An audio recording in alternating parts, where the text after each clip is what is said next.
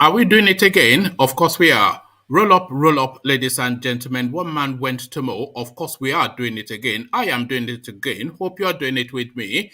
The session commences and your company is required. That thing we do roughly round about this time is being done exactly at this time. I am doing it. Are you doing it with me? One man went to mow. The eagle has landed. Water, only water. Water, only water, where they see ma. Water,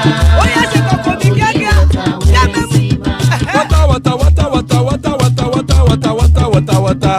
Water, only water, where they see ma. Hapa o naido. Hapa o naido. Hapa you don't come o.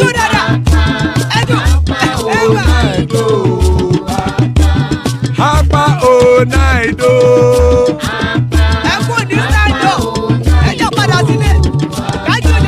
Oro kẹ̀kẹ́ ẹlẹ́mùrè o. Ilé sọ́díyà kẹ̀kẹ́ ẹlẹ́mùrè o. Bobby master kẹ̀kẹ́ ẹlẹ́mùrè o. Chief Failati kẹ̀kẹ́ ẹlẹ́mùrè o.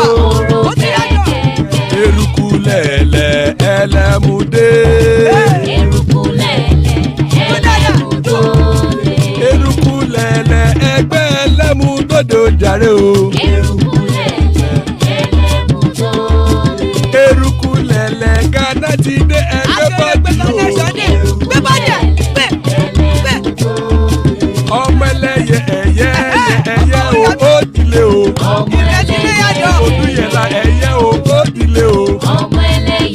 Petrosonama ẹ̀yẹ o ó dilé o. Petrosodunke ẹ̀yẹ rẹ̀ ó dilé o. Ẹlẹ́kọ̀ ọ̀run mú ìní o.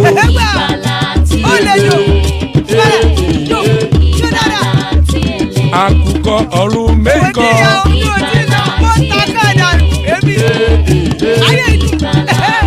Ikú kò ní ríwà gbéṣe o.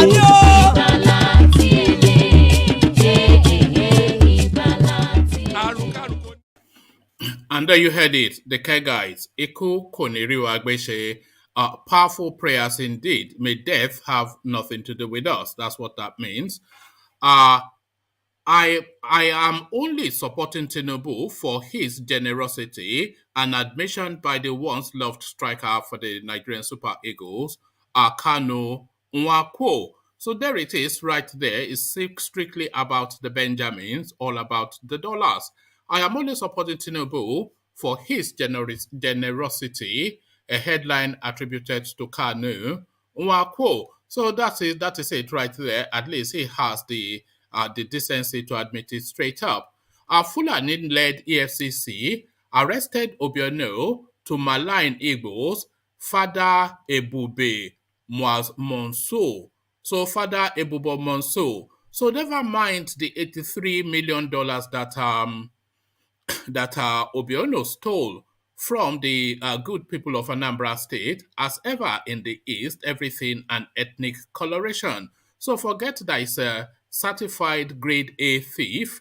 Fulani-led EFCC arrested Obiano to malign Igbos, Father Ebube Monso. So there it is right there. It never changes in the Eastern quarters. So it never changes in the Eastern quarters, but it never really changes in Nigeria. Buhari government claimed no money for universities, but built railway to Niger State, but that should be Niger Republic. So Buhari government claimed no money for universities, but built railway to Niger State, which should read Niger Republic. Lecturers Union, Asuu.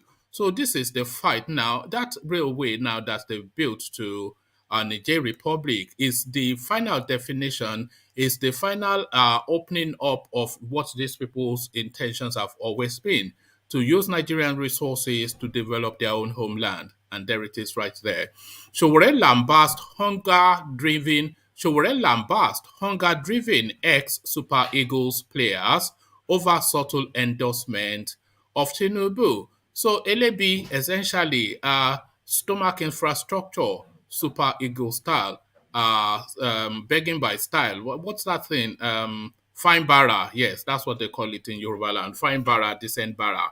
Uh, Sowore lambast hunger-driven ex-Super Eagles players over subtle endorsement of Tinubu. So that is it right there. Quite a shameful act, but then of course, what even constitutes shame in Nigeria?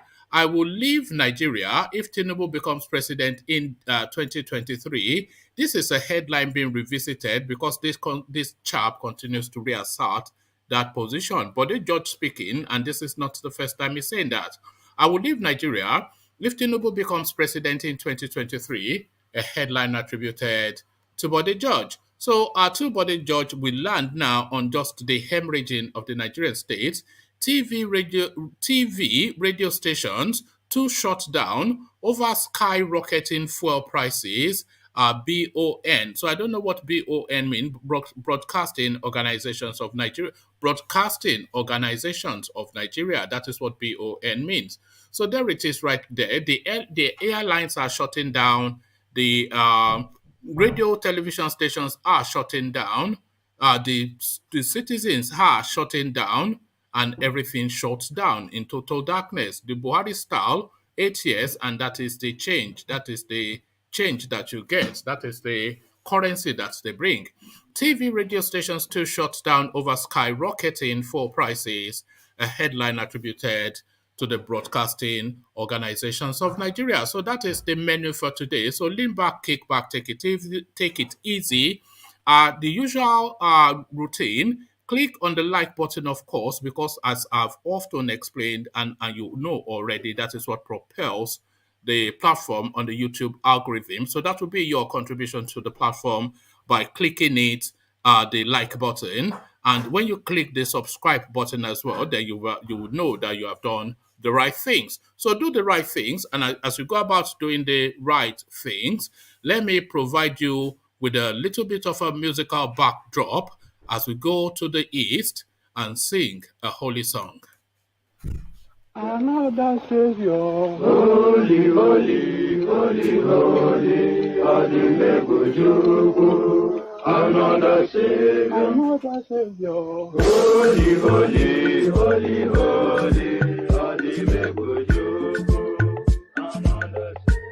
Well, this is Mobian. This is dedicated to the gallant heroes of the Nigerian Biafra War and IPO families all over the world. I remember the Nigerian Biafran War, in the thickness of the Biafra genocide. Hey, one man revived the vanishing hope to life. Let the great Biafran army to fight, and they were singing out, holy, holy, holy, holy.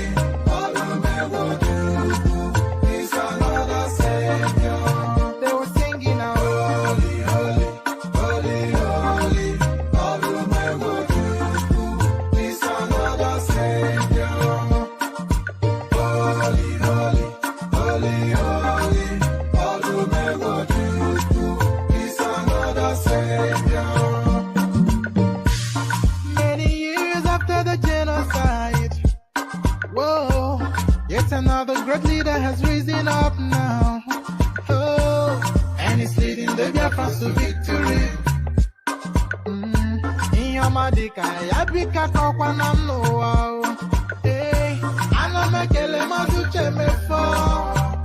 Manemo, it's an honor having you on board. When I'm singing along, holy, holy, holy, holy.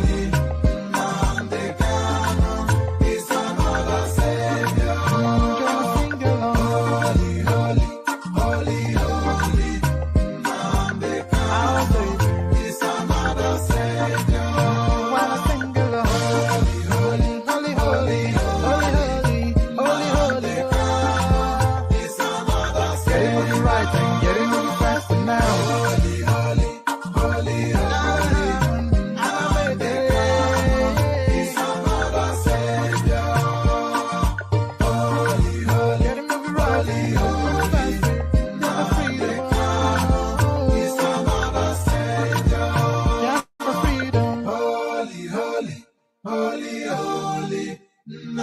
Kanu is another savior.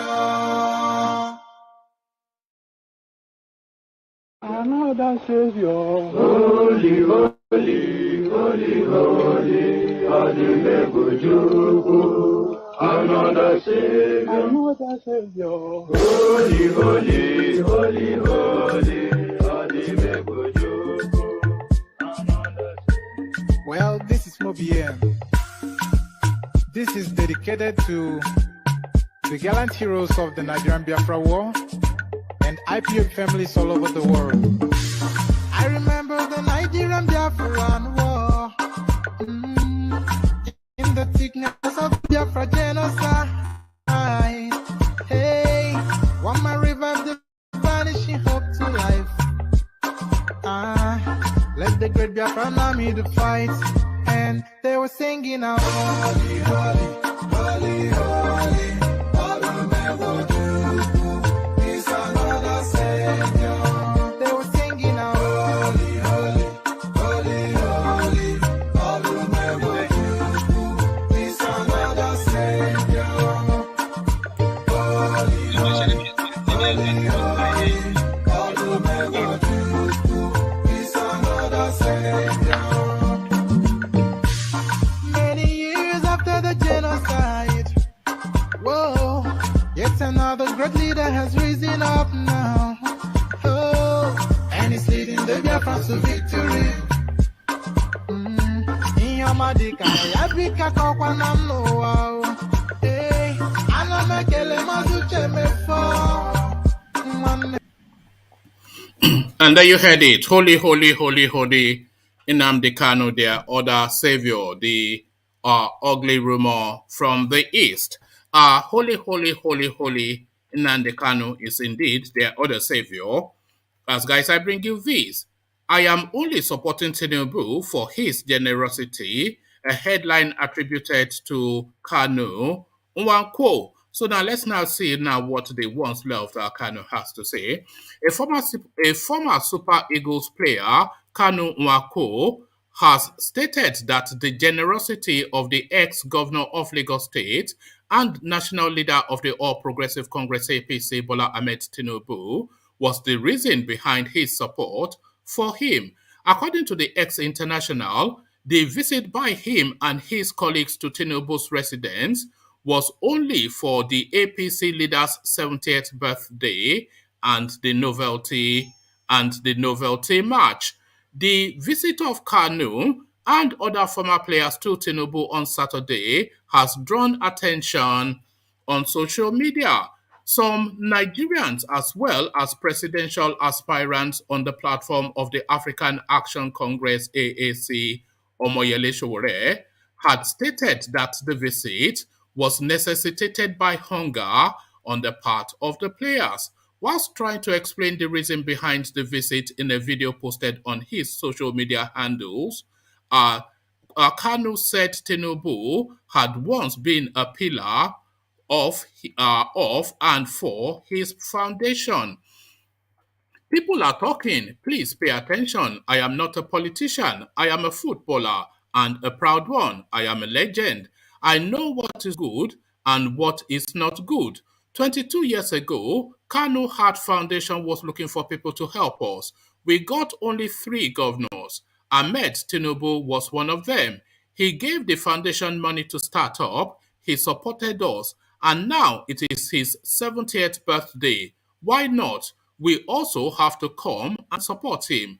Please don't keep on talking and talking. Make sure this time around you pick up your PVC and vote for the right person and let us get the right person there. So there it is right there. It's all about the Benjamins. It's all about the dollars, and everything in life, especially in Nigeria, always essentially boils down, pardon me, to money. Fulani-led EFCC arrested Obiano to malign Igbos, Father Ebube Monso, whoever he is. Fiery Anambra Catholic cleric Chibuzo let me try that again. Chibuzo Obima. So, fiery Anambra Catholic cleric Chibuzo Obimma, popularly known as Ebube Monzo, has decried the arrest of Willie Obiano by the Economic and Financial Crimes Commission EFCC as politically and ethnically motivated. Whilst addressing his congregation on Sunday, the revered father of the Holy Ghost Adoration Ministry in Onitsha said Mr. Obiano was a leader who served Anambra with all his heart and does not deserve to be harassed by the Fulanis. The EFCC is currently led by Abdul Rashid Bawa, a Muslim of Fulani ethnic group. But Mr. Bawa and the Anti-Graft Office have consistently denied allegations of ethnic, religious, and political sentiments in the course of their activities. What is the offense of that young man that served Anambra with a good heart of dedication, a man that built airport and many other things? I came across comments over Willie Obiano's harassment, and people were happy. People were joining the Fulanis to malign their own brother. There are people that looted government money and properties, but they belong to a different political party. We know them even in this Igbo land. None of them have been arrested. Let the federal government release Obiano, Mr. Obima said. Mr. Obima also said that the ex-governor was being persecuted because he belongs to an opposition political party and not the party of President Mohamed Buhari, who makes an appointment to the EFCC and has absolute control of the agency's activities. When I look at what is happening in Nigeria, I shed tears. Igbos, we need to come back. We need to unite. Let us stop fighting one another.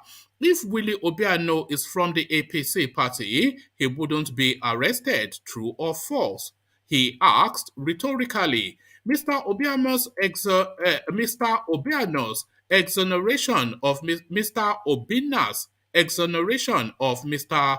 Obiano contradicts available facts of the governor's corrupt practices. In November 2021, let me take that paragraph entirely all over again. Mr. Obiano's exoneration of Mr. Oh God. It's all these names you see, they're just they struggle for me. Mr. Obimma's exoneration of Mr. Obiano's oh God. Mr. Obimma's exoneration of Mr. Obiano contradicted available facts of the governor's corrupt practices. In November 2021, correspondents exclusively published bank documents exposing how Mr. Obiano took 4 million naira from the state coffers on the same day. The funds were not accounted for till date. Mr. Obiano was also quizzed in February 2022 over the withdrawal of 37 billion naira in cash and the looting of other funds in the state. The former governor had enjoyed immunity whilst in office and could not be prosecuted. He was arrested shortly after he handed over to his successor on Thursday. So the ethnicization of everything going on in Nigeria, this is and by the way, this is what you get on this platform as well. Almost for certainty, if anybody turns up to discuss this from the East, they'll say, oh, what about what they are doing in this place? Why is this person not been arrested? What about Tinubu? What about Suleiman? What about Abubakar? What about? It's whataboutism, but meanwhile, that 37 billion naira was meant for the good of the Anambrans. No one else, not for your people, not for Kebbi people, for Anambra people, but it's always what about. Their lead pastor already leads the whataboutism.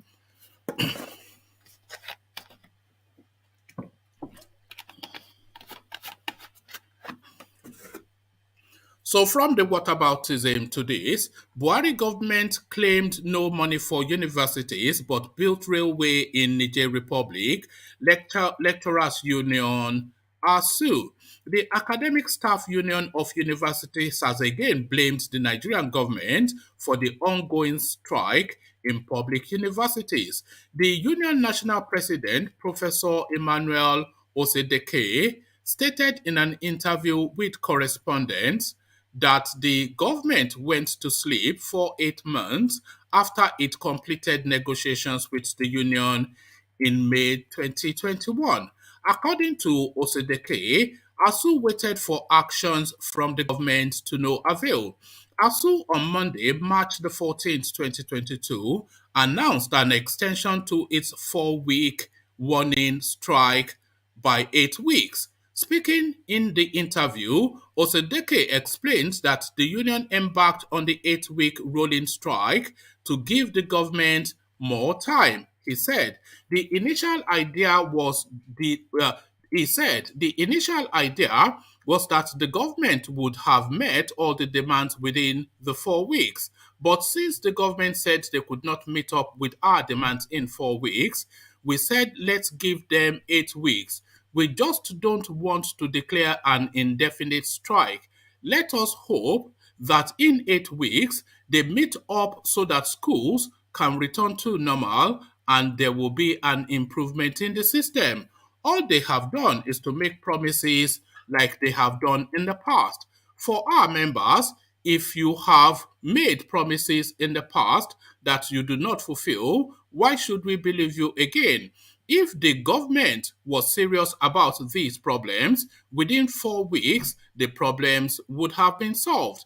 We say release the white paper, release the revitalization fund for universities, and sign the agreement. These should not have taken 4 weeks if they were serious. In 2021, ASU did not go on strike, and I am sure you are aware of that. We completed negotiations in 2021. Did we go on strike between May 2021 and February 2022? That is 8 weeks for them to go and look at what we discussed. Did we go on strike during this period? No, but the government went to sleep. For 8 months, the government went to sleep and ASU went on strike. They came up. When asked for his reactions to claims that the Nigerian, when asked When asked for his reaction to claims by the Nigerian government that there were no funds to meet the demands of the union, Osedeki said, the government said there is no money, but they have money for elections. Between education and election, which is more important? They construct a railway from Kaduna to Niger Republic.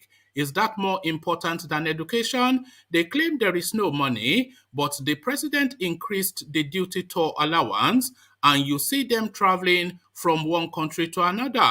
Does that prove that there is no money? Who are the ones benefiting from the DTA? Aren't they politicians? And are they not political office holders? But the one that concerns the ordinary Nigerian, they claim they don't have money. It is not correct. It is just the issue of priorities. So there it is right there. I don't think anybody can quibble that. They don't have money to pay lecturers, but they have money to build Fulani Railway in Niger Republic.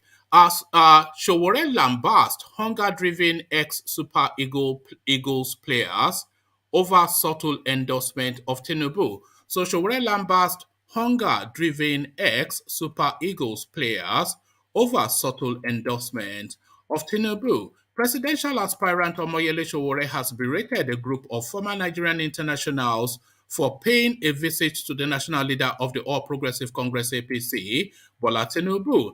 On Saturday, the ex-Super Eagles players, which include JJ Okocha, Nwankwo Kanu, Victor Ikeba, Peter Rufai, Tijani Babangida, Mutiu Adepoju, and Taribo West, met with Tinubu at his Lagos home ahead of the novelty football match scheduled for Sunday at Onikan Stadium. The ex-Super Eagles players will take part in a novelty match to mark Tinubu's 70th birthday.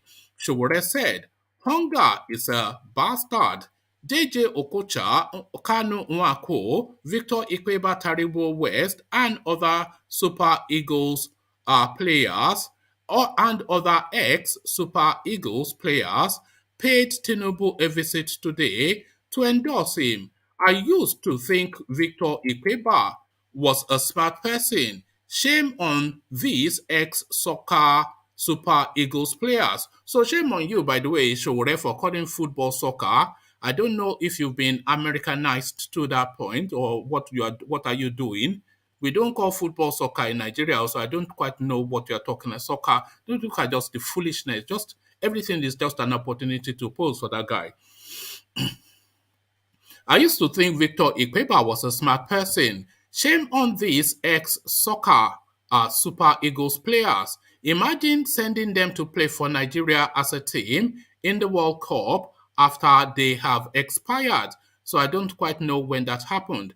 Earlier on Saturday, former Super Eagles defender Pastor Taribo West was seen in a video praying fervently at an event in honor of Tinubu. West also prayed for the restoration of Nigeria to its rightful place through Tinubu, which made the APC chieftain pay particular attention to him.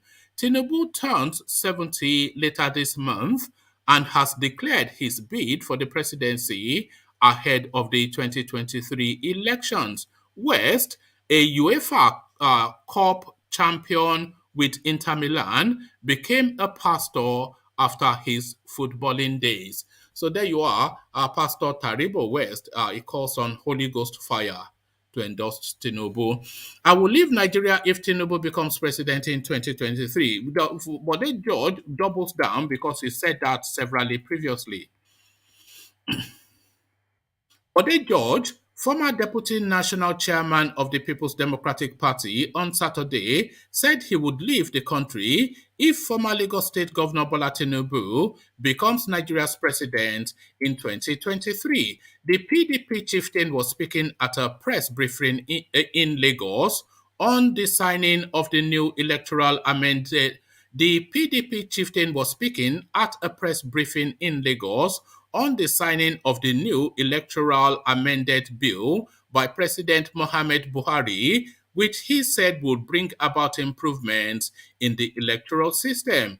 If by whatever chance Tinubu gets to the villa, I won't be part of this country. I am not joking. I will go to Ghana and be watching with binoculars from afar. You will see what will happen.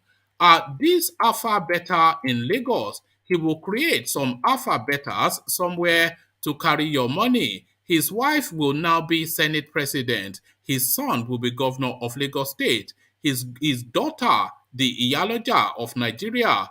What has he done to prove that he deserves to be honored by anybody in this country?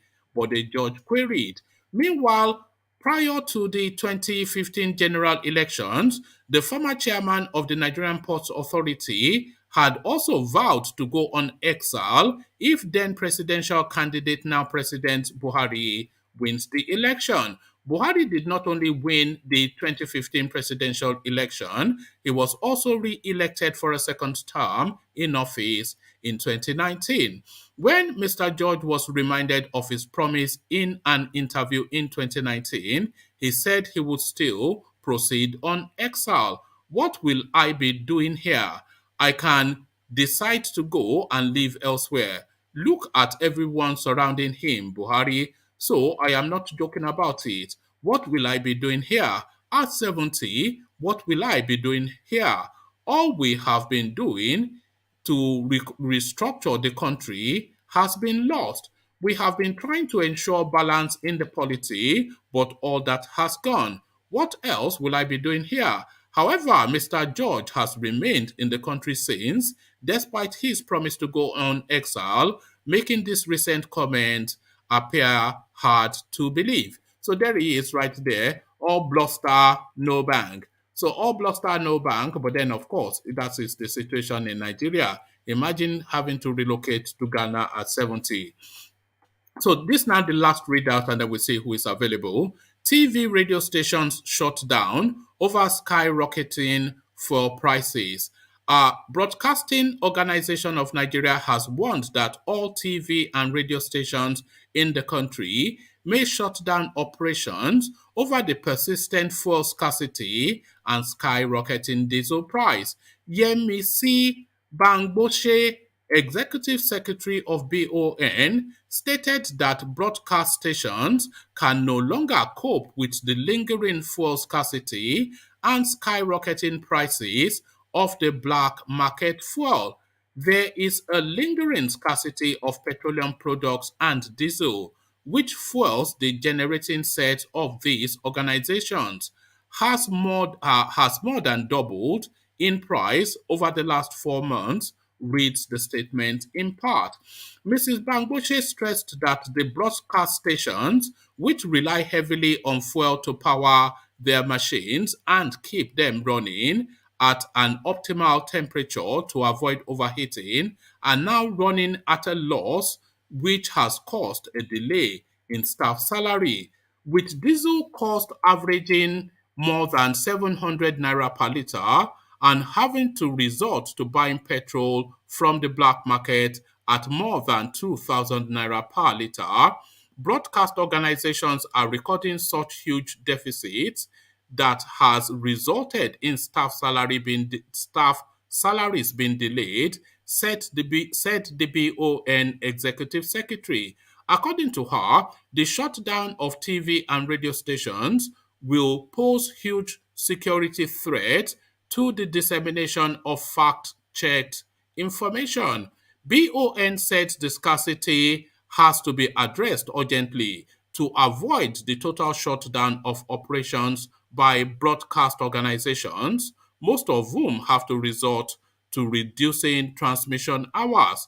The statement added that failure to do so will give way to uninhibited proliferation of fake news and unverified information. So everything shuts down in Nigeria. That is the change that the Aboki So that is the change that the Aboki from Daura promised you and is now delivering. So Ajale Koko, I see you. DOG, I see you. Ete, the first of Africa, I see you. And Mazi Thomas, I see you. So good to see you all, gentlemen. So to the point, let me go to D first, who we don't often hear from. So D, are you ready to go or? Yeah. All right, brilliant. Good to have you, D. So D. Now let's go then to the Yeah, story that good we, one. yeah, let's go to the story that we finished off with the broadcasting corporation or whatever it is. They are saying that all the radios and TV stations are going to shut down for reasons of not having the fuel to power their generating sets to broadcast. So when it rains, it pours. It doesn't rain but pour within the Nigerian state. So they promised us change. These people have been, the first 2-3 years they were blaming PDP. Very difficult to blame PDP 6-7 years into your administration. You promised us change, and this is what you delivered. DOG.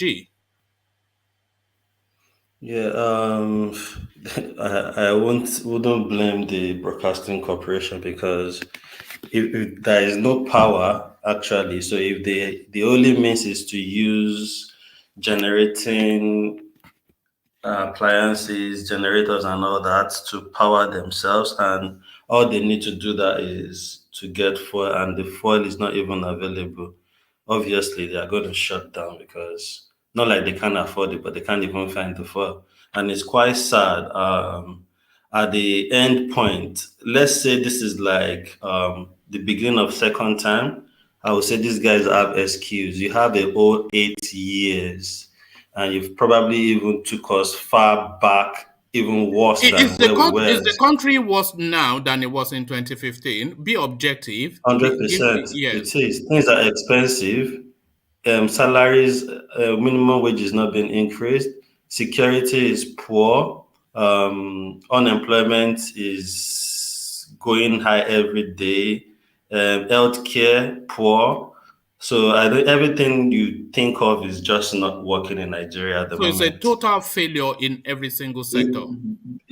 I'm telling you. So I don't know what these guys are thinking about, and I don't know how they even feel good about themselves sitting there. You have all the millions you've embezzled, sitting down somewhere or several places, and you look at you've done nothing rather than put people in more problem and difficult situation. And to be honest, I feel for a lot of people. Some people are opportune to have other means of survival, but not everybody is. And you just wonder how people survive when you look at the price of things. I have a lot of people. That's why my Facebook, I don't even go there anymore. That's the sad part because if I go there, everybody I have there that are in Nigeria is always messaging for, they are always having some issues. Then you will get fed up, but sometimes you just look at it. Some people don't even have a choice. To be honest, I saw a old school friend of mine on Instagram. If you follow someone on Instagram, if they comment on a post of probably somebody else you followed, you can easily see them. If they like the post, they are the people you will see that you followed. This guy went and commented on DJ Kupi, Otedola's daughter, Mm. begging for money. And I know this guy very well. Then he made a point which made me believe him. And I had to look for a way to message him to at least get him send him something because he said something about printing press. And I know they have a printing press. So obviously, they said printing business is not moving. And his wife is pregnant and she's asthmatic. And they don't even have money to even feed their toddler at home. And I imagine you are not even sending it as a message to the person, you are posting it on a comment section. So I felt so bad and I feel like, oh my God. So a lot of people are in very difficult situation. Some people like Oloye said, Do you know that on this platform, D, we stream on multiple platforms. We stream to multiple platforms, not just YouTube. We stream yeah, on I know with Facebook, on yeah. Facebook as well. There are some people on Facebook. They will come with all of these essays that they will chuck in the comment section, and then they put their account number there. That they have all of this just in just a streaming something. I often delete it. I don't read it. But the desperation, they will say, "Oh, my name is Lagwaja Lagwaja. These are my problems. The weight of it is too much for me. Kindly help me. These are my account details." I don't know if it's a scam or not, but this is where the country is No, now. one man, it's because of how we know Nigerians to be Can I scammers. interject 1 minute? Yeah, Okay, come in, sir. Ajan Lekoko. Yeah, I had D saying that he doesn't go to his Facebook anymore because of his Too depressing. Too depressing. Facebook followers in Nigeria that are most of the time coming with disaster story or asking for money. Why can I suggest one thing that Yes, sir. you know you should use that to tell them to vote against the politicians that have make life miserable for them. Maybe constantly, if all of us that have Facebook, if we are doing that, maybe we can start spreading the message on how they can solve their problem politically by not voting for these criminals we have in power. It's just a suggestion. I'm just suggesting. I don't know Yeah, how of it's course. going You, to ha- work you, with ha- you have everybody. a point. You have a Yeah. point because most of them are the people that will still take 2,000 because of the But can you hunger. Go not see and why? When you are saying somebody that has a printing press, which then tells you that that's a middle income person, has found his circumstances such that is publicly, shamelessly, pleading for money. So that's the thing. if And a me, politician offers him 10,000, will he not take it and just say, "Okay, exactly. And at me least as a I will eat person, for why today"? it's not as if I can't really face it, but I'm so I'm so No, generous to no. the extent that I can even give my own last card that I'm meant to use to survive if I see stories. And a lot of people just keep coming. And fine, some people come and lie, but to be honest, I think people have gotten to that stage where they just want to survive and they don't care anymore. Whatever anybody thinks, they will just put whatever they want to paste it anywhere with no atom of like, oh, it's shameful to do this and all those kind of thing. You know, when you get to some situation, and when we were talking about mental health, It's a duty kúrò Nigeria now. There's yeah, no, yeah, there's exactly. no Kò sí forget. tí Jùmọ̀, yeah, kò sí tí No, no, no, Jùmọ̀. no, no. So obviously, Eh? the day we were talking about mental When health, hunger, what are you talking? Ọlọ́run má jẹ́ kí ebi pa wá o. You know, may I God knew, never let us be hungry. Hunger, amen, amen. Ọlọ́run má jẹ́ ajẹ oúnjẹ ọ̀tá wa. You know. So the day we were talking about, we mentioned we went through some mental health issues one day like that on the platform. You know, I was thinking about all this, but that's why I was saying that day, I said, oh, it's more like 95% because even the lack of mental health awareness in Nigeria doesn't even make some people know it's mental health issue they are battling with, you know. So it's quite sad. I don't know, everybody actually voted for these people thinking they will make a difference. And it's actually a shame getting to this point in time when they're about to leave the office in a few months and we are even in far worse situation, you know. So yeah, it's crazy. So the broadcasting corporation, if they don't have a choice, what would they do? That's why most companies too are leaving. Like the broadcasting corporation, most of them don't have a choice. They can't move They like, literally don't have the fuel to power their generators to broadcast. you know. So yeah, so what would they do? Like that's why some You know, companies are leaving. The companies that can it's as leave will simple as leave to a that. better African countries where at least power is not really more of an issue and survive with their business. But broadcasting corporation, where would they go? Would they now move to Ghana to be broadcasting about Why not? Nigeria? To And they'll highlight be the shame broadcasting now. about like somewhere like Oyo State, BCS, LTV, and all that. Would they move to another country to be broadcasting about different country? They And should you do. know, you look at, and if imagine now if even the broadcasting corporation is not functioning, how can they even fund and pay salaries? That was a No, friend no, of mine that's what they are saying. I don't know if you read the full readout, but if you heard it, but they are saying they are now not able to pay salaries. of course, You know, because because they've limited their the transmission time. advertisements. They've Mhm. limited their transmission time. So already, and to the and the trajectory is that they're going to go offline soon. It's an advertisement-led space now. So So exactly. how are they So going to where pay would they get the salaries? money? So and even before then, some of them don't even pay salary on time because I know a friend of mine that is in a broadcasting institution too that messaged me some couple of months too ago that they've not paid salary for like 6 months or something and has a toddler too. And when people message me and they mention their kids because I You have know, kids too, yes, now, it's yeah. and you think about the kids eating, feeding, and you just feel like just food, God. And even the food that is expensive is not even affordable in Nigeria. That's why people resort to sharing tomato, tarudo, and all those So they vegs started at doing that. They parties instead started of sharing. sharing souvenirs, because they know Hey, it go a long way than you giving people plastic. Aizon, you want to say something? no, my No, brother, he I was agree just with. alarmed that sharing Yeah, tomatoes. No, it's Yeah, just that. Atarudo, Go on. my brother, I agree. Tarudo and all that. And so I I agree with think everything I you shared. said. It's just very sad, very sad.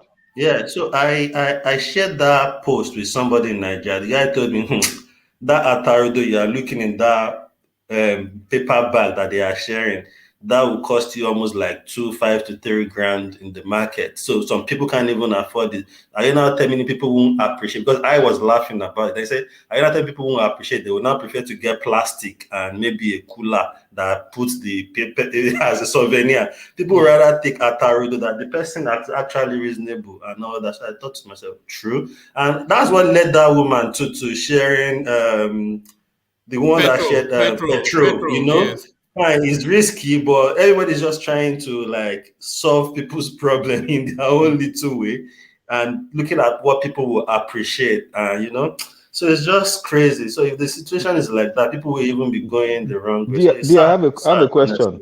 honestly. I have a question. What are your Yeah. thoughts on? So our Minister of Petroleum also happens to be our president, and broadcasting stations right now can't afford to pay for their diesel costs. But there's there's zero accountability. Do you think people are just fed up and are just waiting for this man to walk out the door, or because there seems to be a silence of No, or a silence of no, outrage? they are coward. They are coward is the thing because they threaten. You know, they are levying them heavily in the broadcasting space, not to broadcast bad news. Even their own in-house platform like channels, they levy them severally, especially when they interviewed Ima Powerful and others. So they are mindful of what they are saying. Everybody is waiting for this guy to leave. But before he leaves, the devastation, I think that country would have collapsed before this guy leaves. The country has already collapsed. It's just D, that let me share with you a clip that Jafar sent to us to have a look at via Instagram. So I've not watched it fully, but I think it ties in with what you're saying. So let's have a look at Jafar's clip to see what we are making of it. Hopefully, I don't get kicked off. Anytime I try to upload something, I do get kicked off. So let's have a look at Jafar's clip. Sir, tell me your name so that I can know more about you. I am Alamin Shetima Bello. Yes, sir. I started my primary education in Yerwa Central Primary School. Completed class 1 to 4 by 1955. And later I proceeded to trade business. When I was trained as a carpenter, I worked as a carpenter for some number of years. Then later, my parents decided to send me back to school. So I had to go back and remain. And in remaining, I went to Burma and remained there in Old Burma Primary School. So later in the Old Burma Primary School, I then passed my examination to ex-boarding primary school Burma, and there we set for the common entrance examination where I passed the Borno Teachers College in Maiduguri.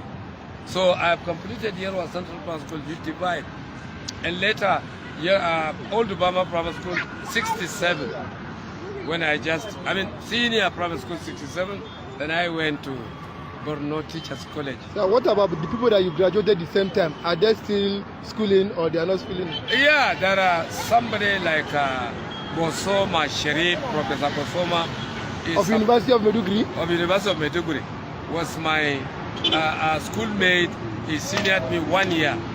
He was enrolled to Teacher Training College or passed the Teachers Training College by 1966, while I went to 1967. That means Bosoma Sharif is your... Bosoma Sharif is my senior, but not by age.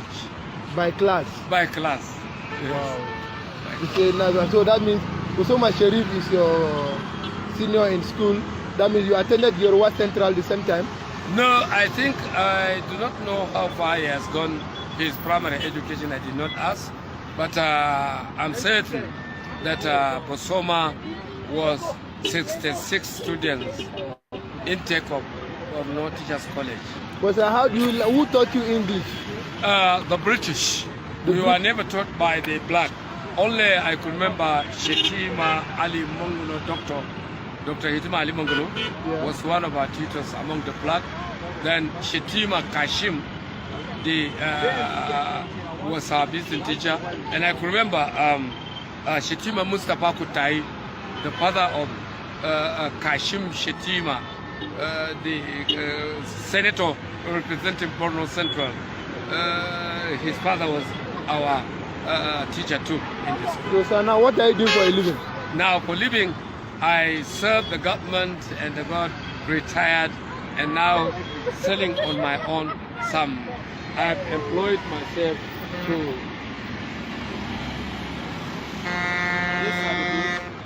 I have some mentholatum which serves cure and prevent all associated disease. Whatever kind of disease that comes through the food, like cough, like headache, like some kind of body pain, all can be controlled by this. Solely for excellent use. Thank you. All right, sir. If somebody wants to see you, where can we meet you? Yes, you can meet me First Bank ATM Center inside Monday Market. Inside Monday Market. So do you have phone number?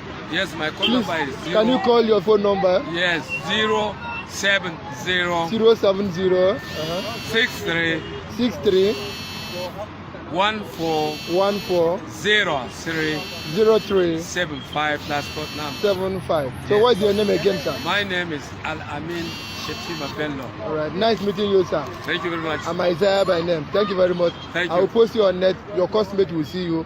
I know you are doing great, sir. Thank you, Shia. You're welcome. I'm now.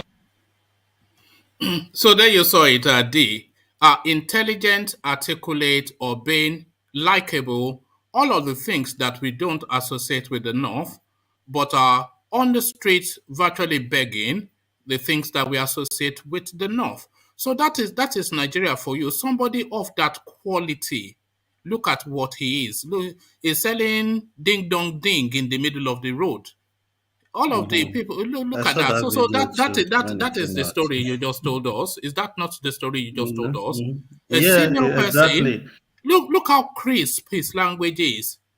Not a fault You know, in it's diction and crazy. intonation.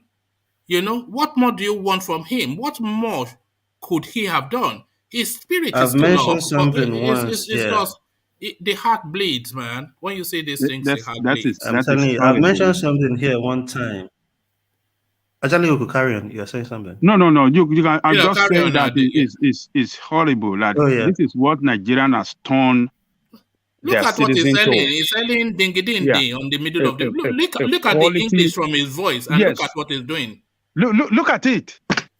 And you want to say that somebody should not be A lot of angry sometimes about our people, about all these leaders. I mean, we just have to, and what please, for God, even we really have to annoys use me. every means we have, you know, But to spread the news against this leadership, all these people. We're not angry enough.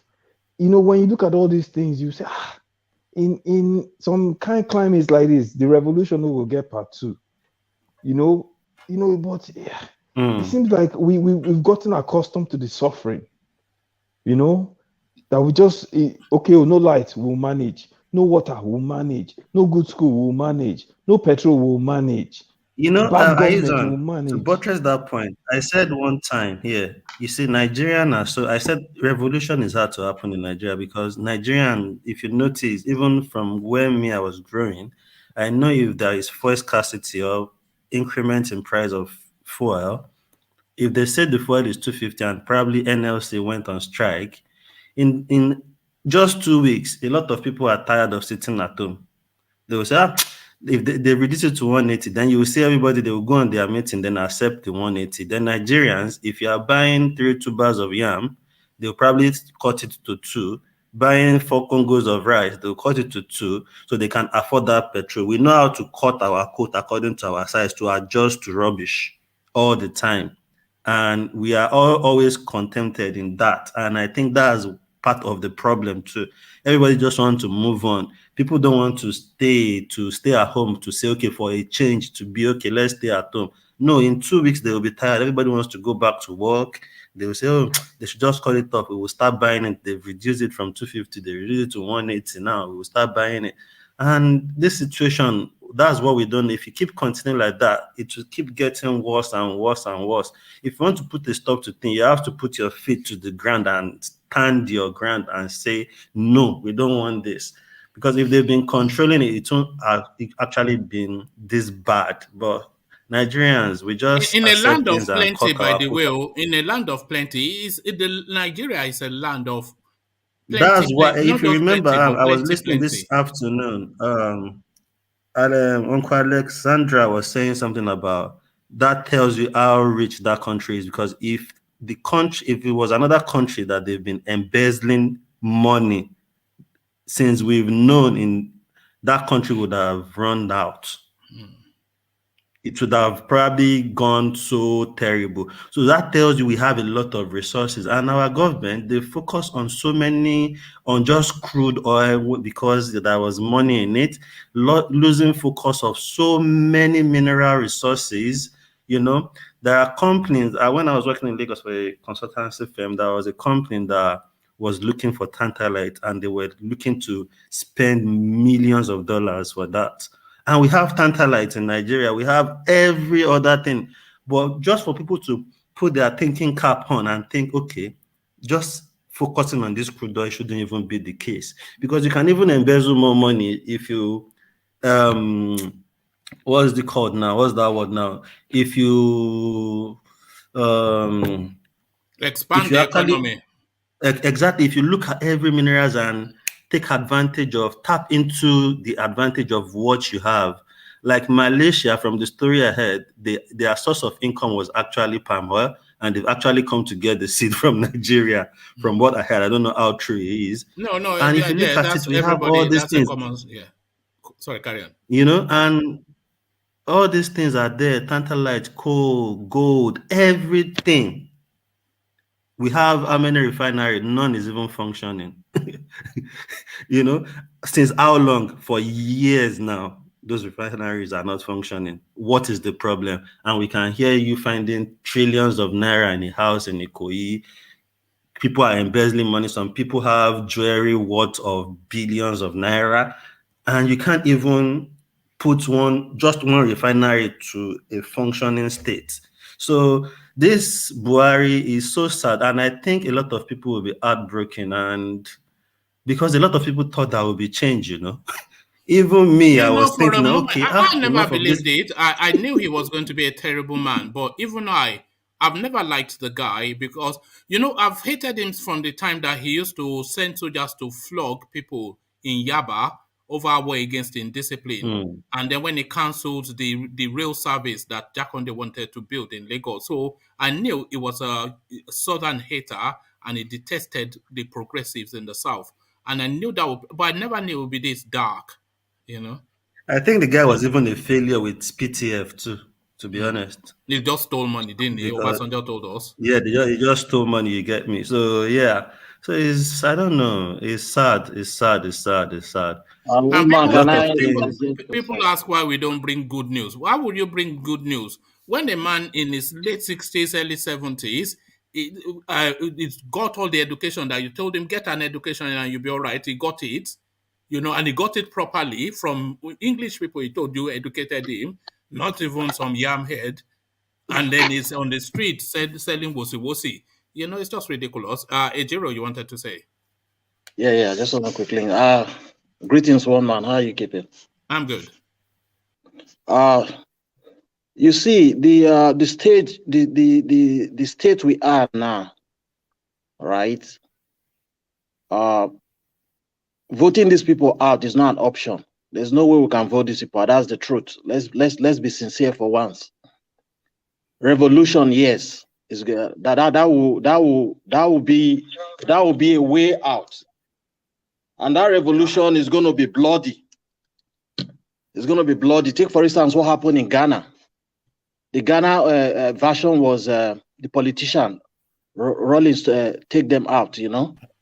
So if we are going to come out on a revolution... Sorry, Ejiro. Just continue, but be mindful of the language. I'm getting too many warnings from our YouTube. Okay, all right. Okay, I'll just code it.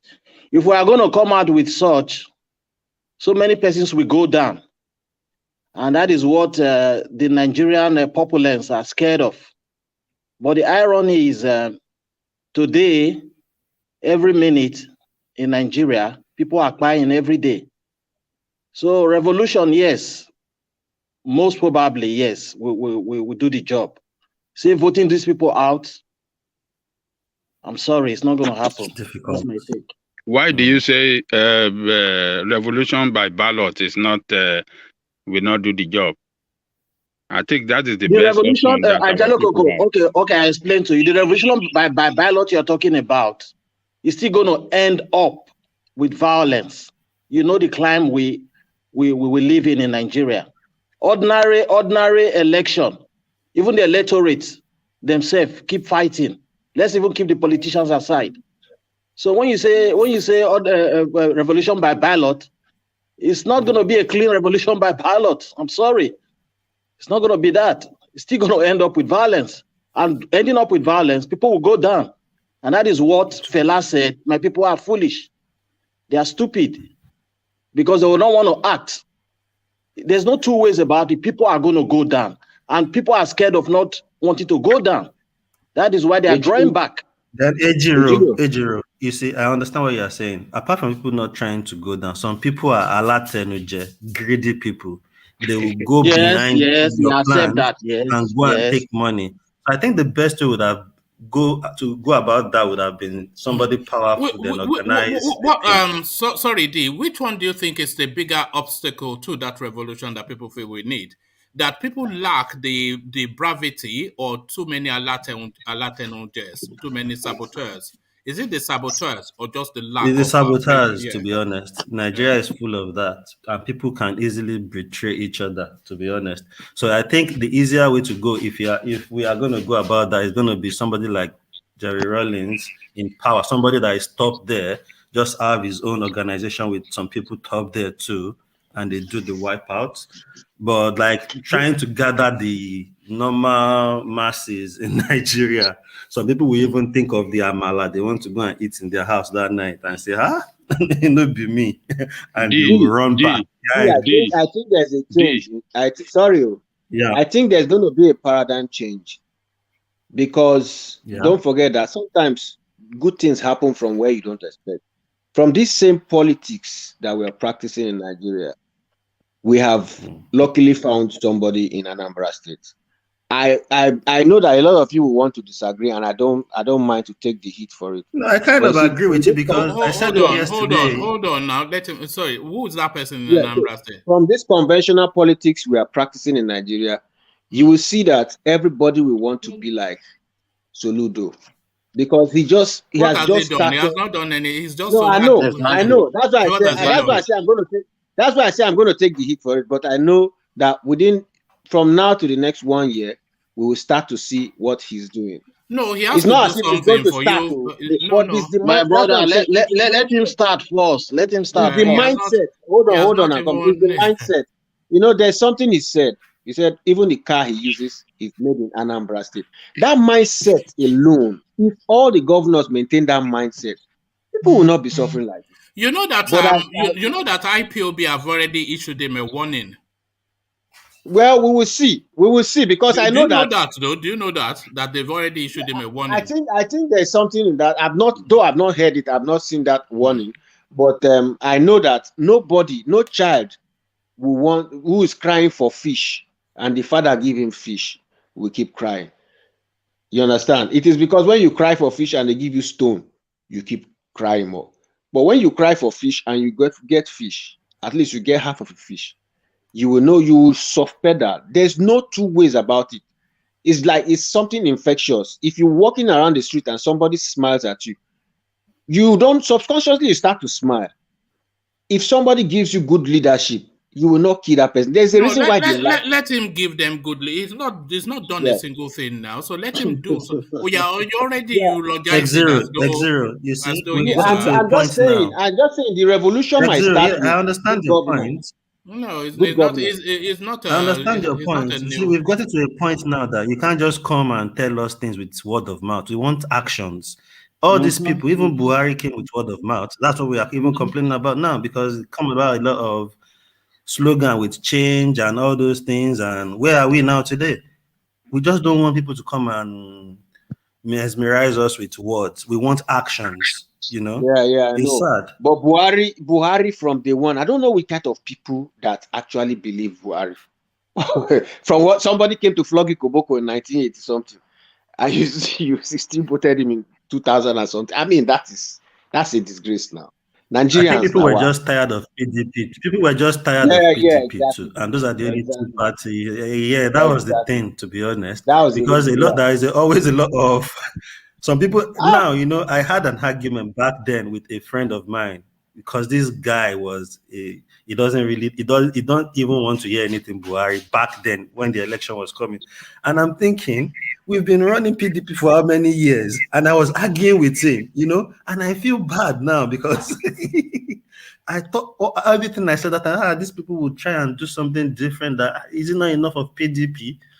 Now I'm even thinking maybe PDP there would have been better if we still have good luck no. back then, I think if you look I at never wanted good luck to go, but and I was very active on Facebook then, fighting everybody that look, man, you guys will beg this guy to come back, but here we are now.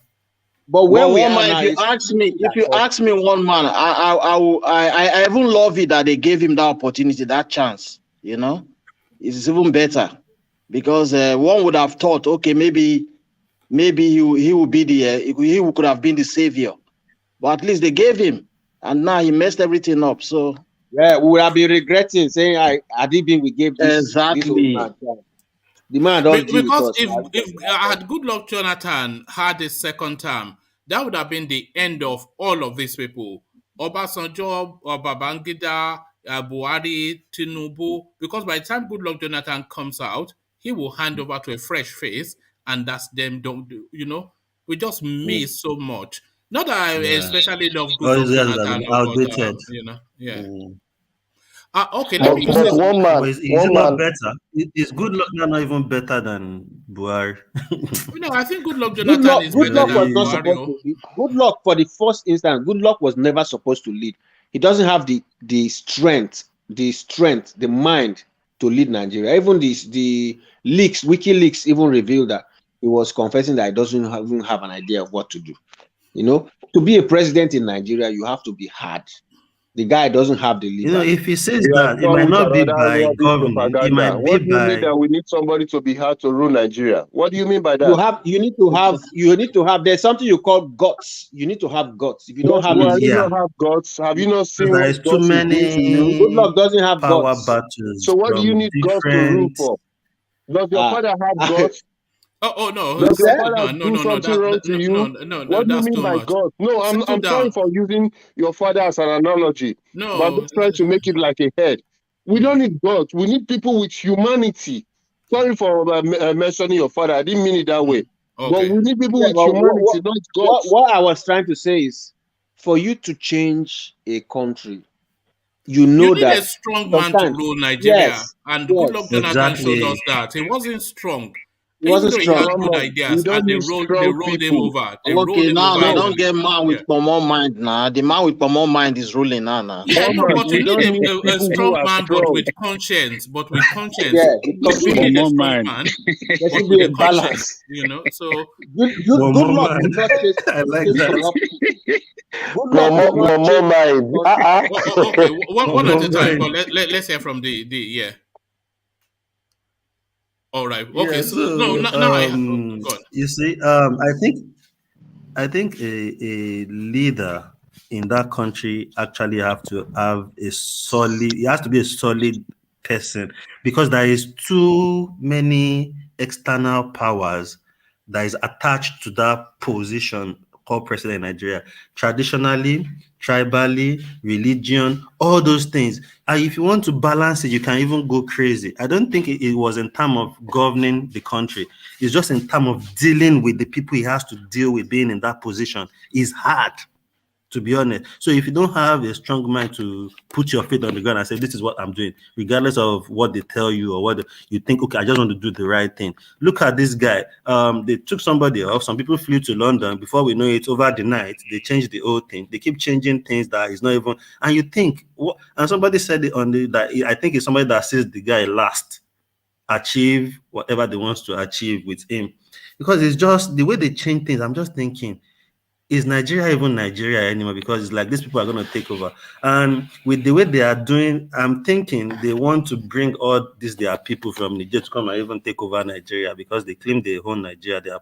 They are the 37th state in Nigeria, because the things, I think that railway is just to be able to transport them down easily to Nigeria, and they will come and take it over and turn it to Muslimize it and all that.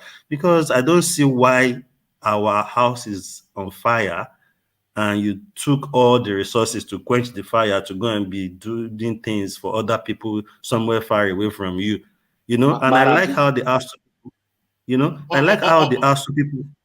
All right. I'll How take they you to that Asuu space in a moment, D. But let me use sorry. this window to acknowledge Alexander Gomez's super chat, which is super chatting to the Buhari narrative. It says this dual position of being president and petroleum minister is an Obasanjo shenanigan. Extremely dumb. What happened to checks and balances? Shake my head. So that is Alexander Gomez just speaking to the I don't know, because of course the breadbasket of the country is the oil.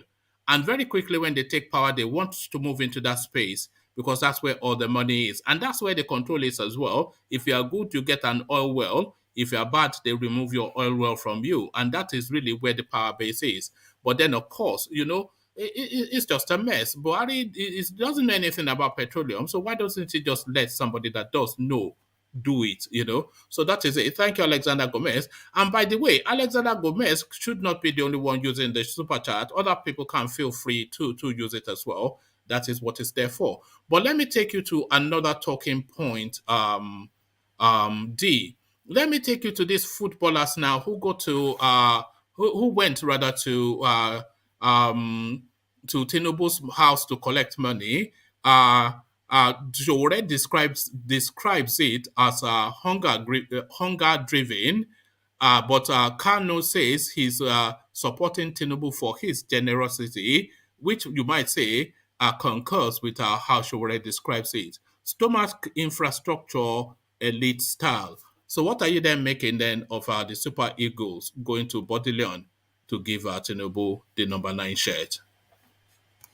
You see, the first thing I would say is I've said once, you see, all these politicians, they are involved with these people even before election.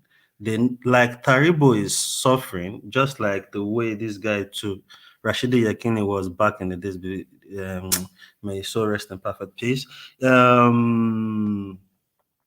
They help all these people even before this election. These people go to them to ask for favors before now.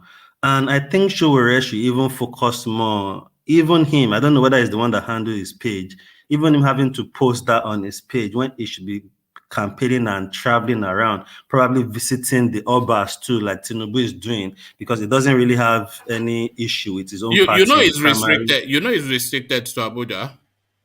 Or maybe he should be looking for a way to sort that out. Now that he's a president, he should use that as a fighting point. Like, I need to move now that I'm contesting. Maybe they will even say, okay, let's leave this guy, so it won't be as if we are just on his case. And he needs to focus more on other things that could propel his agenda on being this president, or trying to make a change or bringing this revolution, than focusing more on all these things that other. Do you think it's more like bloggers it wants to be? Do you think it's like it wants to be social media happening? Is this what it does? Social media. That's what he does, because I saw that on his own page.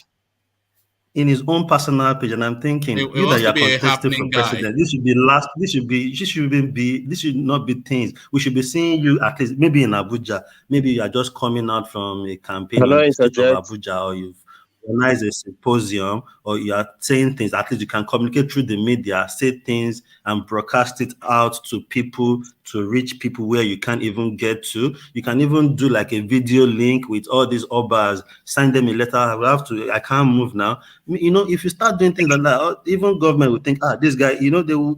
But I don't know how he channels energy to the wrong direction. I keep saying he always channels his energy to the wrong direction, away from what he's trying to achieve. And I still think he doesn't really understand that politics, how it's being played in Nigeria. Hold on. Do you think that Sowore is occupying that change space just to the detriment of the change itself? Because what we all think that we need the change, and we all think that we need somebody else to look to save us from where we are. But then Sowore seems to occupy that space because the conversations of that space always goes to him. But he doesn't have what it takes. Like you just said now, rather than him to seize a moment, he will seize the attention.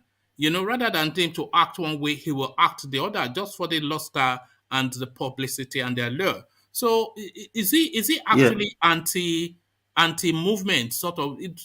This guy, man, he's just occupying space that shouldn't be. I think part of his problem is he needs to bring other people close to him, that they can share ideas. So it won't be just he's doing things in his own way. And that Aluta thing, like you always say, I think is a name. And being the SUG president, being a president is far beyond being an SUG president. You can say this is what you want to do. and that is what you want to do with your ESCOs and all that. But with being a president, you need a lot of people around you, people that knows more about some areas you don't know about, so you can bring ideas together. And what you are trying to do is not even easy. For people like Tinubu, like someone that have even been in politics for long, see how they actually went about to take power alone from PDP. Not to now talk of you coming afresh with a party that is not that popular in the country where politics is being played differently, and you're not bringing other people around you. You know, see what this guy is doing now. Is it Seun Kuti? Is going around. These are the things how Sowore started, and I would have expected him to have mingled with a lot of people, bring people close to him, a bit of some celebrities that are very sensitive, because some of our celebrities, to all of them, say they are hunger and What them wanting to enrich themselves. You mentioned Seun Kuti, and I'm adding to Seun Yeah. Kuti, Mr. Macaroni. So you know that these are all left of center pro people. You know, exactly. Why are So they there not? some Why are they people in not? that space. Hold on. My question to you is, why are they not aligned with Sowore? Because Sowore claims to be champion in that space. So why are people like Seun Kuti, Mr. Macaroni, all the left of center people that are pro people in pronouncements, why are they not aligned with him? You see, these guys are intelligent people. Seun Macaroni himself, I think he played a bit of politics, and I think he probably did law or something too. And if you're intelligent, honestly, you can actually see Sowore is not doing the things how he's meant to be. Maybe because he has lived in the US for some time, I don't know. But if you really live in Nigeria and you know how the politics is played, you won't be going in the direction it takes his own. I don't know. And I keep saying it, but people think I hate him. Not like I hate him. I was his big supporter when he came. But at some point, so at some point, I started looking at this guy because I know a bit of. I have an idea of a bit of politics because. Sorry, Land. Sorry, I keep interrupting you. Go on. Yeah, I have a bit of idea about politics because I was raised in a house where politics. My dad had the politicians comes to my house even before this guy, them Ladojan and Co comes to my house to have meeting. So I know how they do. I go to Babade Dibu's house with my dad very well. So I know how these people document and strategize. But I'm not seeing this guy, in that direction, trying to capture people. You just have attention on social media, but or even majority of these people on social media, half of them won't go out and vote. So that's why I said he has wasted a lot of time since 2019. Sowore. Let me ask you a question. Let me ask you a question, D. What is Nigeria's favorite sport called? What is it called? The favorite sport of Nigerians? Football. So why is this guy calling it soccer? Is this American wonder that he wants to? He's saying that the former soccer Super Eagles soccer player. Since when did Nigerians start calling? Really aligned. Since when did Nigerians start calling football soccer? Mm-hmm. Soccer. He's American. He's American. Why is it? Is it not soccer? Is it not soccer? No, it's not. I don't know it as soccer. It's football. You know as soccer now. You just want to say something against us. What do people call it? You have to look for everything. Soccer. It's not fair. You see what? The game is a soccer game. This is just part of the pretentiousness of Adaleko. They say when you are one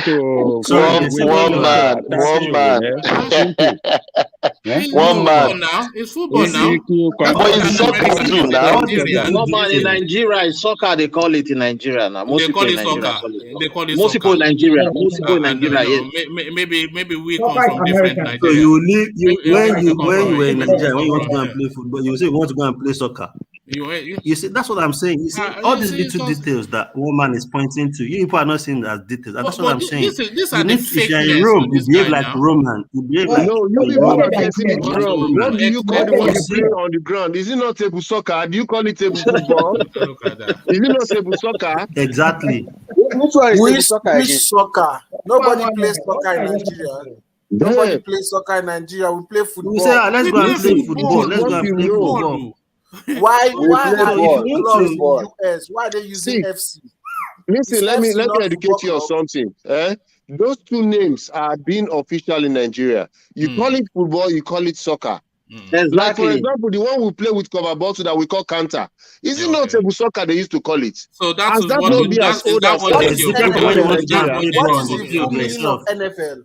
The full meaning of That's NFL not is it. what? That's what you want to educate us about. We Come never on, man. call it You're not soccer. We educating us. never call it Yes, soccer. Is it not what is the meaning Nigeria of soccer? Football that's League? table See, soccer. look. We are talking. America has Okay, indoctrinated Nigerians so One at a much time. One at that a we time. tend to Caribbean, are they copy playing everything One table at America soccer? a does. guys, come on now. One at a time, please. America has indoctrinated Nigerians so much that we tend to copy everything American does. That was how we adopted the name from football, and people who tend to want to be professional started calling it soccer. This shouldn't I've really never be heard it something ever for before. I've discussion. never We heard just it have ever to before. understand what we understand by it and move on. Nobody says soccer in Nigeria. Not a single Some person. people do. Can I Is say somebody something? only American wonder people. Can I say Well, something? you're One man, just can calling I it say soccer something? too. Can I say something, please? Can I say something, please?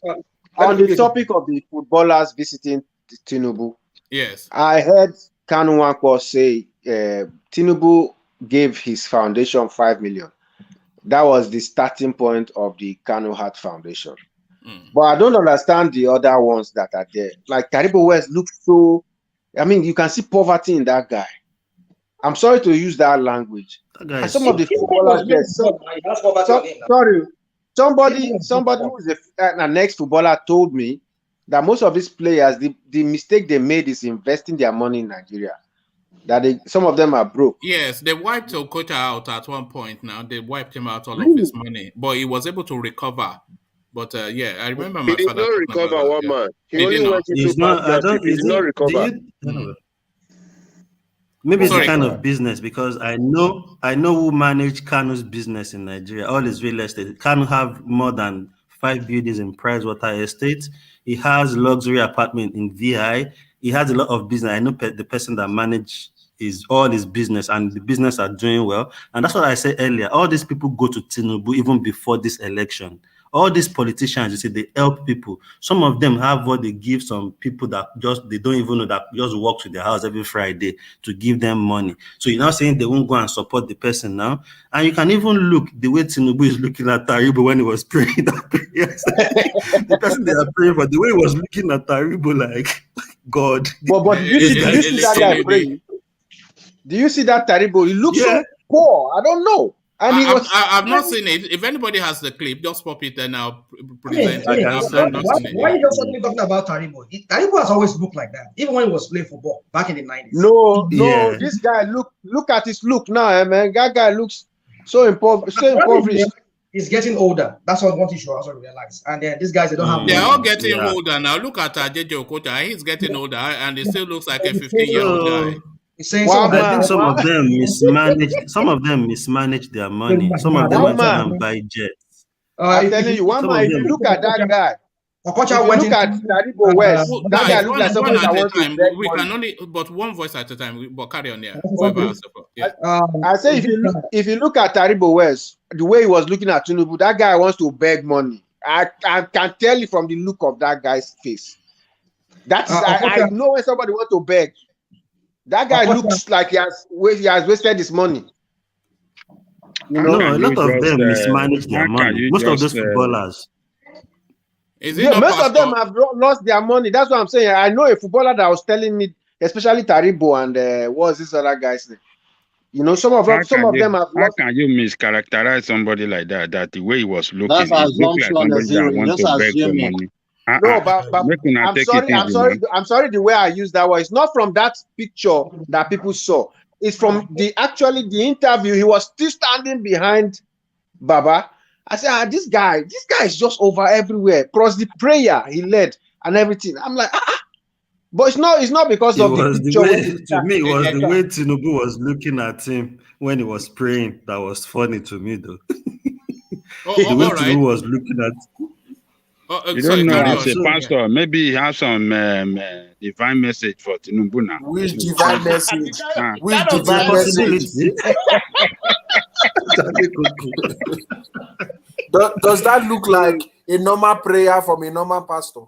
I'm telling you. Like a normal prayer from a normal pastor. It's they call it aggressive prayer. Aggressive prayer. This guy gave one prophecy. He said, "Go and mark my word." He gave one prophecy. The prophecy did not come to pass. I watched that prophecy again today. I just laughed. Is this terrible? One man, I've sent the clip to you. I just sent it to you now. The terrible prayer. You can get okay. it. Where did you send it to? Instagram? Yeah. Okay. All right. So it's This is just the a same thing. Taribo that prophesied that Donald Trump was going to win Biden. Exactly. Yes, that's the prophecy. Prophet Daribo West. This is it. So, like I was saying, all these guys have been going to these guys to beg for money to tell him their problem, and he's been sorting them. They won't just gather themselves and just go that particular day to go and be doing all that. They've had connections with them. It's not only Tinubu these guys go to, if you want to know. And that is what the politicians do. They help all these celebs because they know they will need them in days like this, But the way Taribo was praying, maybe because of his own predicament and his condition, he probably wants more from the guy, and that's why he was doing all that. But for Sowore having to even put his mouth on that, I don't think he really, at this point, election is few months away.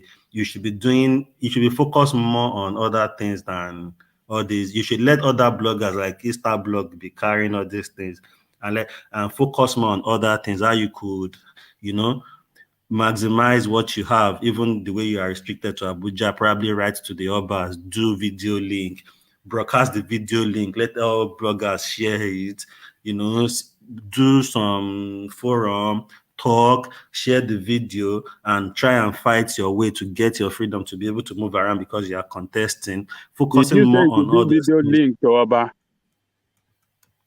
Why not? If he writes to them, some of them will accept. When it's not all Oba are not like Oluwo. Video link to Oba.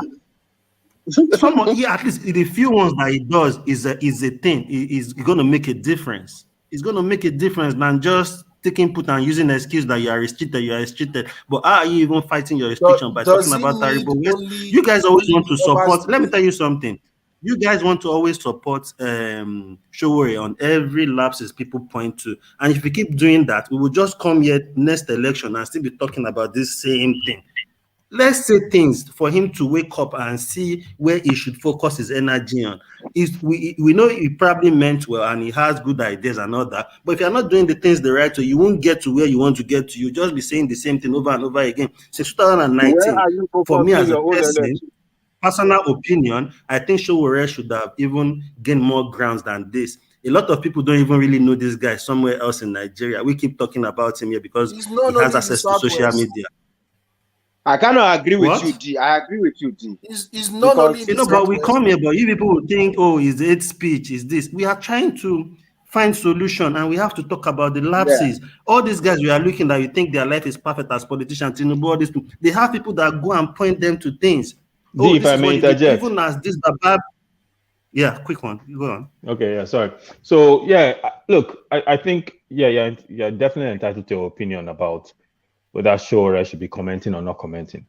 Likewise, Sowore is entitled to his opinion as a Nigerian, what he thinks about our celebrity super footballers going to endorse this candidate who he considers a criminal.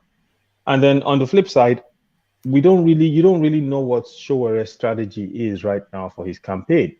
I mean, while looking at him from thousands of miles away, we don't know whether or not he's doing what he can, whether or not he has gotten foot soldiers, whether or not he has created a strategy. We don't know. So I see your point, but I just think it's a little premature to criticize the man. And in addition to that, Tinubu is an opponent to Sowore in this race. And these stars that are going to cheer Tinubu are not on the side of the people. They are not on the side of the people. So if Sowore, who claim to be on the side of the people, or who we know as a person fighting for the cause of the people, challenging these people, how would you describe him as doing a wrong, taking on the wrong strategy. Are you convinced yourself? Do you want to tell us yourself that these stars going to Tinubu are on the side of the people, or they are doing this? Taking a good approach that is that meant well for the people of Nigeria. The problem is we believe, we don't know Showere's opinion. So we can easily now say too, that is those footballers' opinion to support Tinubu. So if we stay on all this excuse, it's Showere's opinion. No, I just ask you a question. Do you think for them to declare I'm not complaining Showere speak are they about on the it. side of the He people? can speak about it. Are they on the side of the people to declare for this party and the personality like Tinubu that we have seen as aiding and abetting this administration that have destroyed this country? Do you believe they are on the side of the people? That's just my question. If you believe they are on the side of it, then I will leave you alone. One thing about politics is these guys went there and did what they did. If Sowore, there is a way you can even tap into using those people. You see, if somebody go out and say, I support this person, and everybody hear that person that we know said they support this person. Once you can convince that person to come and support you, a lot of people that like that person will automatically switch for it because the person has now has second choice. So they will move from that his first choice to his second choice. There is a way you can tap into these things as a politician. That's why I keep saying, if I say something about Sowore, I'm not blaming him for what he did for talking about it, but I think personally there are other things he should be focusing on right now. If he wants to use that in part of wherever he has gone to campaign or communicate with these people, even tag them with their social media and say, let's work together and take this nation to a greater place. These people don't mean well for us than having to post the video and abusing them and saying all sorts of things to them. Can I interject? Sorry, what damns Sowore for me is just the lack of following. Because as you were talking and you were listing the names, as you were talking, as you were listening, and you were talking about Seun Kuti and you were talking about all this, and I'm thinking that the politics of Seun Kuti is not a million miles away from the politics of Sowore. Sowore has been occupying that space for a long time. But so why is Seun Kuti not aligning? Because Sowore is a fellahist. Seun Kuti is Shefela's son. The politics should align, but Seun Kuti is not aligning himself with Sowore. He goes and starts his own movement of the people and starts his own campaigning on that platform. Mr. Macaroni, an agitator also for people's rights, he's not aligning with Showore's narrative. The only person aligning with Showore's narrative is the Adinyoju, who has no political cachet. So that guy is just not. There's just something that people don't buy about his narrative. Did Macaroni have a political cachet? One man. No, well, he has a voice. He have political cachet? He does. It does have political cachet because he paid with blood and sweat during NSAS. We saw that. So that is his political cachet. One man, can I support what D was saying? I think what D was trying to paint, if I can get him truly, is that by this time, Sowore should have gained a lot of traction because he contested the last election. So by this time, the following should have increased. And he's citing his involvement in such petty things like what happened. How would that happen when they restricted him to Abuja? How would it? Do you know he's fighting his case for his release? Hold on, man. What do you mean say this? Sowore is perfect in they restricted this guy in Abuja. Instead of you talking to the administration to release this guy, you are saying that it's like a prisoner. It can't be perfect. You have to. It's like a prisoner. Can a prisoner win election? Somebody that is restricted within a city, how would you feel if you are restricted in a city and you can't travel out? That is the point. Can I seek your indulgence? What is this? Come on, man. Sorry, Ajanle Koko, you must allow people to be critical of Sowore. Because I'm people coming to have that this point. view. No, Yeah. one man, can I seek your judges, please? Please, can I seek your judges? Hold on, Thomas. Hold on, please. Hold Let's on, hear please. from Let me. X0 first, and then we'll come to Yeah, you. I Yeah, was go. I coming to just want that to say, point. let's move on. We should not be disturbing Sowore. It's Just too early, one man. hold It's on now. Okay, Thomas, please just now. hold on. We'll move on. So because what like Adele Coco said, I was trying to make that point.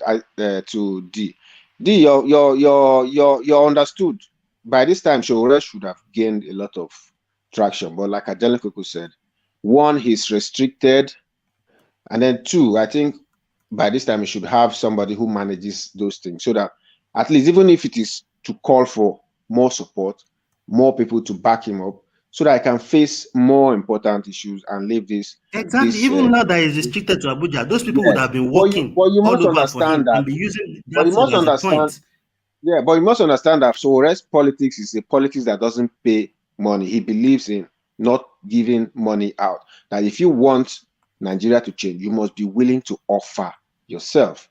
You understand? That is why a lot of people are not behind it, because Nigeria, you have to pay people to join you. I remember Let me tell because you I was part something. of Kuti I was doesn't part want of the money. school. I'm coming. I was All part of these the school. guys, Macaroni doesn't want money. All these guys want changes. Not even Fast the those bad ones. guy doesn't The want money. last But I election, think that guy has I some could tell you. issues. Yes, that's another name. Fast the bad guy. So all of these people, they should all be under one umbrella. Sowore, Faust, At some point, Kuti, don't forget See that how they Mr. chase this guy. Macaroni. They chase Sowore. These guys are the don't guys that was forget the that forefront Falana for carried NSAS. his case for him free of charge. So don't, and when it gets to that juncture, they will all come in. But what I'm saying is there's a lot against Sowore that's making him not to gain traction right now. And this politics So is, what are the things I'm not going to against give him? you Can you money please list if you them? want to come. Yeah, Please because I list was those the things. part of the people. I wanted to bring him here. I'm part of those people who wanted to bring him. So I know something about. That's why I'm telling you that he's not some of the contestants in his party at the last election.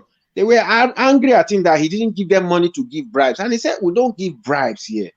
That if you want to work, if you want people to vote for you, let them vote for you because they love you. If you don't get it now, just show yourself and keep saying the same thing that you are saying. Let them come and support you in your word." Back You then. You understand? see, I'm So not that is disagreeing with what you are saying. I'm not blaming you, but let me tell you something. There are a lot of Nigerians that are probably celebrities that even have money that they don't even mind supporting Sowore.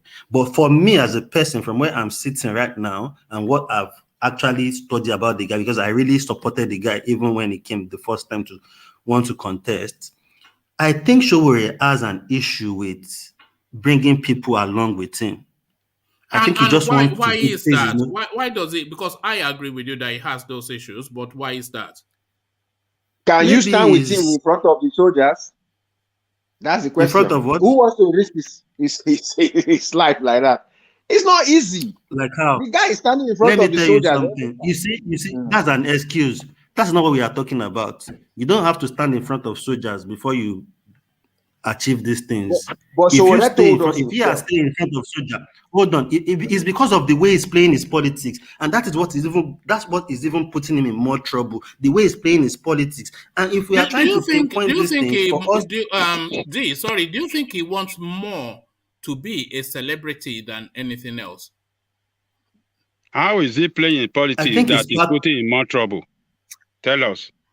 yeah, you see, Ajale Koko, you see, let me tell you something. It's a Number one, question. you yourself, yeah, I'm trying to answer it. You yourself, as a person, you have issues with the ruling party, with the current president, with what you are doing, you see. Fine, then you are dealing with them. Then along the line, the person that has issues again with them, Nnamdi Kanu, you are going there. You are even having issues, creating trouble, trying to access the courtroom for Nnamdi Kanu. You are piling up more problems on yourself. Why not look to solve your own problem that is right in front of you? You are carrying it all along with you as a baggage, and you have other businesses with how to get people to your side because the election is coming. Why not So he concern should not yourself with stand for things like that justice and more? fairness. That you see, I think his strategy is if he supports Nnamdi Kanu, some IPOB members will vote for him maybe when election comes. It doesn't work like that.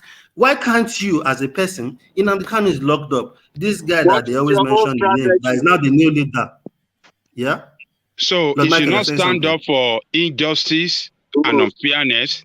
So the way they kill people in Igbowo's house You can stand up as for a injustice Nigerian, and unfairness hold without on, being D. in the courtroom. Hold on, D. Hold on.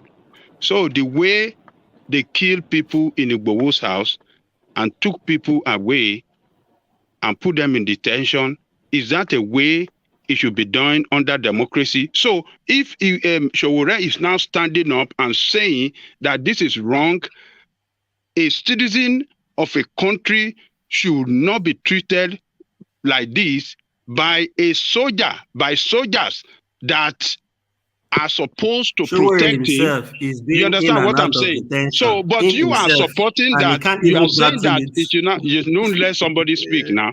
So you are continue saying that it is okay for government to violate No, the problem our with me rights is all the why I time. That won't is allow you what you to are speak saying. is because So if you are Sowore trying should to not speak. pinpoint where this guy is going Other wrong, people you should not always want speak to because you counter want to. every You point think we are it's making. so because you want to contest for let it speak. presidency, Let you it should not speak. speak to injustice in the country like Tinubu. Is that what you are saying? And the There is killing a of way the you can people. speak to injustice without being. Sorry. Adale Kuku, let me talk now. Sorry, D. Let me just. You see, the one thing, because we arrive at this Sowore point often, and the one thing that always comes through, there's just no equivocation about this. People are not convinced by this guy. They are not. He has been in these trenches for long enough for us to know enough. He has said enough, done enough, and people are not convinced. So there's not, the people are not convinced though, and that is just it. People are not convinced by him because there's For an example, element, there's a for disingenuousness example, to you. One man, you said people are not for convinced. example, We have carried out Adale votes. Kuku, let me give you one We example. have voted Let here me on give you your one platform example several now. times. No, A that's lot not of really, people voted for What is Sowore. our platform? How As many we people are come to here, this we platform to represent vote? Nigeria, different group of people from Nigeria, different tribe and this thing. And majority of us here on the platform and behind the scene, everybody voted for Sowore. And you are saying people are not convinced. It is you. Refer to yourself. Don't say people. No. How I'm talking many about big the followers does numbers. he has online? The numbers. I'm talking about the numbers, One not man, our one own man, little one man. gathering here. Do you think maybe the people that are not convinced, they don't, some of them are not convinced because maybe they don't believe he can win, and then others maybe they're not used to the kind of message, because he's bringing a message for change. He's holding these people accountable. He's speaking to Yes, things that typical politicians don't speak about. you have hit the point. So they are looking at him like, You this see, one is wasting his time. There's no way this one can win. No, He's over here talking about. no, that's not what I think. I think people buy into what he has to say. He's saying, as Ajanle Koko just explained, that you cannot have the police be resting upon the people. You cannot have this level of brutalization, corruption, etc. So everything he's saying, people are on board with that because it's playing out in everybody's individual life in Nigeria. So he's speaking to all of that and he's saying he can present a solution. But people are not buying him as an individual because there's just something about him that does not So, gel so with people. you're saying that it's not his message. It is No, him. no, no, no. Hold It on, is his hold on. Yes, personal Before you thing. go, I want to the ask men, one more you question. know, hold When on. you Can you say hold on? people, Can you what hold kind on, of please? people? When I say hold on now because I wanted to go to the, but I'll come to you just. You know, often I say that people want Sowore but not Omoyele, so that is what you've just said there, Aizon. But Lord Michael, you wanted to come in, Lord Michael. Oh, I Yes, think No, he but left. but I'm but one just man. asking a question. When Sorry. you say people, what kind of people are you talking about? Because to me, I feel you can say criminal-minded people or Oh false God. people are not Oh buying into no. Sowore's All narrative. right. Okay. You can say everybody, not all kinds of people.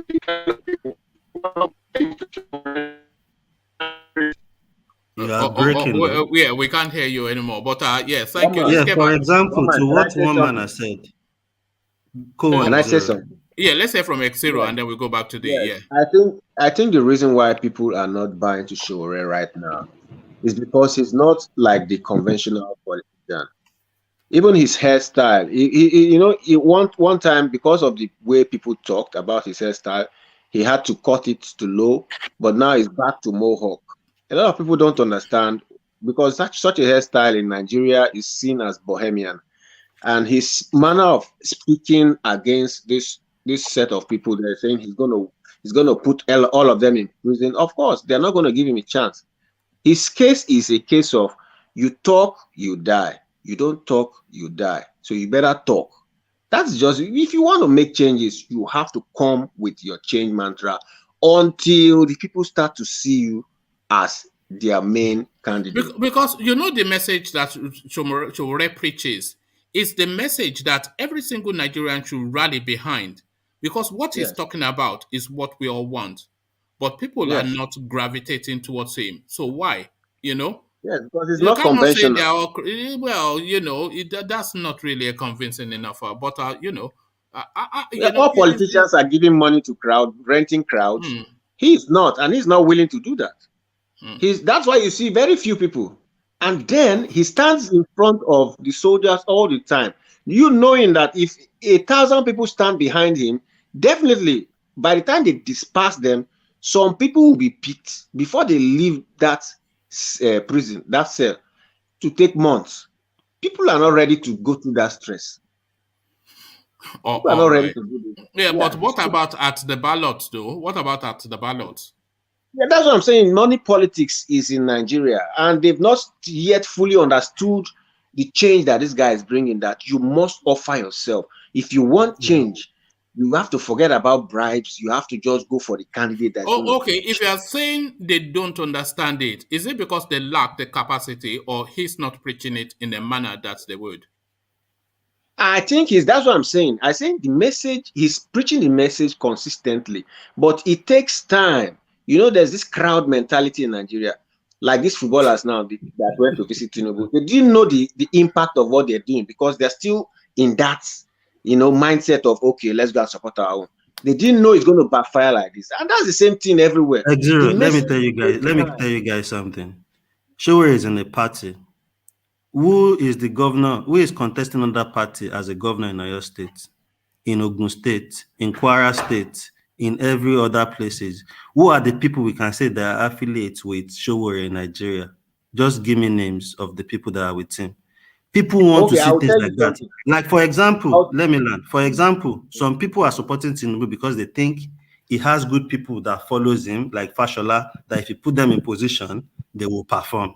You see, how many people does Sowore have behind him? And even him is not even aligned with people, bringing people that people can say, this guy is with this guy now. All those things is what changed Nigerian people's mind. It's not just the money. There are politicians that spend money, they take their money for nothing.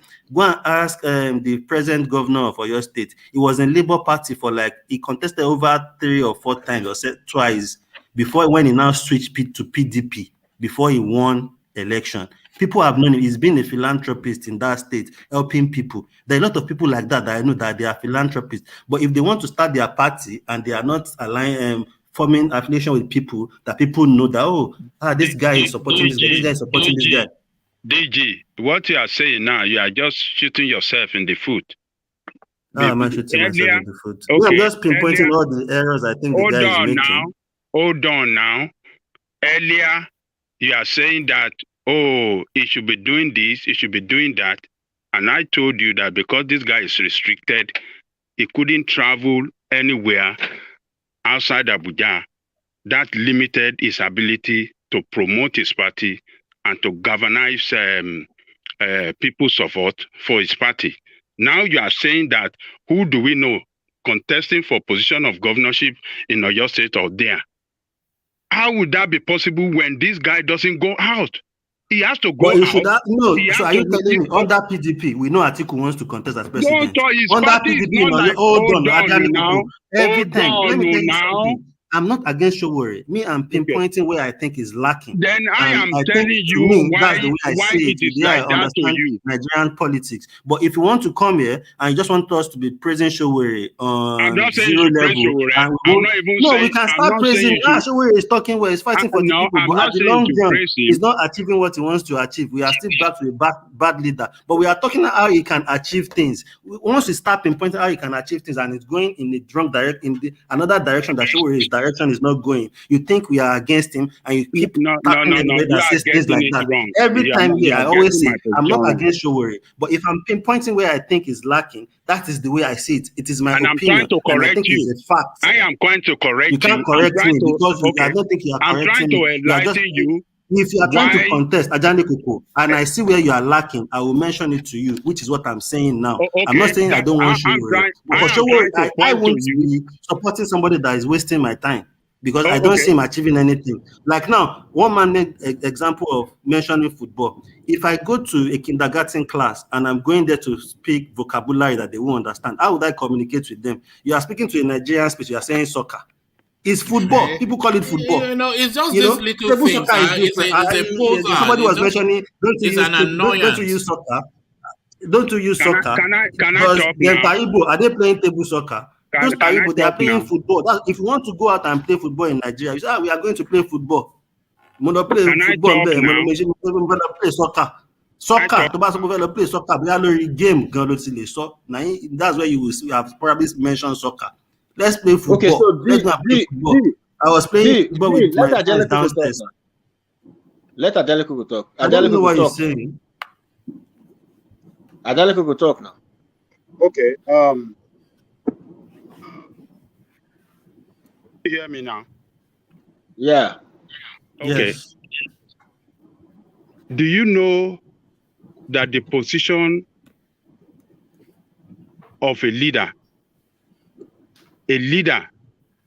of a party, when it comes to spreading the message and trying to organize people, do you know that it matters in politics, particularly in Nigerian politics today, when you have Sowore as somebody coming to challenge the power that be in Nigerian politics?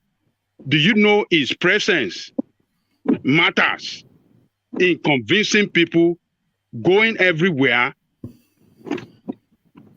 to get that support across his presence really matter, because this is so a party how many coming places to before it was restricted to Abuja? How many places has it traveled to before now? Before it was restricted to 2019? And in 2019, when he was traveling, he was just going around to insult people. Remember how he insulted the Oni?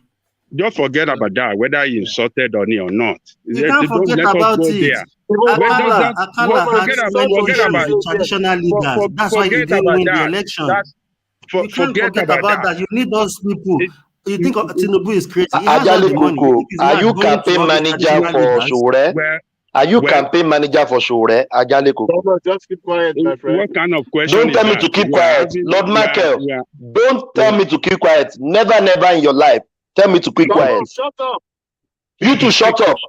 Hey, guys, you talk to people just anyhow. Are you the boss here? One man. One man. Now what you do now? Are you the boss here? I beg you of you to take it easy, please. Make una take am easy. Guys, settle down now. Abba, come on, man. You know the rules. We don't. I beg, make una take am easy. I beg. You guys just stop one man from taking his cigar now. I beg both of you. No, I mean, come on, man. I mean, you have been here long enough now. You know we don't go there now. Come on, guys, man. We can disagree, but not, into that level. We cannot be fighting. But this is Sowore now. It's just it divides people, isn't it? It's just some yam here from. So what I'm saying here is that the position of Sowore as a leader of his party, a party that is not well known, to spread the message and to convince people, his presence is very important. He has to meet with a lot of people, convince a lot of group of people, interest group around the country where he can get support. So restricting him in Abuja is really making it impossible for him to do that. And one question, having seen that, we will not be blaming him. That is all, because everything you are blaming him, and I'm saying that you have seen the problem with him. You see what government have done by restricting this guy, but you want to continue to blame him that he's supposed to be doing it, and you have seen it that it's being restricted. I mean, if it's not restricted now, hold on now. Okay, it's being restricted. Okay, I don't hear you. Hold on, one question. What year? What year did they restrict him? Since what year has it been restricted? It's going to about 3 years It's now. after the last election now. Yes, 3 years. Can you Yes. take it yourself? So, Can you yourself? Hold. I'm asking you, can you yourself take it? Be restricted? Even you are not challenging any not power. Locked up, It's not locked up. It's not locked up. It's locked up in What is more Abuja. than locked up? Really? Hold on. It's not. Do you know that it's a family man? It's not locked up like Kanu. Do you know it's a family man? Do you know it's a family man? You know what? I've said one thing. I won't speak about Sowore on this platform because every time we try to pinpoint something that is doing probably wrong for him to achieve what he needs to achieve, people that support him blindly don't want to hear his errors. No. As you said, DOG, you can't say blindly. Okay, you have to. Problem that this guy because it's once you are supporting someone and somebody is saying, oh, this person could have done this way, and every time people come and pinpoint some of the lapses, you don't want to hear it. You want to make an excuse for the person. Obviously, you're supporting the person blindly. Make your case. Argue the merits. I'll make my case. I'm not even making any case. I've once said on this show, on this platform, all right. When it comes to Sowore, I won't speak about it anymore. Somebody was saying, everybody is supporting Sowore. One Adewale Olusegun on the planet said Sowore is being supported all over the world. Is it all over the world that will come and vote for him in Nigeria? Be deceiving yourself. Let's move on. Let's move on from Sowore. I don't want to talk about him. Let's move on from Sowore. It's a divisive figure. I don't want to talk about him, man. Yeah. It's just that guy should get out of the way, Sowore. That is just one man. You are not helping the situation. One man. You want to complain about Nigeria? There is no fuel, but Buhari is doing so. Is running the country down. But at the same time, you want to chastise another person that is doing its best, to challenge this criminal. Then when we are pinpointing the best that he's doing and the lapses of his best, let me just tell you guys. Reason with it and let's see. Okay, somebody was saying X0 was saying he's close to his campaign manager. If we are pinpointing those things, X0 could take those things to him and say, okay. Yes, that's why I was listening to not like you now think when we say those things, you don't want to listen to it. We are speaking nonsense because we are pinpointing where he's making some mistakes. If you're providing constructive criticism, that's you what don't I get frustrated. You don't get frustrated because people are. Okay, let's move on. I beg. Yeah. Hold on. Just to round off. What Ade was doing was providing constructive criticism because he says he's a fan of Sowore. He says he supports his ideals, but he's saying these are the fault lines in his campaign process that is making him not progress and to rhyme or chime with people. So he's providing constructive criticism to say that. But one man, you don't get. And when you start with the constructive criticism, you are describing the criticism as constructive because it fits into your own narrative. Criticism is not constructive. You can stay in your use under bondage. They have kept this guy like a prisoner. Even mentioning we voted here. No. This year they will make election. INEC election. All right. One man went to know. INEC election is. Settle down. All right. Let me move. Please. Everybody should calm down. No, this is Nigeria. World peace. Everybody should. One man. Please, one man, please. Hold on, God loud market, please. Sorry. Okay. I noticed something. When you're talking, you don't stop. You have a point. Please relax. Some people are older than you here. You are older than some. I don't know how old are you. Probably. What have I said wrong?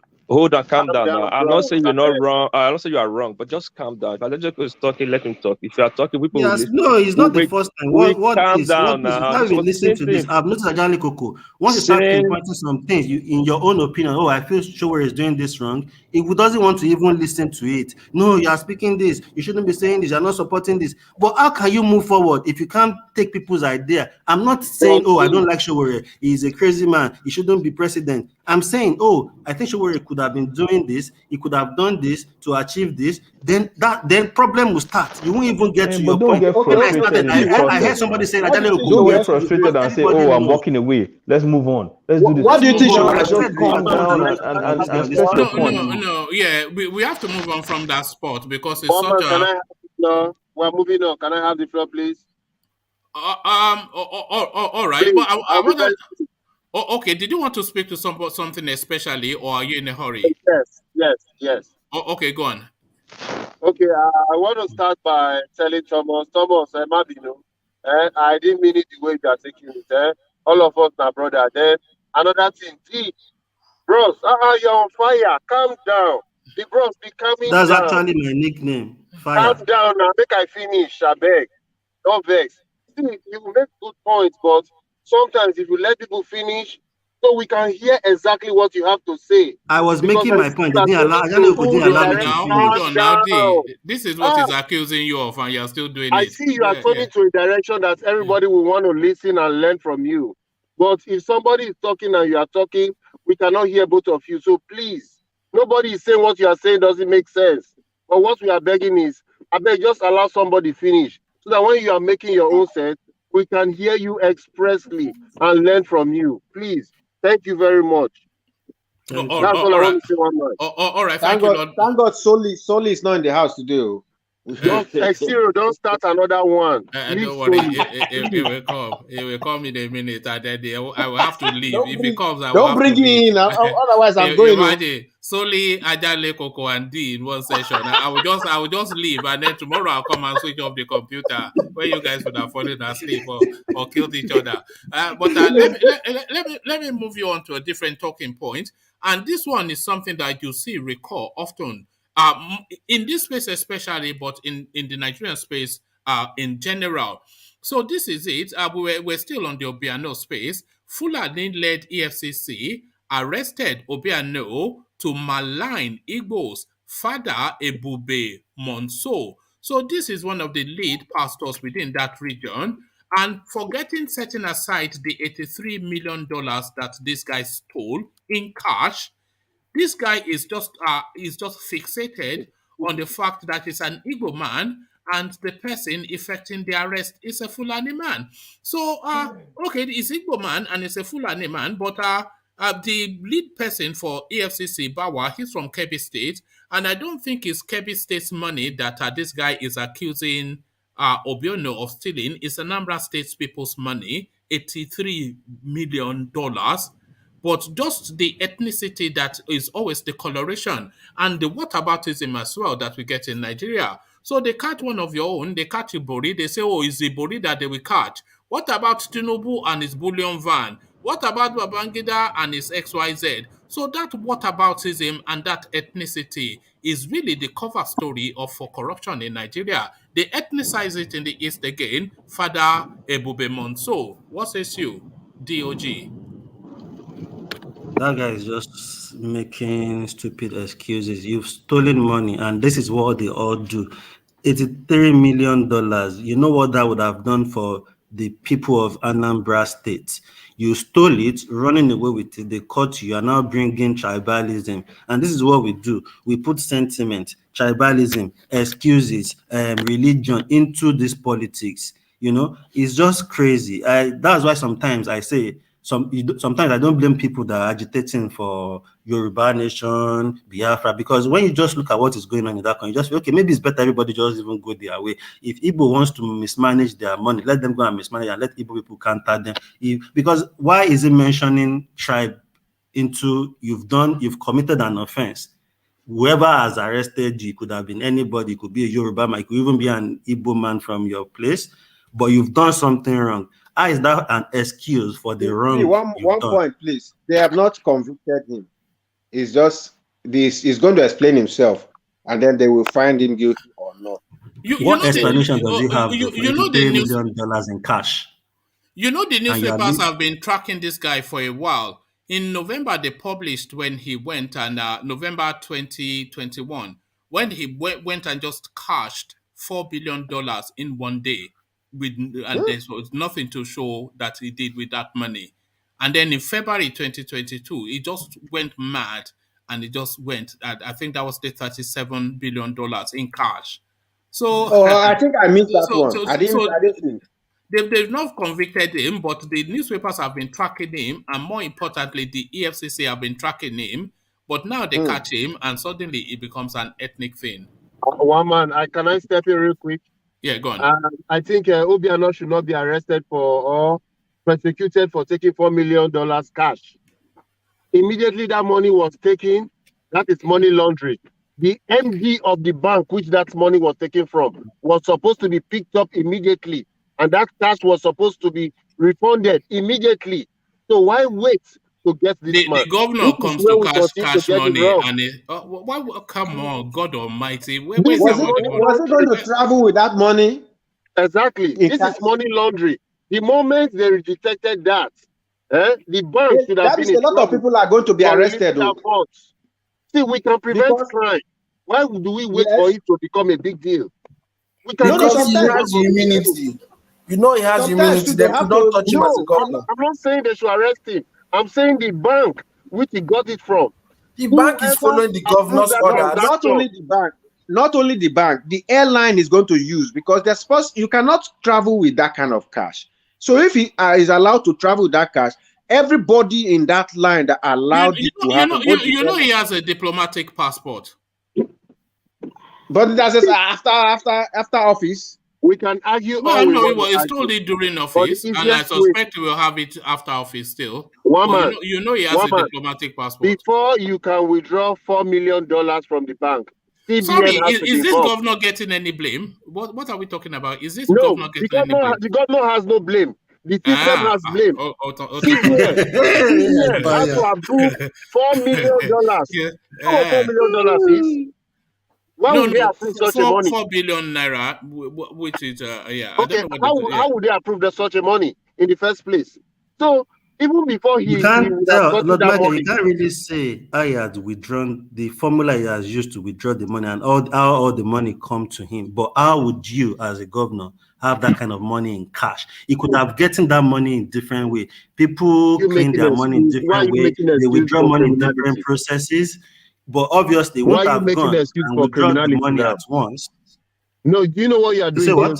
Lord Michael, you want the bank manager to lose his job? Criminality. See, I'm not making an excuse, because we are complaining about the guy having the money, and you are saying, you are trying to blame the banks that withdraw the money. But if they withdraw the money in a way that it won't be alarming to now have it in cash. Can I tell you something? There is no way he will withdraw that amount from a bank that will not be alarming.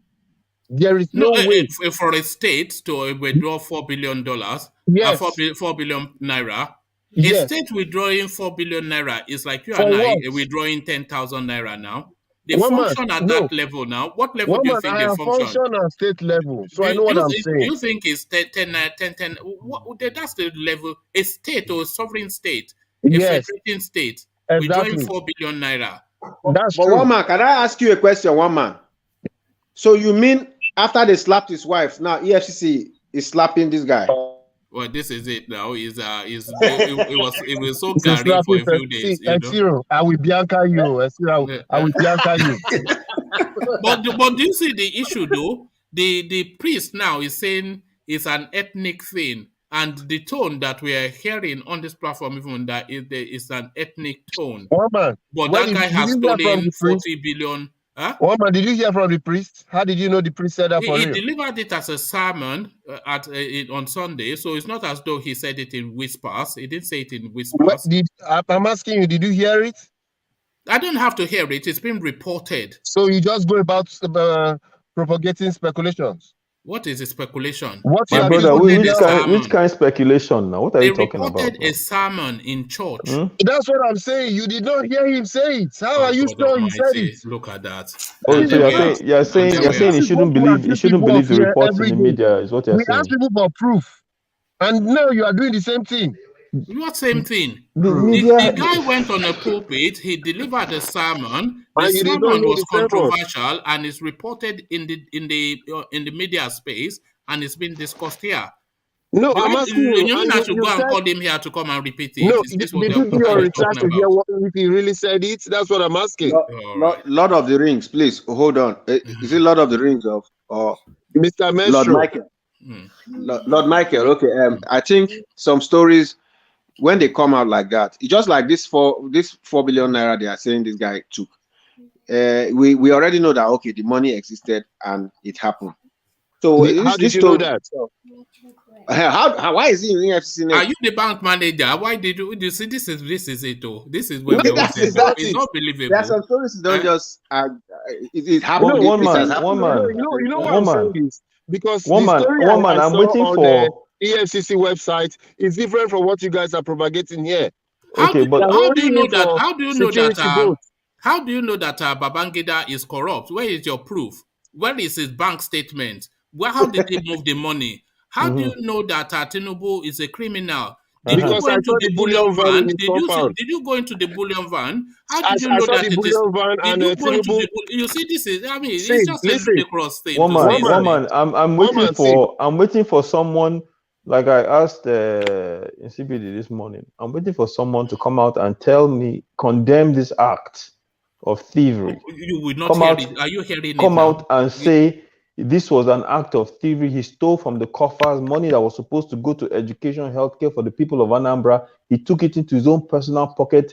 Highly condemn it and call for this man to be prosecuted like a criminal, like he is. Instead, I'm hearing excuses. The bank manager. I'm hearing this. It's the I'm bank hearing manager that. that should be Are they not all jailed. thieves? Look at No, that. Are they not all steal? I don't think Did they not all do there's this? excuse.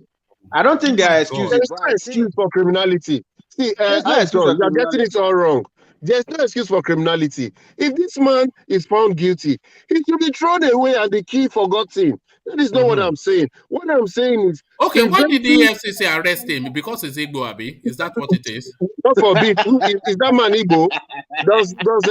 One man, you don't start Igbo to. mean stealing? No, well, if they are saying he's not guilty, because that's what the No, pastor who said says on he's his not pulpit. guilty? No, you people Okay, one man. you are missing the point. Nobody is Can saying I he's ask not a question? guilty. Can I ask a question? Go Is ahead. there any reason whatsoever that it is legal or that it can be found that this man is not guilty for having that kind of cash on him? Is there any way that kind of money can come to him that is not found wanting? Of course, no. Through the state coffers. So he's almost in prison. Apparatus. See, that means the man is. We can almost have 50%. We're sure that he's going in for it. Of course, because there's no reason whatsoever that a man will have that kind of cash immediately leaving office the next day. You know, that means there's 6 something. hours of handing over, he was at the airport trying to escape, but he's not guilty of anything. No, they are holding him because not guilty. Me, on my you're own, I've telling us already to go and judged arrest guilty. the bank manager. What are you talking No, about now? see, the bank manager is an accomplice and an enabler. All right. See, we come here every day to say criminality must stop. Before the money would have been approved and allow him to steal it, it has a process. I'm not saying Obiano is innocent. Obiano cannot go scot-free. What I'm saying is, you see that we have problem in this before country. this kind of transactions problems in Nigeria. there are some amounts that needs to be flagged down.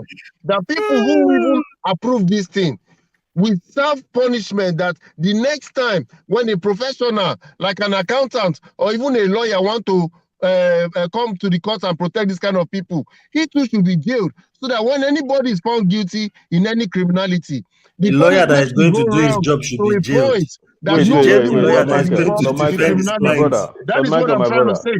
Lord Michael, I would have loved them. Wait, I would have loved they arrested him at the airport so that they can arrest the airline too. That you know those staff. Yes. Why did they sell him tickets? The airline should be. They are accomplices. Not why they sell him tickets. They should withdraw the license. Not why they sell him ticket. Not why they sell him ticket. The officials that will see that money and will turn a blind eye and allow all those people that will allow that so that they will trace this kind of criminality, why this kind of things happen. Hold on. So sorry, let me just come in here. It's not necessarily that he was carrying that money on that flight, essentially, because this is money that has been stolen all through his tenure. And these people, they travel with a diplomatic passport. The diplomatic passport, it insulates you from searching at airport. You know, it insulates you. So they don't search your bags. You just walk through and then off you go. So with his diplomatic passport, he can carry anything through, hopefully not drugs. You know, they won't search him now. They won't query him if it's carrying a diplomatic passport. Can I tell you something? Do you know they have EFCC departments in every bank?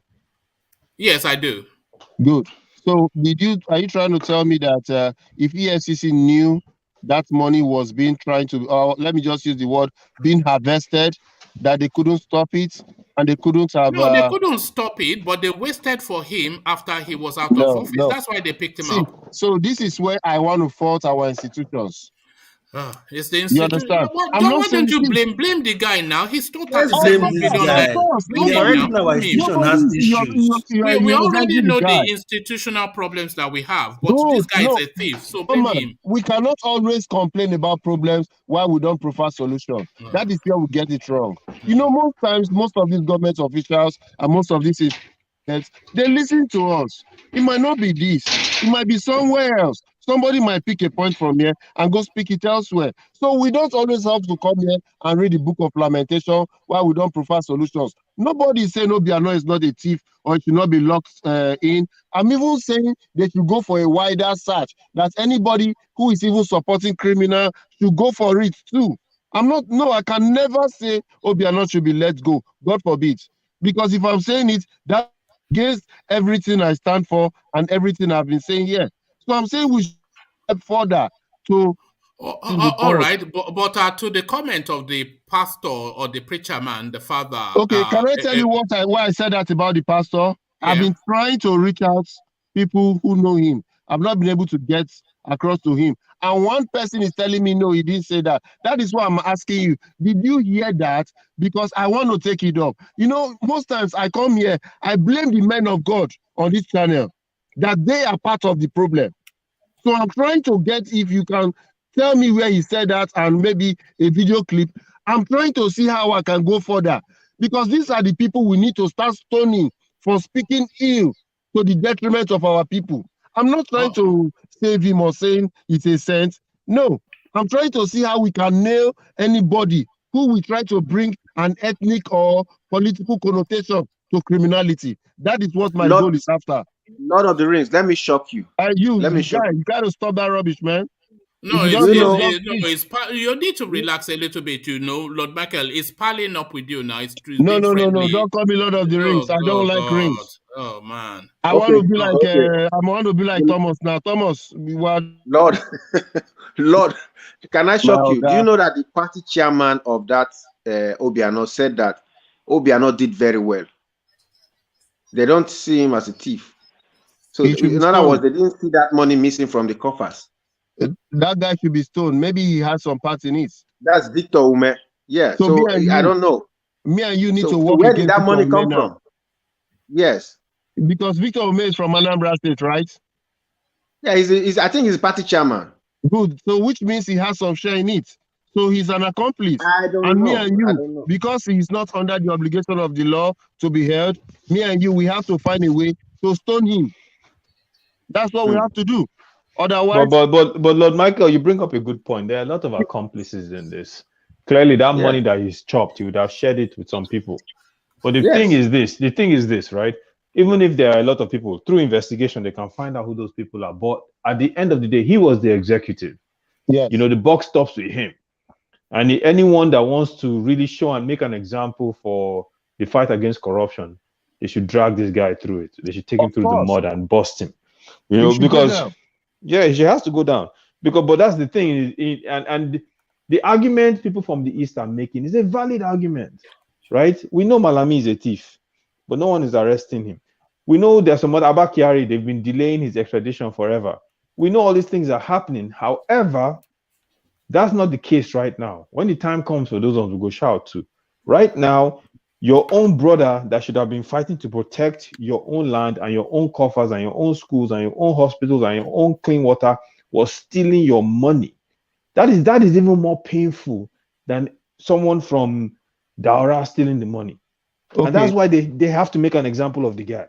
Okay, Aizo, let me scratch your back a little bit. You see the distinction I'm trying to make here. Sorry, hold on. Before you continue, let me just make the distinction so I can relax. You see, this is the distinction I'm trying to make. We should not put it on everybody from the East. We should single out the individuals who are supporting it. That is my point of argument. All right. Those people. Lord Michael, this is for your benefit. Hopefully I don't get kicked off. Soludo gbakọ aka ọnụ na Anambra ga-adị mma na ya na-ayọ Chineke ka mmụọ ha rụkọ ọrụ wee mee ka Anambra bụrụ ihe dị mma. Gị onye ọma na-ege ntị, ịhụgon dịka ụkọchukwu si ya dịka anwụchiri Willie Obiano in our country Nigeria, I shed tears. mere nwụchi a na-ekwu okwu ya ọ gaghịkwa abụ sọsọ n'ala Igbo kama ọ ga-abụkwa mgbe n'ala Hausa. O nwee ihe nwere ikwu banyere ọnọdụ a. Take this message is serious.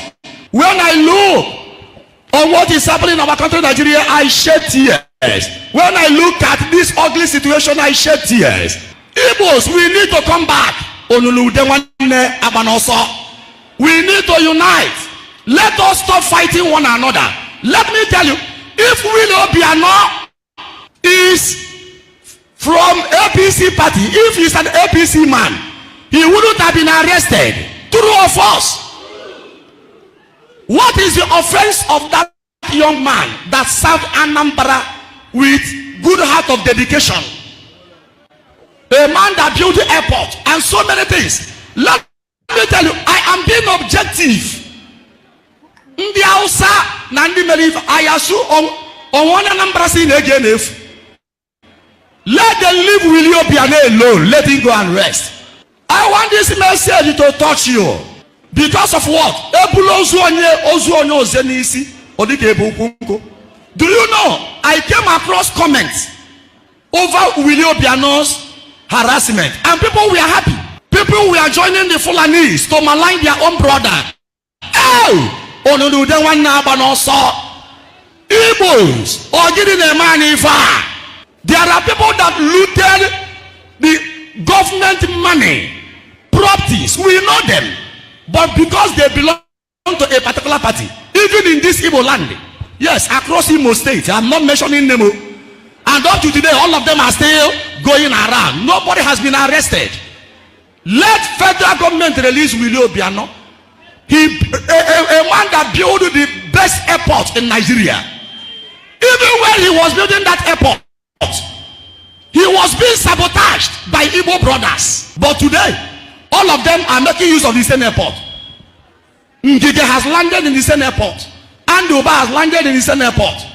Top politicians, they have Obasanjo. So there you have it, Lord Michael. How do you like me now? The stage of this hypocrisy on the altar. This is what I call hypocrisy. Look at that. Propaganda. It's unbelievable. I'm telling you, it's unbelievable. You see, this is why I always call against this God of men, because they are not men of God. Some of them are God of men. See him talking to his men now, because he's their God, trying to lie to them, trying to brainwash them, to begin to think differently. And this is why I always call out that is not only politicians, it is some Lord Michael, can I say something? Lord Michael, please, ahead. Can I say something? Sorry for the other time. Apology accepted, and apologies to you too, please. Thank you. Go on. Lord of the Rings Part 2. No, but that's the thing, though. Where is the proof? Where is the proof? There is the proof. You heard him both in Igbo and English, defending the indefensible. So there is your proof right there, Lord Michael. Yeah, but Lord Michael, I thought you said the pastor didn't say so. Look at that. This is unbelievable. It's unbelievable. See, well, I hate you to just come and lie against me on the internet. What I asked was, why are you laughing at your own stupidity? You made me go and make all the effort to go and search for it. Of course, this is what I want. This is what we have already propagated for proof. And you've heard my comments after you made the proof. This is what we do to other people, so you're not an exception. You cannot come here and just tell us stories and we believe you without a lot of things you say. So now that you have brought my proof, and I've told you what I've had to say, and now the person that told me he has not heard it, I will take it up with him. That's why I always claim for us to have our stones next to us. Because all we are trying to do to our neighborhood must be accomplished. Criminals cannot have a place to stay in our communities. If we say we want to sanitize our communities, we have to make it clean. There is no sacred cow. Be you God of man, be you man of God, be you politician, be you king, be you queen, whoever you are. If you are guilty or you are wrong, we call you out. If it was stoning, we stone you. If we have to correct you, we correct you. But if you are That is what it has to be. Everybody has to be on a clean slate. Otherwise, we are going nowhere. All right, thank you. So back to you, DOG, and to the Igbotics then, and their ethnicization of everything. Fulani-led EFCC arrested Obiano to malign Igbos, Father Ebube Manso. So this is it. That's usually what you hear, and we heard it for what is his name, Ibori as well, especially within that cusp. They reach very quickly to defend using ethnicity the indefensible. This is the recurring decimal within that space, DOG. Yeah, we know what the Fulanis are doing in Nigeria, but still, that doesn't mean we should say the truth and not speak it. And I'm just surprised, like Lord Michael won't prove from somebody what somebody told him that somebody didn't say. Did you ask for proof from the person? And somebody else is telling you and not disagreeing. So something you hear from somewhere, you are ready to disagree with somebody that is telling you something in somewhere else when you didn't even do any research yourself. But anyway, it's a sad case. Like when people do wrong, instead of us to blame the people, we are looking for other things. Fine, the guy has probably get the money from somewhere else. And of course, I think all these people have means of getting this money together. They won't probably go at once and get it out at once. So they have their means. They issue themselves contract and withdraw the money to people's account and get the money and even give people the money, some percentage from the money too. So let's just blame this guy. He has stolen the money which he was meant to use for the betterment of the people of the state. Like we were saying, there are kids out of school, there are the healthcare system, several things in that state that money could have gone into and could have made a difference. So when people do things, let's blame them for what they've done and it's wrong. But that's the problem of the country, and that is why we are still where we are today. People will bring sentiment of, religion. Look at a pastor too, staying on the altar and saying all that. And whereas they are accusing this man, at least if you want to even come out and say that in your congregation, it will be when the guy has been vindicated, then I will understand your point saying that. But if they've accused somebody of stealing that kind of money from a state, and you are using the excuse of, he built an airport because he's an Igbo man, but he has done something wrong. He has stolen from the state. Useless airports? That's a school classroom that they call airport. You see, I don't even know the airport. Imagine, you see. So but I think DOG. Yeah. Sorry to cut you. Yeah. But I think this is something that all Igbos should understand about this current APC government. As an Igbo man, just do your part. Don't allow them find you wanting, because this government is strictly putting the Igbo man on the spotlight. If you are an Hausa man, you can go scot-free. A Yoruba man may even go scot-free. But an Igbo man, just do your part normal.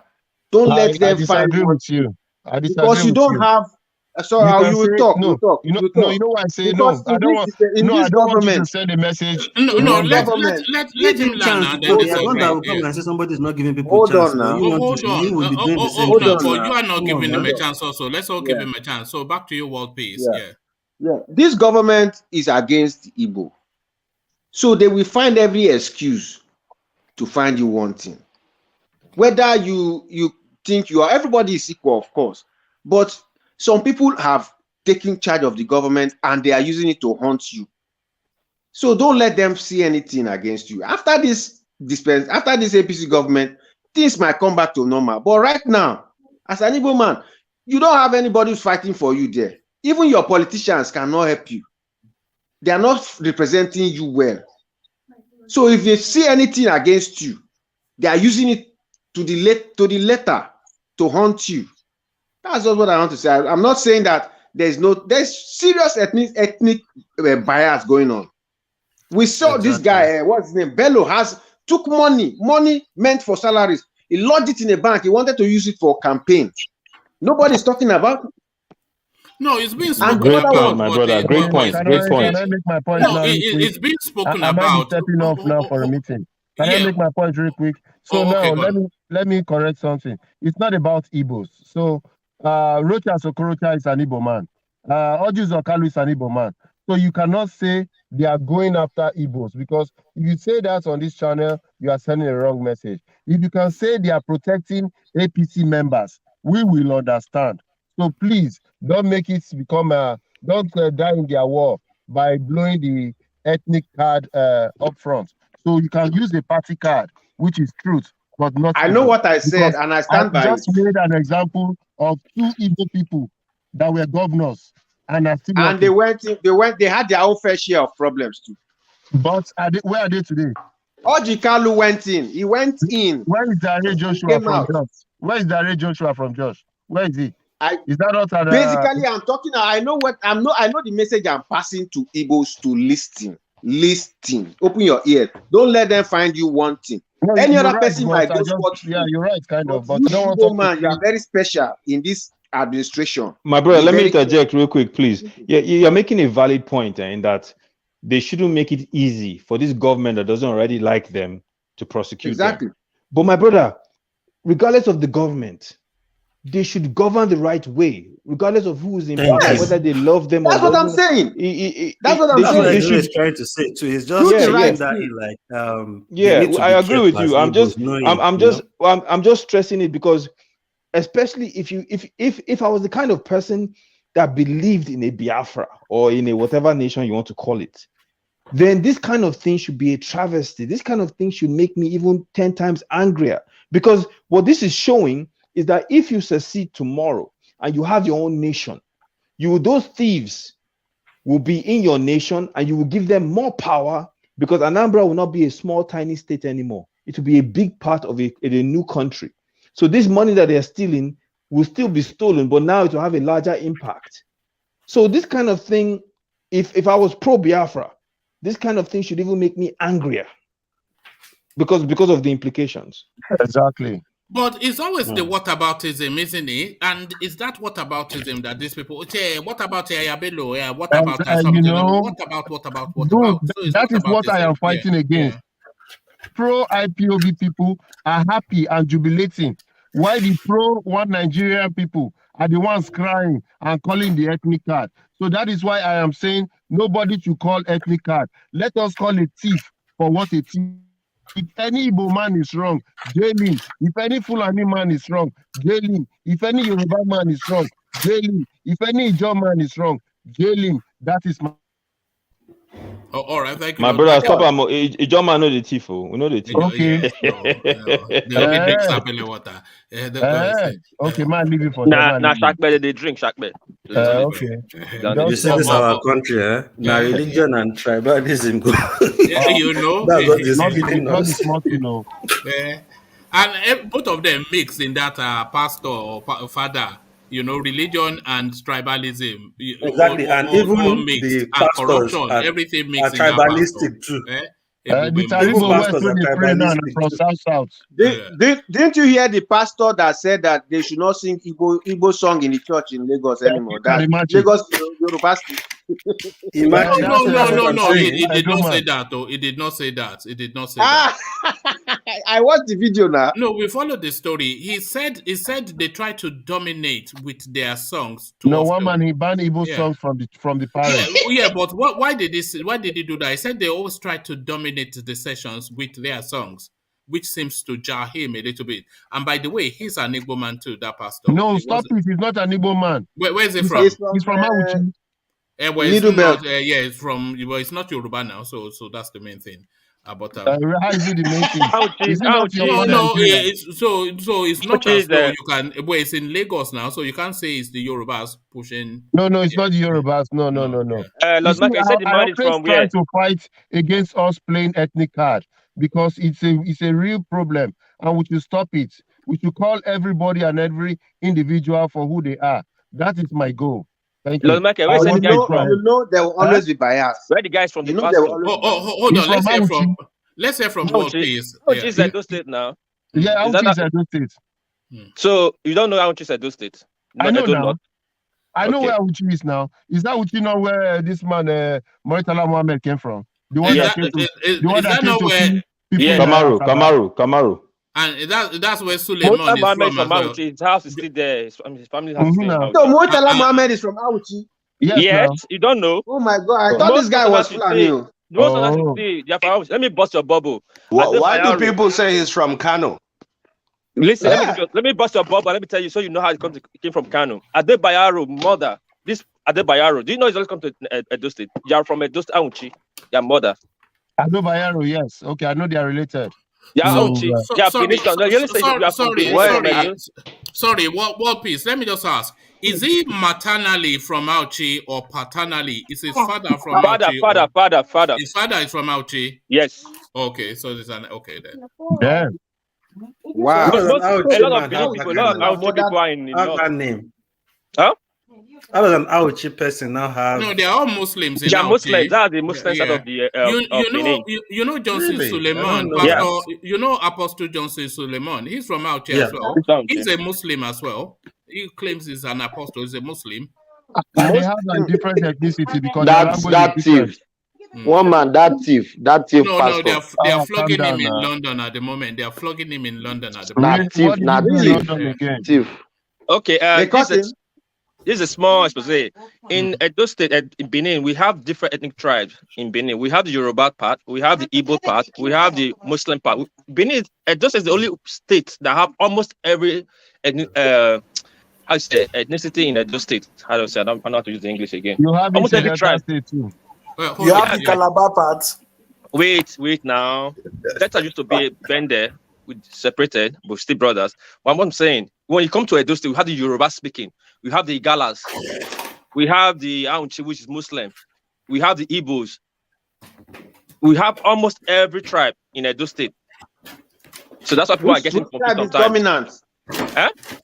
Which tribe is dominant? Edo is dominant. Edo speaking. Who is the daddy? So you are not Biafrans? How can we be Biafrans? Why you say that's an insult now? That's an insult now. Hold on, but you tie two rappers now. Do you tie two rappers? Everybody tie two rappers. You want to start again? You know, I don't begin now. You want to start again? All right. Who's that talking? DOG. The Edos and Oduduwa, they are related. So how you say it is okay. See, the Edos came from Yoruba. I don't know what you were saying yesterday. The meaning of Bini is a different connotation. From the history I know, that name is called Ile Binu. Sorry, Lord Michael, sorry to cut it short. That's your own narrative. See, Ubini means from the beginning, the epic center. That's Ubini. Then Yoruba describe anybody with Ile Binu. Yoruba want to describe anybody angry in Lagos, Abuja, or in Anambra. It is that same word, Ile Binu. Just that they strike a difference and a match. Ubini is Ubini. Ile Binu is different. You understand it now? You see what will happen the day we are going to one man. Don't worry, you cannot tell me my story. No, sorry, you cannot tell me my story. Don't go there. I just want to promise all of you something. No. Don't worry, don't tell me my story. For a meeting in 5 minutes, maybe. The day we are going to bring this one man, please remind me. I'm going to bring one guy who tends to know a little bit of history. He's from Edo State, but he will have a different story from what we'll devote Saturday coming to ethnic matters. So ethnic matters. Who are the Fulanis? Who are the Yorubas? Who are the Hausas? Who are the Igbos? We know who the Igbos are anyway. You know, they are just So I beg, one man. Let me ask you, Lord Michael. Where are you based, Lord Michael? Somewhere.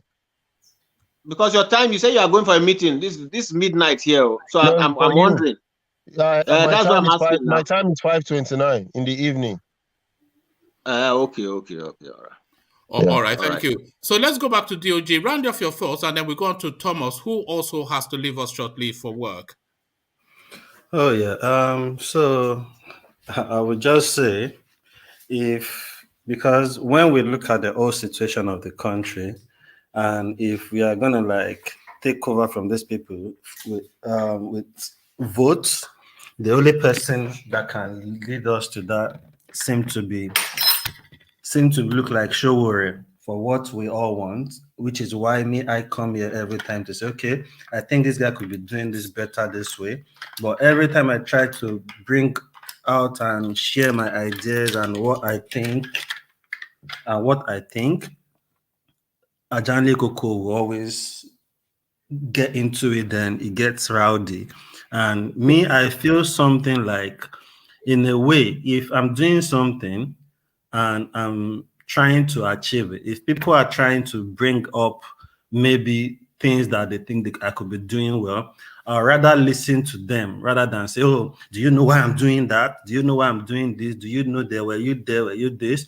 And I think if you look at Sowore, you can't really pinpoint anybody since 2019 that has actually affiliated with this guy. Like, I would expect people like that woman, is it Aisha? What's her name again? Yesufu, all those kind of people, you know. And even is in Abuja, most of those people, you can invite those people to Abuja, have conversation with them, let people see you are mingling with these people. But it's more like these people even don't want to have anything to do with him. Even like the NSAS, they chase them away to go, you know. So that's the point I'm trying to make. Not like I'm trying to, and I've actually said the one thing because I remember one day I was trying to bring out this point, but you won't. People don't even let me arrive at the point I'm trying to bring up, maybe because I'm saying things against what he's doing at the moment. They just want to see how all he's doing is perfect. It can't be perfect, and that guy is obvious, doesn't even really understand how politics works in Nigeria.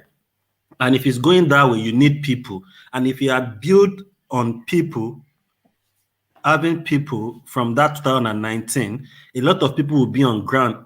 Several he has not moved any further forward from 2019 till now. They say he's incarcerated in Abuja, but we never stop hearing from him. So it's not as though he's silenced in Abuja. We hear from him almost on a daily basis, you know. So, but he's not evolved his narrative. He's not formed relationships, as you said.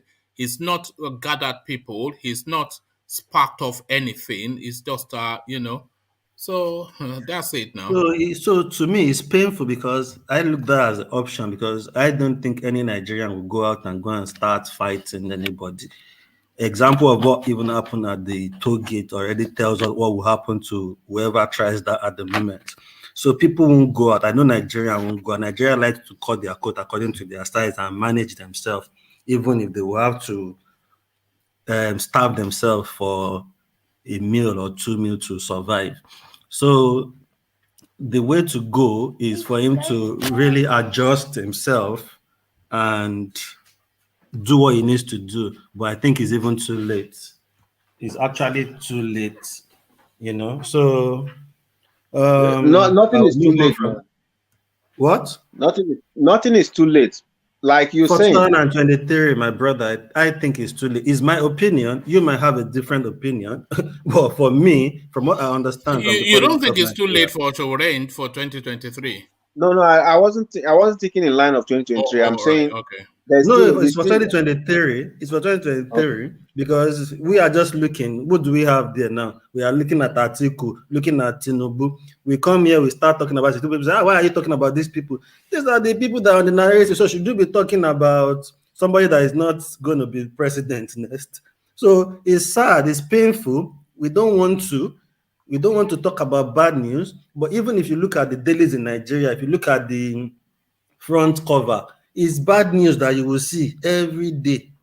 So if somebody is not being beheaded somewhere and police is beating somebody somewhere. Please be mindful of the language. Don't trigger you. Nigerian government is one of the most biggest obstacle I've ever seen in my life. When they want to be against you, there's nothing you can do. You can't progress.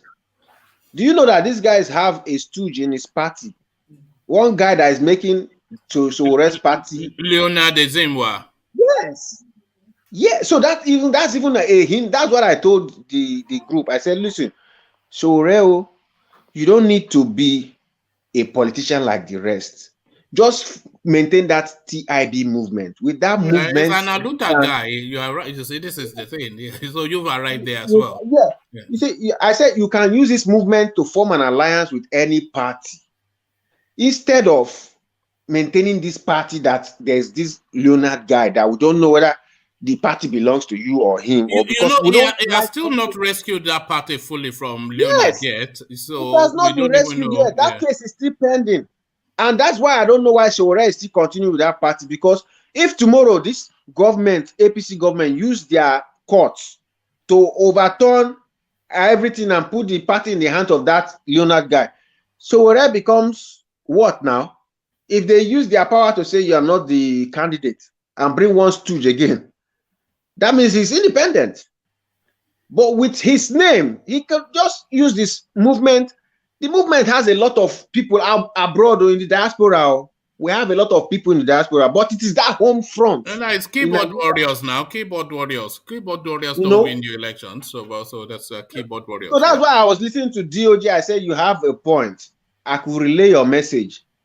But yeah, you see, but you know it's what not is painful, X0? You know what is painful? Every time, I went to a point to say, oh, I won't talk about the guy again on the platform, because every time you're trying to just even try and bring this narrative to people here and talk about it, before you even land all your points to make them see what you're trying to say, people will start interjecting and start stopping you and I'm thinking, I want the best for the country too. No, I have to support this you know guy. why people do that. They think you are trying to go off message, and rather you should be focusing on this guy's message and drive it through, so that we can gather using this platform and all other outlets, gather as many people to rally around him, so that he can have a real impact. So that is where people want to point it. That Yeah.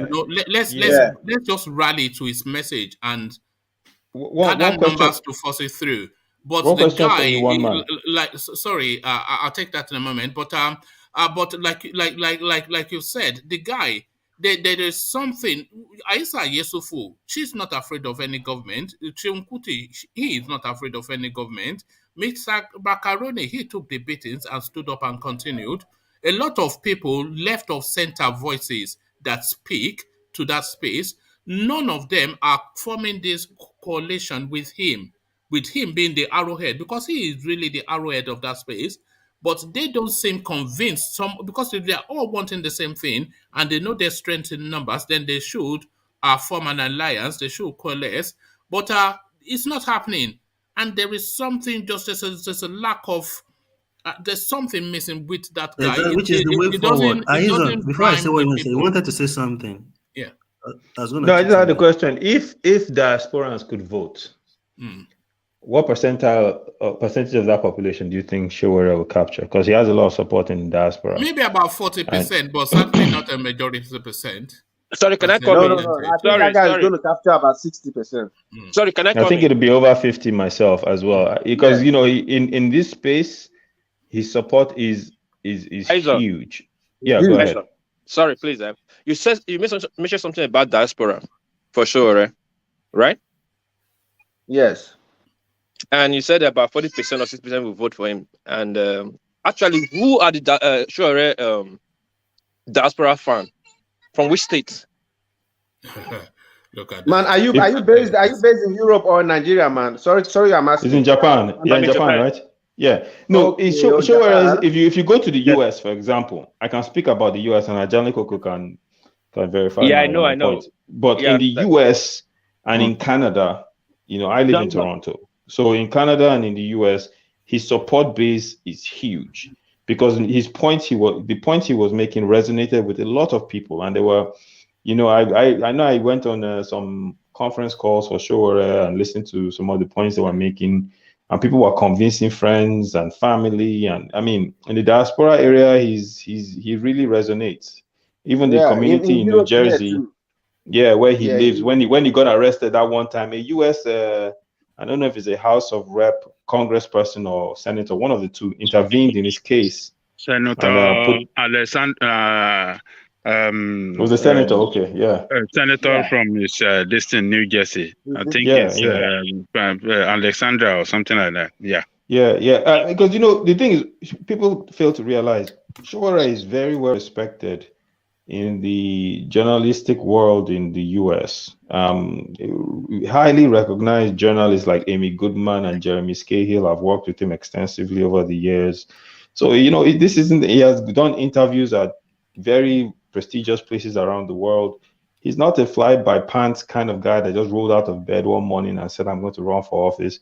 So, and he's been fighting the same fight. His message has been consistent for decades. Be careful when you're mentioning European journalists, because one man will say they are looking pale. You know the way he used to say about looking pale. How else would you both look other than pale? Is that not their? No, is that there's a not way their you put complexion? There's a way you put that Nnamdi Kanu's lawyer. No. That one is a special case, isn't it? But you see, all that you described, Aizon, it only goes to enhance the point. So it has all this backdrop that you've just described, but it doesn't impact in terms of its push. So why is that? There's just the guy is just it doesn't gel with people. For some reason, it just hasn't. The Nigerian population are very fickle, I don't understand what it is. Now. No, I'm not blaming it. I'm just saying for some reason the message has not passed. It hasn't crossed over. So if the message is not impacting, then it's either in the delivery or in the recipient. So is it you can say the message or the message the people are too dumb to understand? What are we saying? No, I won't say the people are too dumb. And I would say his message to me seems very clear. There seems to be a missing link. And I'm not going to be... but you can't use you as a measure now. You are an educated man. Ajanle understands his point. Lord Michael understands his point.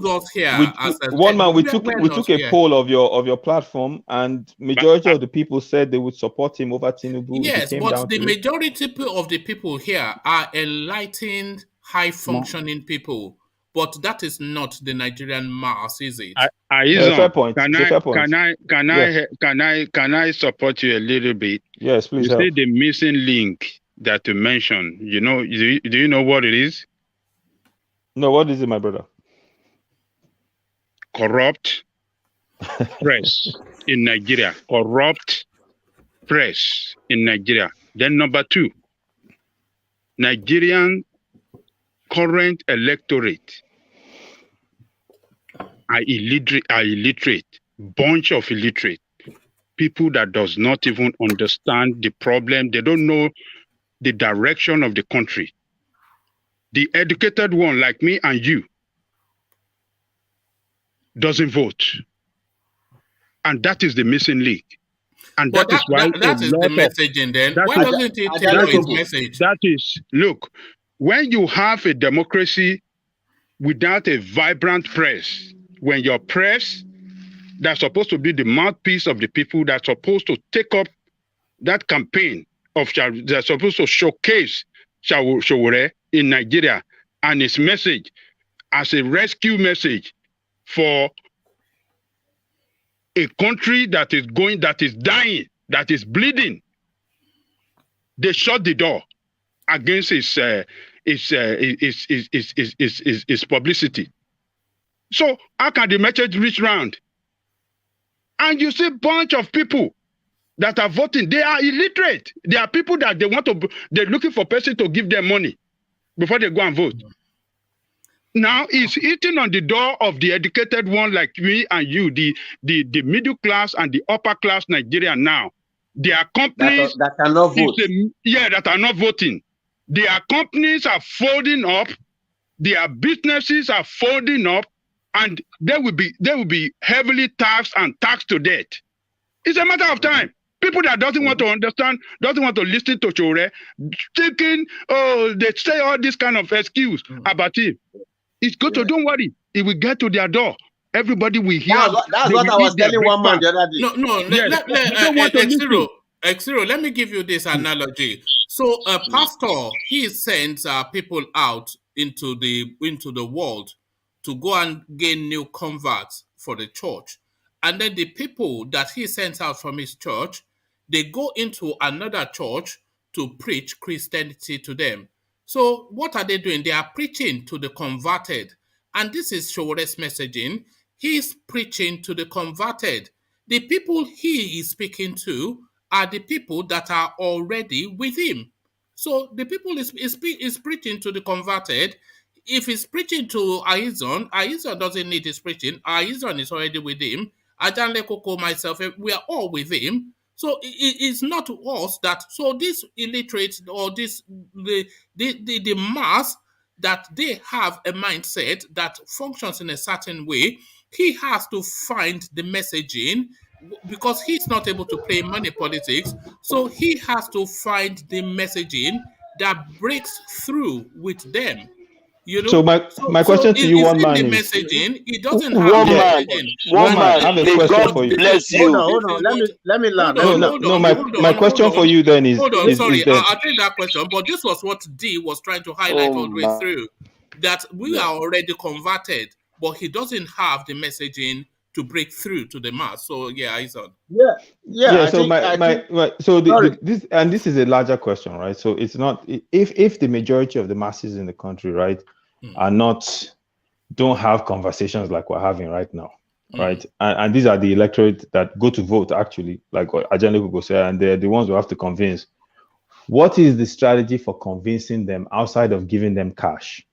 No, he has to find that because he doesn't No, have I'm that. asking you because He has to he find their said, language. He has to find their language because the language that Sowore speaks is not the language of the masses. because remember, Sowore, according to somebody said here that he said he's not going to bribe anyone No, for forget votes. the bribe. He doesn't Yeah, even have that's the why I said money. that. So I then said he that has to because that's the find, policy.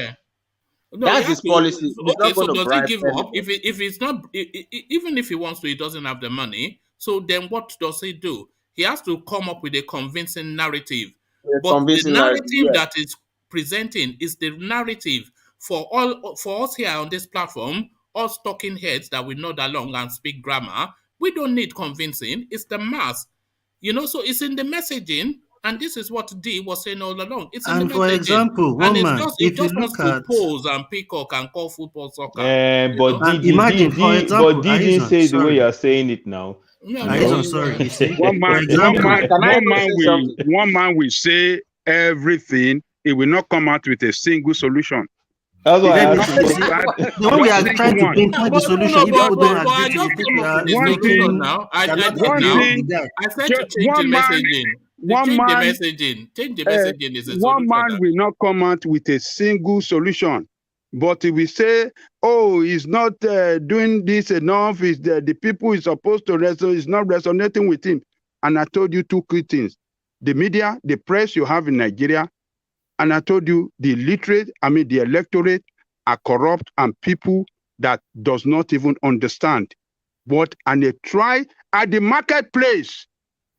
When he was carrying out his campaign, they were asking for money. And he told them openly that our own party will not give you money. Yes, we want you to come and vote. He told them openly in the marketplace that our own party will not give you money.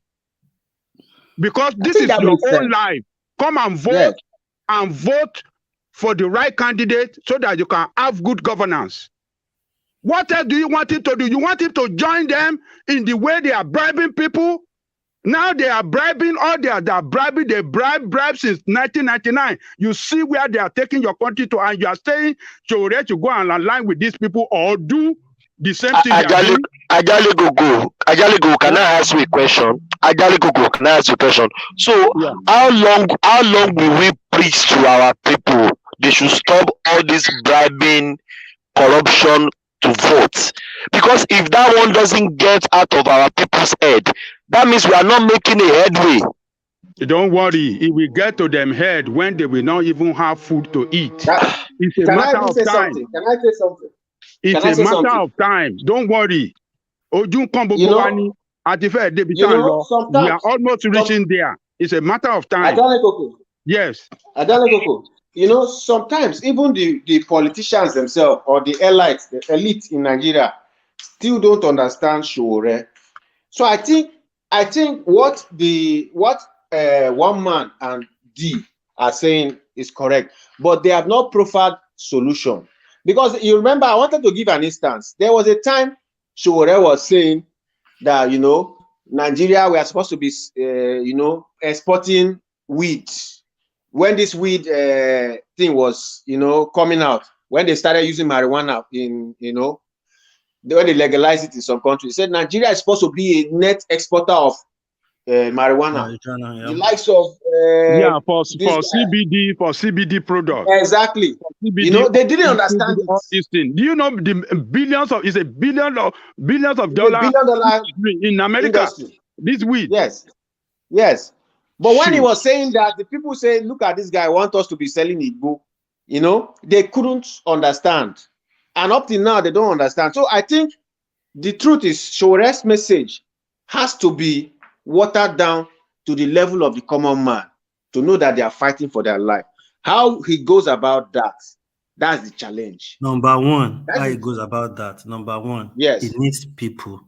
Number two, you need to go and watch when Bolage campaign. If Bolage is in with Alata, Bolage doesn't speak English, he will speak Yoruba, tell you Yoruba proverb, you will understand him without him even giving you money. So communication with people, and he needs people to communicate with people too. He can't do it alone. There we go again. So Sowore doesn't Ajale Koko, let me say something. Ajale Koko, let me say something. Let me say something. Let me allow people. Ajale Koko, I want to say something because you said something about one man doesn't provide solution. Did I hear you say that about Sowore? Was that what you said? Yes. I think you are not listening, Ajale Koko. Like you got it wrong there. Once upon a time, one man said, Sowore's solution is this. He said Sowore should pack it in and pack it up. That is time that Sowore has to pack it in and pack it up. So that is it. Well, would you disagree? He's not having any impact. So what's the point? That's the solution. Yes, that's what I'm pointing out to you. It's just making the place look untidy now. Is he having any impact? You hear what I said? You hear what I said? Now, exactly what you said that day. The same thing he's saying again. So, let me land the point.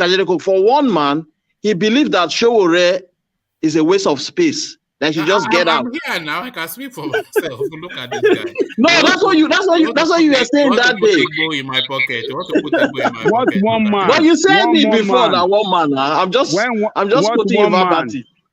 I just feel he's just wasting. You know that attention is a real currency. Is real estate. Attention. So the attention space that Sowore is occupying, you know, is not well utilized with him being the arrowhead of that space, because he has had all this attention space. Only Nnamdi Kanu has had more attention space than him outside of people who hold power. So this guy has commanded so much attention space for so long, and the upshot of it is that people are still not convinced. So and that's real estate. Or attention is currency, or it's data. It is. It's movement. Let me tell you, it's just what one man attention space. What one man is doing. One man campaign of calumny against Sowore. One man and his and co. Those of the Andy. Mention my name, Andy. One man D and some other. And Thomas. And Thomas. Thomas and co. But everybody cannot agree with Sowore. That's the thing. Everybody cannot agree with him. Yeah. Well, I'm not saying you should agree with him. But what I'm saying is that what they are doing more harm to our poor people that we're supposed to enlighten using this platform than anything. They are harming them. They are dragging us back. They are dragging us back. They are dragging us back. You are not helping these people. Because telling, okay, Sowore, but you don't have any other person as alternative to that Sowore other than this criminal politician. But Ajale Koko, he just mentioned is more than 5 solutions, a way forward for Sowore now. You knock everything down. He's even on the side of Sowore. He's on the side of Sowore with all his narrative. He said, when you go to a market woman, speak Yoruba, come down to their level. Who told you that Sowore doesn't speak Yoruba when you get to a market? All those things D mention. Funny enough, all those things D mention. Sowore has put all those things to practice. He has done this. I don't know what they're talking Go about. and watch his video. The video is there. Let us say Sowore is not giving anybody money. He has featured on several Yoruba shows that he speaks Yoruba and can talk to people in Yoruba. What are you talking about? He just have to find one excuse or the other against this guy. All right. Go with dilly-dally. Yes, D, just round off, and then I want to move from the Sowore space. It always ends, we never. Exactly, that's why I said the other day, I don't want to put my mouth. Because exactly people that came at the end when he was giving his rounding up question, I say, don't do that. I'm keen to move on. We've been on Sowore for an hour and a bit. Let me just give you 2 points. I think when Sowore starts to do Sowore rice, Sowore beans, and co, and give it to the poor masses, they will begin to listen to him. Okay, Yeah, so let me just say this. No, one man and co will go after him again. No, when he starts distributing rice, they will start showing videos. Look at your Sowore. What is the difference in his offering? Wait now. And when he's talking about Sowore, what piece? You can't stop him. Wait. See, everybody's right here. Everybody's wrong here too. In as much that your view can be, you might be right in your view, and might be wrong too. Might be wrong to me, Sowore is right, fine. He's wrong too. One man is right. Ajaliko is right too. But let me tell you one simple thing I noticed from my own state. Sowore got the most votes for this AAC. I don't know. Ajaliko, you are close to the party. You're supposed to know. He got the most donation. After the election, he lost. He never came back to tell them. To do thank you, how you say thank you visit support. He didn't show up. He didn't turn up. He chopped the money now. He chopped the money. The Edo people took it upon themselves, print in abroad, send money, print checks. They got the most votes. Most vote or money? What are you talking about? You are talking about vote. My brother, you're getting it wrong. Is that what are you talking about? I'm not saying there's no vote in Lagos. Listen. There's a video. Hold on, let me break it down. There's a video out there. There's a video out there of how Sowore came out publicly. He break it down on how they spend the money. How they got the money first? In Baja, he spent money I'm talking about. He didn't come back to other states again and do thank you visits. Even though he lost, he would have come back. Thank you. Next time we'll do better. Yeah, but the party does not have that kind of money. And that in itself a campaign also. So that's you go back. Look at Trump. Trump is already doing campaign now. It was one man that said he chopped the money. It was not worth peace. And even Sowore chopped the money because Sowore came out. Because Sowore came out and said he didn't chop the money. He didn't chop any money. He didn't chop any money. I'm not against money. I'm not against money. Not you. Sorry, not you. Sorry. All the Lexus that is driving all over. And even said, okay, because somebody came out and said how he spent the money, does that mean he didn't chop the money? No, it's okay. Because I've told you I spent the money. It's just a commodity thing. But again, for me, I think Sowore to start from the councillor or chairman to governor before president. Like you said initially, that's your opinion. Your opinion. I said for me. I didn't say for me. If Obama had started as president, he wouldn't go nowhere. He wouldn't get anywhere. Obama started from very low to get to senator, and he didn't start very low. He started as a state senator. No. It started very low. Obama contested as he lost. The contest was one. Senator. No. That means you don't know Obama history. He started from the grassroots, like councillorship. Go and check. Are you serious? Yes. Oh my God. Check okay, your I don't hear you. He lost. He lost. Okay. And then the next try was What piece? To buttress your point, let me tell you something. You see, Nigerian politics, the way you start from it, you start from a lower level to enter the party. That's the bigger side, You see, even all these top politicians, when they want to put their kids to go into politics, they rather start them from state honorable or federal honorable. That's the highest you could do. But those are established parties, so These are corrupt parties. You are saying you should go and join corrupt party to start as a councillor. Actually, Coco, you see, we are trying to bring solution. We are talking about that how is we your could go about this thing, but you don't want us to even say anything. Your solution That's is your own solution. That's your own solution. Hey, it's our opinion. I didn't say show your solution. A man that form a political party to go and start as councillor. Listen to yourself. I didn't say councillor. I never said councillor. A person to start I never said councillor. That form a political party. Hold on. A leader of the party. Why are you quick to dismiss that for him to? Sowore has no political. A leader of party. No, a person that form political party. You never seen that happen. Atiku was one of those that formed PDP. Right. Did you see him go and start as a councillor? He was a governor. Where have you seen that done? Oh, goodness. Everybody, please. Let's go on to Thomas and just leave that space. Because that's Can I round up, though? You know what? You've been rounding off, but just round off. The people won't allow me to talk. Anyway, carry on, guys. No, round off with that, and then I'll just go on to Thomas. Yeah, then I think Nigeria, we should all put tribalism, religions aside. If somebody is wrong, somebody is wrong. We can't even go forward if we start by that mindset, like, oh, why is these people? The guy has done something wrong. Let him go down for it. If those are the few people, and if another tribe comes in and they feel the Fulani people has done wrong, he should call them back and put them where they belong. So let's stop it and speak fact, like, oh, this guy stole the money. And for the pastors too, that is bringing tribalism into religion, I don't even understand. And obviously, I think we still have a long way to go with the way things are.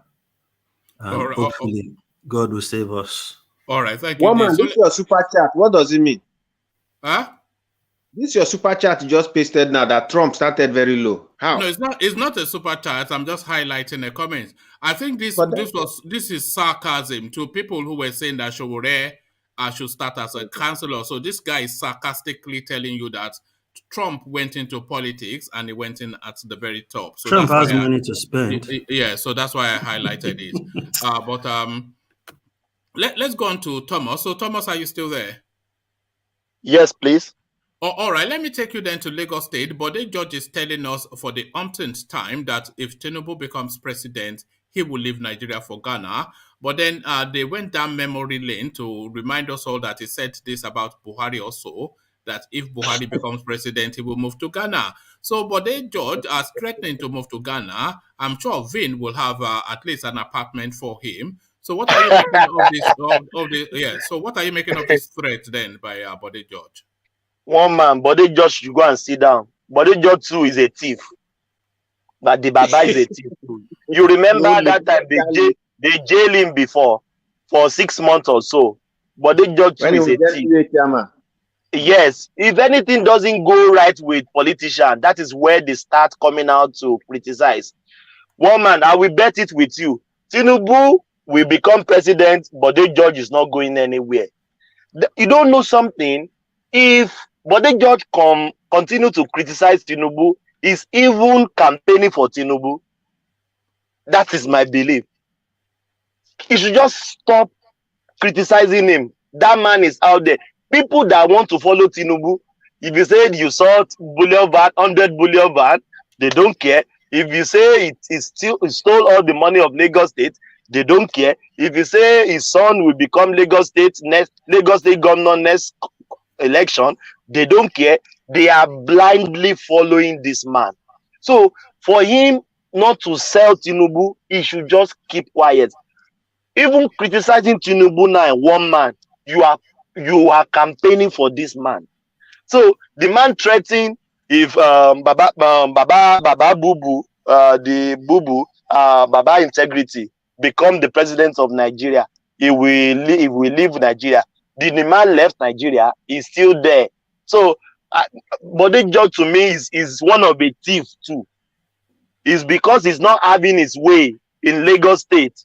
They are not bringing portfolio. They are not bringing Ghana must go to him. That is where he's criticizing Tinubu. If Tinubu went to him today, say Baba Emma Bino and Dobale, this is Ghana must go, the man will succumb. They are all thief. They are all bunch of thief. One man. Let's just move on. That man, I don't. Sometimes he peacocking, is stretching, is boasting, is talking Tinubu down. He's even propaganda for Tinubu and even campaigning more for him. The more he's putting that man down, more people are knowing this man. One man. Let's just move on from that space. All right, thank you. So let me take you then to the footballer. A lot of criticism going the way of these footballers who went to play a novelty match to commemorate and to celebrate Tinubu's 70th birthday. So Nwankwo Kanu, he's saying, I am only supporting Tinubu for his generosity. And then he takes us down memory lane to tell us that when he created his Heart Foundation, only about 2-3 people supported him. Tinubu, one of the more notable ones. And this was a long time ago. And Tinubu will say he invests in people. He's invested in this guy. So when it comes then his moment of need, he could not turn his back on him. So are we being a bit unfair on these footballers? Because they are footballers, not politicians. You don't expect them to have that sophistication of the political space, because Kanu went on to say that, look, people should get their PVC and vote the right people in. So that is his recommendation. But he explains why he was at that space to celebrate Tinubu. And off the back of that, there were several of them. So Alexander Akashe sends in this clip as well of Taribo West. Let's see Taribo West at that event, and then we hear your commentaries. It was this former Super Eagles player. Right now, Taribo West prayed fervently for Tinubu's presidential aspiration. We command Ahmed Bola Tinubu's name right now to stand in that throne of the presidency of this nation. Yeah. One of the reasons of this convergence is for a novelty match. So there you saw Taribo West acting like a yam head, but do you know? But really, are we being unfair? Because Sowore comes out to say that their presence there was hunger driven. I don't think anybody can accuse JJ Okocha of being hunger driven. Victor Ikpeba, you know. But are we being unfair to expect the sophistication that we are expecting of who are essentially footballers, especially given their history with Tinubu? So what are you making of that space, Thomas? One man I will start with Kanu, the footballer. For him to go there and celebrate Tinubu at his 70th birthday, I didn't see anything wrong with that. It will be ungrateful man not going there and celebrate this man if Tinubu has been his supporter of his arts foundation. If I'm in the same shoes of the guy, I will be there as well to celebrate him on his 78th birthday. I didn't see anything wrong doing that. That is my own opinion. People may say it's driven, but if you see the prayer of Taribo, is money driven. To me, the man's prayer look like our normal pastor prayer. If they need Ghana must go. He pray a hungered prayer that will provoke God. So Taribo, yes, I command you now in the name of Jesus. Yes, Taribo look hunger to me. He look hungry. He's a hungry. I told you one man. That's my opinion, but I will not. The other guy, Kanu is not hunger man. You can't say Okocha is a hunger man. You can't say all the rest of them are hunger person. But for them to go there, but wasn't a poor use of language by Sowore to attack them in that manner? No. You know Sowore now. Sowore is I don't want to say anything about Sowore again. It's just out there to just I don't know. I don't want to say anything that will bring us back to where we left. So it's not everything you see you must talk. Did what he say now? Is that is this comment will bring people to him? No, it wouldn't bring anything to him, or people come to his side. Maybe Tinubu supporters come to him. It wouldn't do anything, one man. That is my opinion. It wouldn't do anything. I won't. Everybody cannot be your enemy, and everybody cannot be your friend. People choose to go where they like. It's their personal conviction. It's their personal driven. So if those ones go there to commensurate with Ahmed Bola Tinubu, to wish him happy birthday in his 70th birthday, I didn't see anything wrong there. But what I saw there is Taribo's prayer. These pastors, they should just pack their side away. They should maintain what God has given to them to preach the gospel. They should move away from the politician, because they are the main problem of Nigeria. If politicians are being chastised and pastor has been chastised and bring them to book in Nigeria, Nigeria will be a better place, one man. Because this is two people that is running us down in that country, our pastors and our politicians. So for Kanu to go there, because Ahmed Bola Tinubu has been his supporter, I didn't see anything wrong doing that. That is my opinion.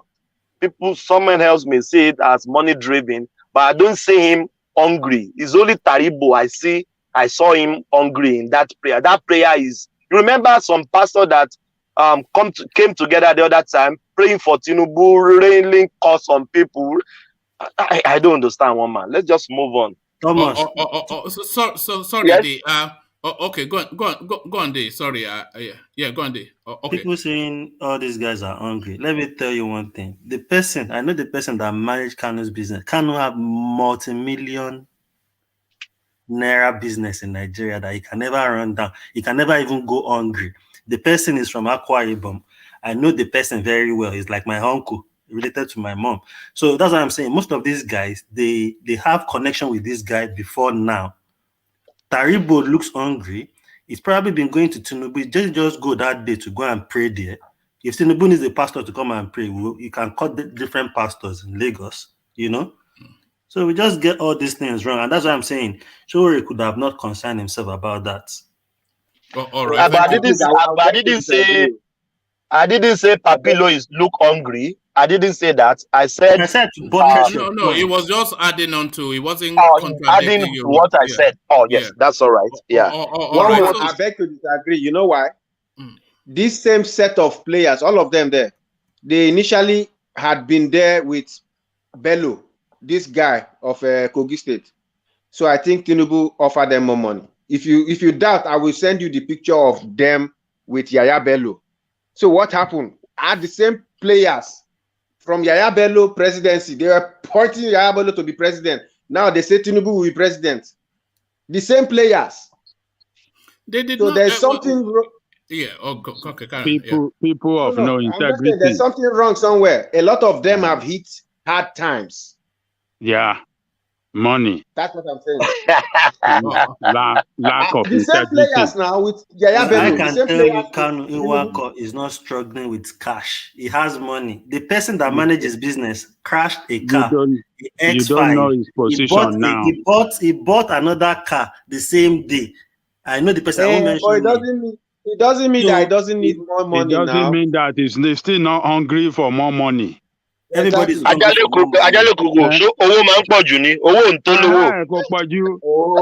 the politician, it's through the politician that you can get that more money in Nigeria. It's the most lucrative business in Nigeria. Politics. Exactly. I'm sure how much can rent?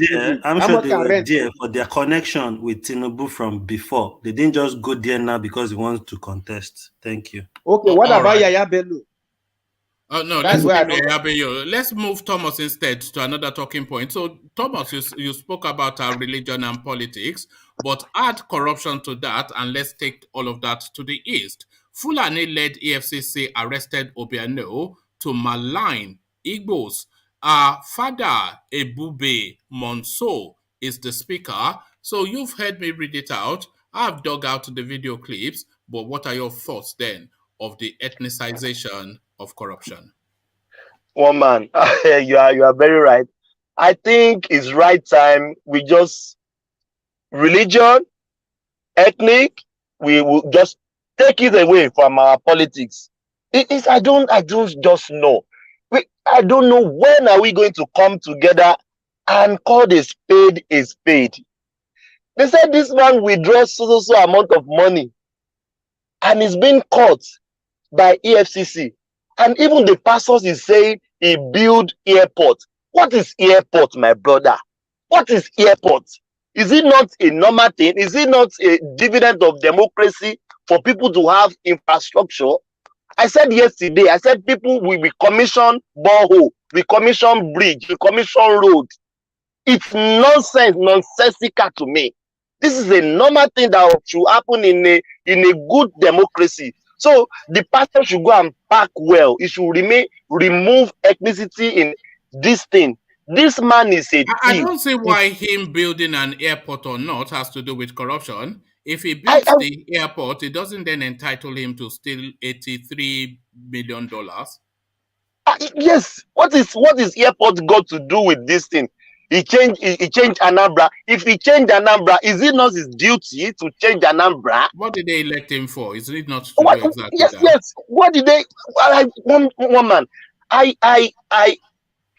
This country that I am, people they will never applaud politicians for anything, because this is their right of the people to get a good dividend of democracy. People will point to what they are not doing, not what they have done, because it's their right to do what they have done. People will point to what they should do, because it's the right of the people to ask for a good governance. So if the man is saying it's the Fulani that led the arrest, so if the Fulani is the head of EFCC, so if they want to arrest Obiano, they should sack the Fulani, make the EFCC chairman to be an Igbo man or Yoruba man, so that people will not be saying they arrest him because of ethnic. It's just crazy. And the man is even shooting himself in the foot. The pastor, he built airport, he built road. Should we be happy because they build airports? No. One man, good road here. They will remove all the road. They will retire the road. People don't applaud government for retiring the road, because it's their job to do this thing. But small thing in our country, they build airport, they dug or borehole. One man, one person in one state, he built a plank bridge. They are commissioning a plank bridge. They are commissioning borehole. So the pastor, it's time our pastor should just stop politics, stop ethnic fight. One man from that congregation, that church, you can see there are thousands of people there. He has put enmity of Fulani again in those minds of those congregations.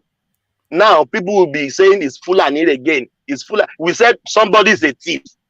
Let's call the thief a thief. It's not about. I said the example one before. A policeman here stopped a car. The man said, the man said you are speeding. The guy said, oh no, all of us we are speeding. And the policeman told him, my radar can only catch one offender. That is why I'm stopping you. But Nigeria, we will say, what about Yaya Bello? What about Tinubu? What about this? What about this? This one we see now. That is where we catch him. He's a thief. He's a bloody thief. So we should catch him and they should put him in his place. And I saw the video that you shared.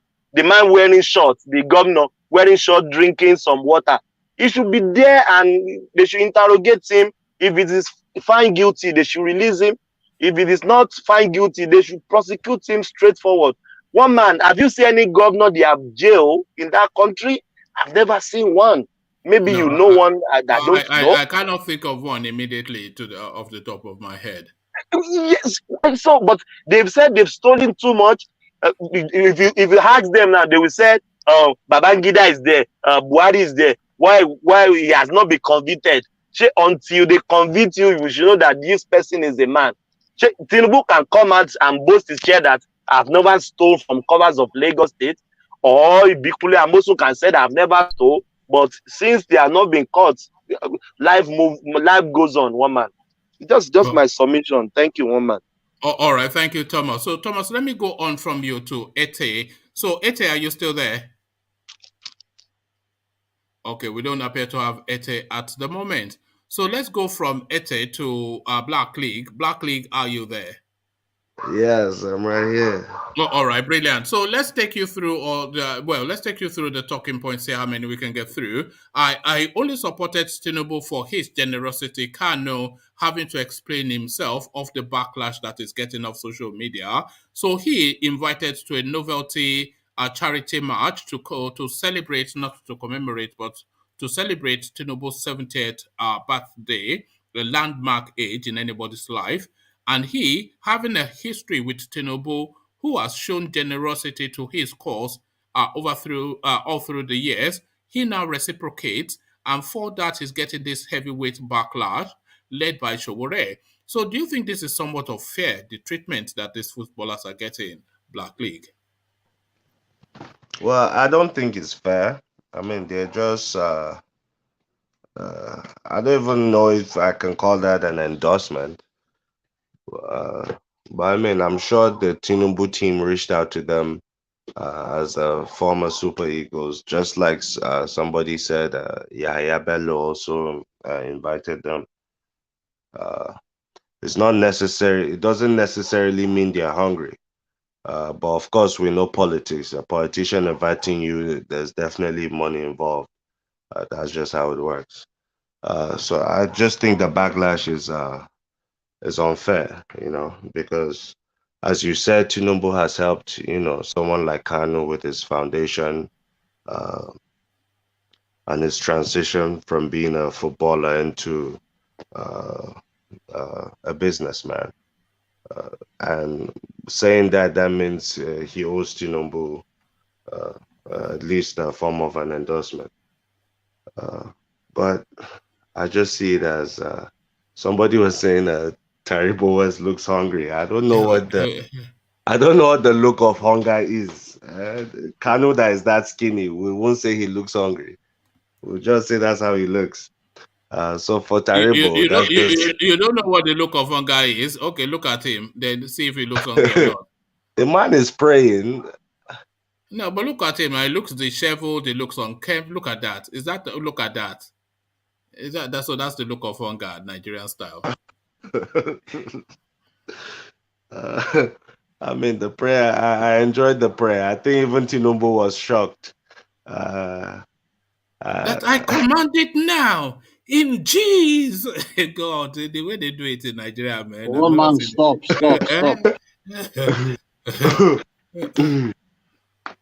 But one man, I'm sure if you want to contest, you reach out to them. They will also come and Taribo will pray for you. Your team has to reach out. I think they're having too high an expectation of these people.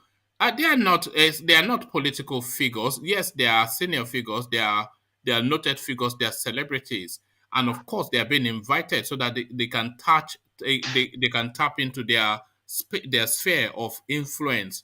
But you can't have. What expectations are you having of Kanu and Taribo West that Sowore is calling them hunger driven?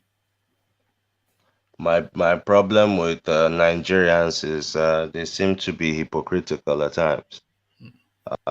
This same backlash, I wish it was at the politicians that are looting the country dry, but instead they are praising them.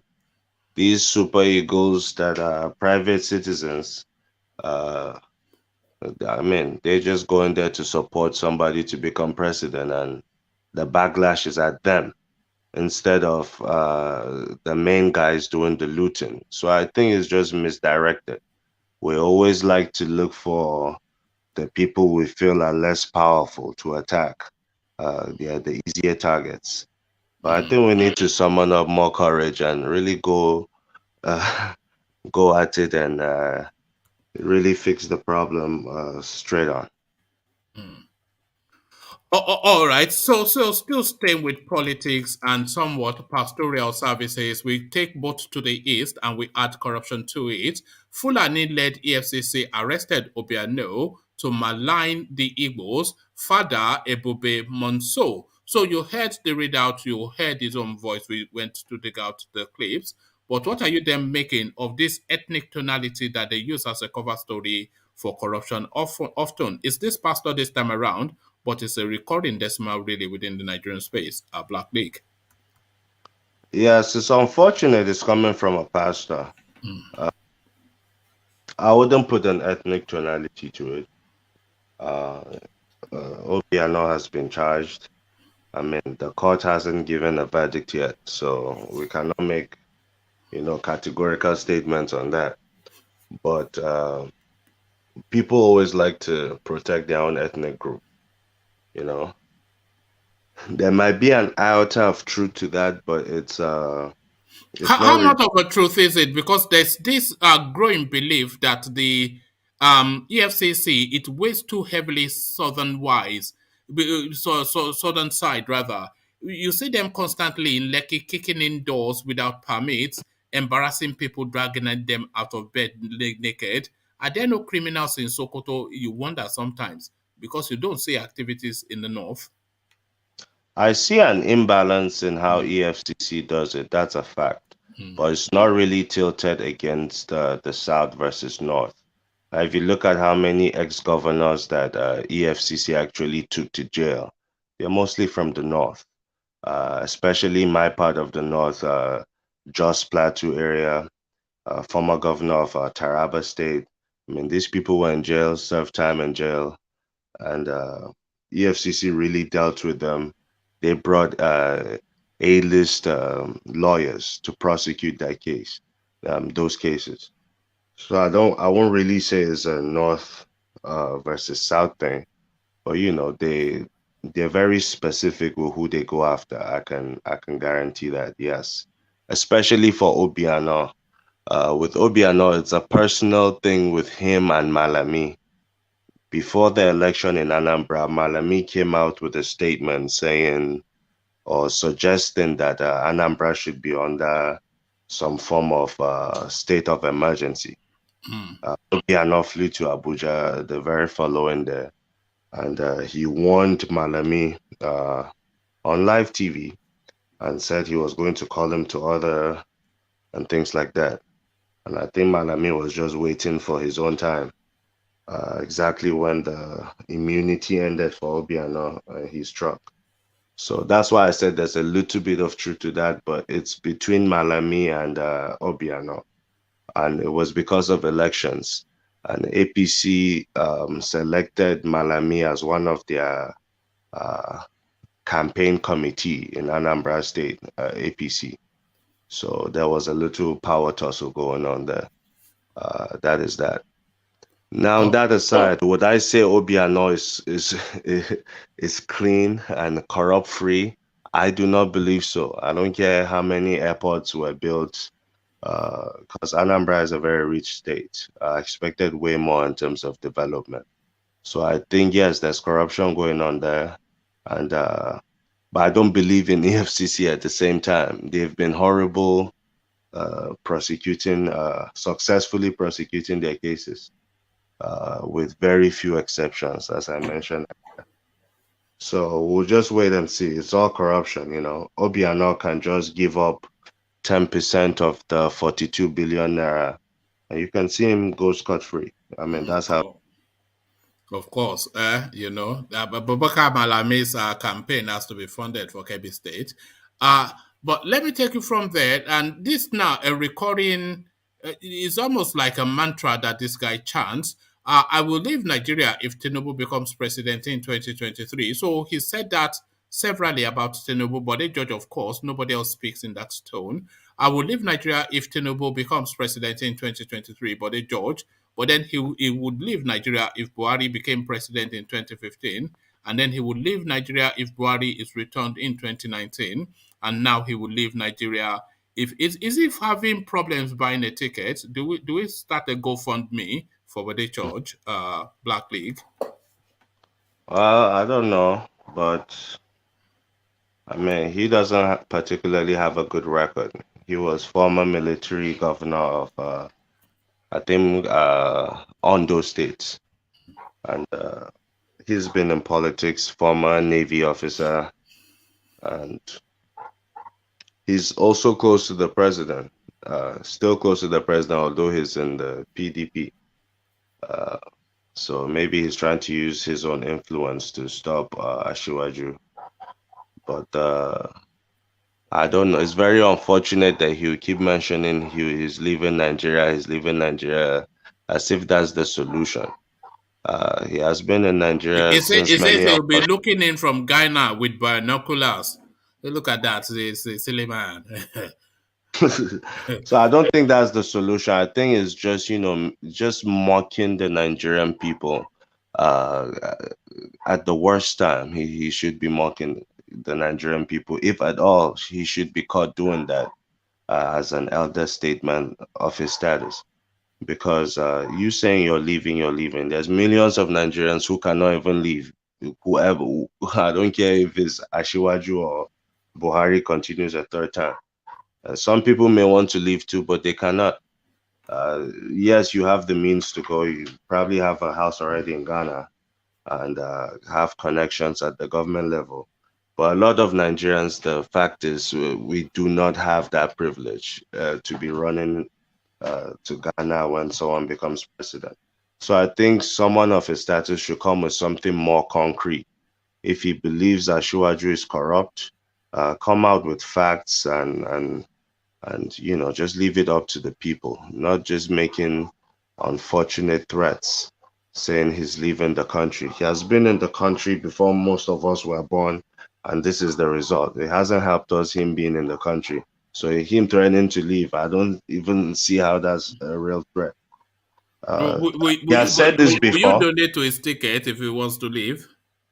That man is wealthy. He doesn't. Don't worry, I will donate to his ticket. Or if his ticket doesn't he doesn't have, he can just what's all this nonsense?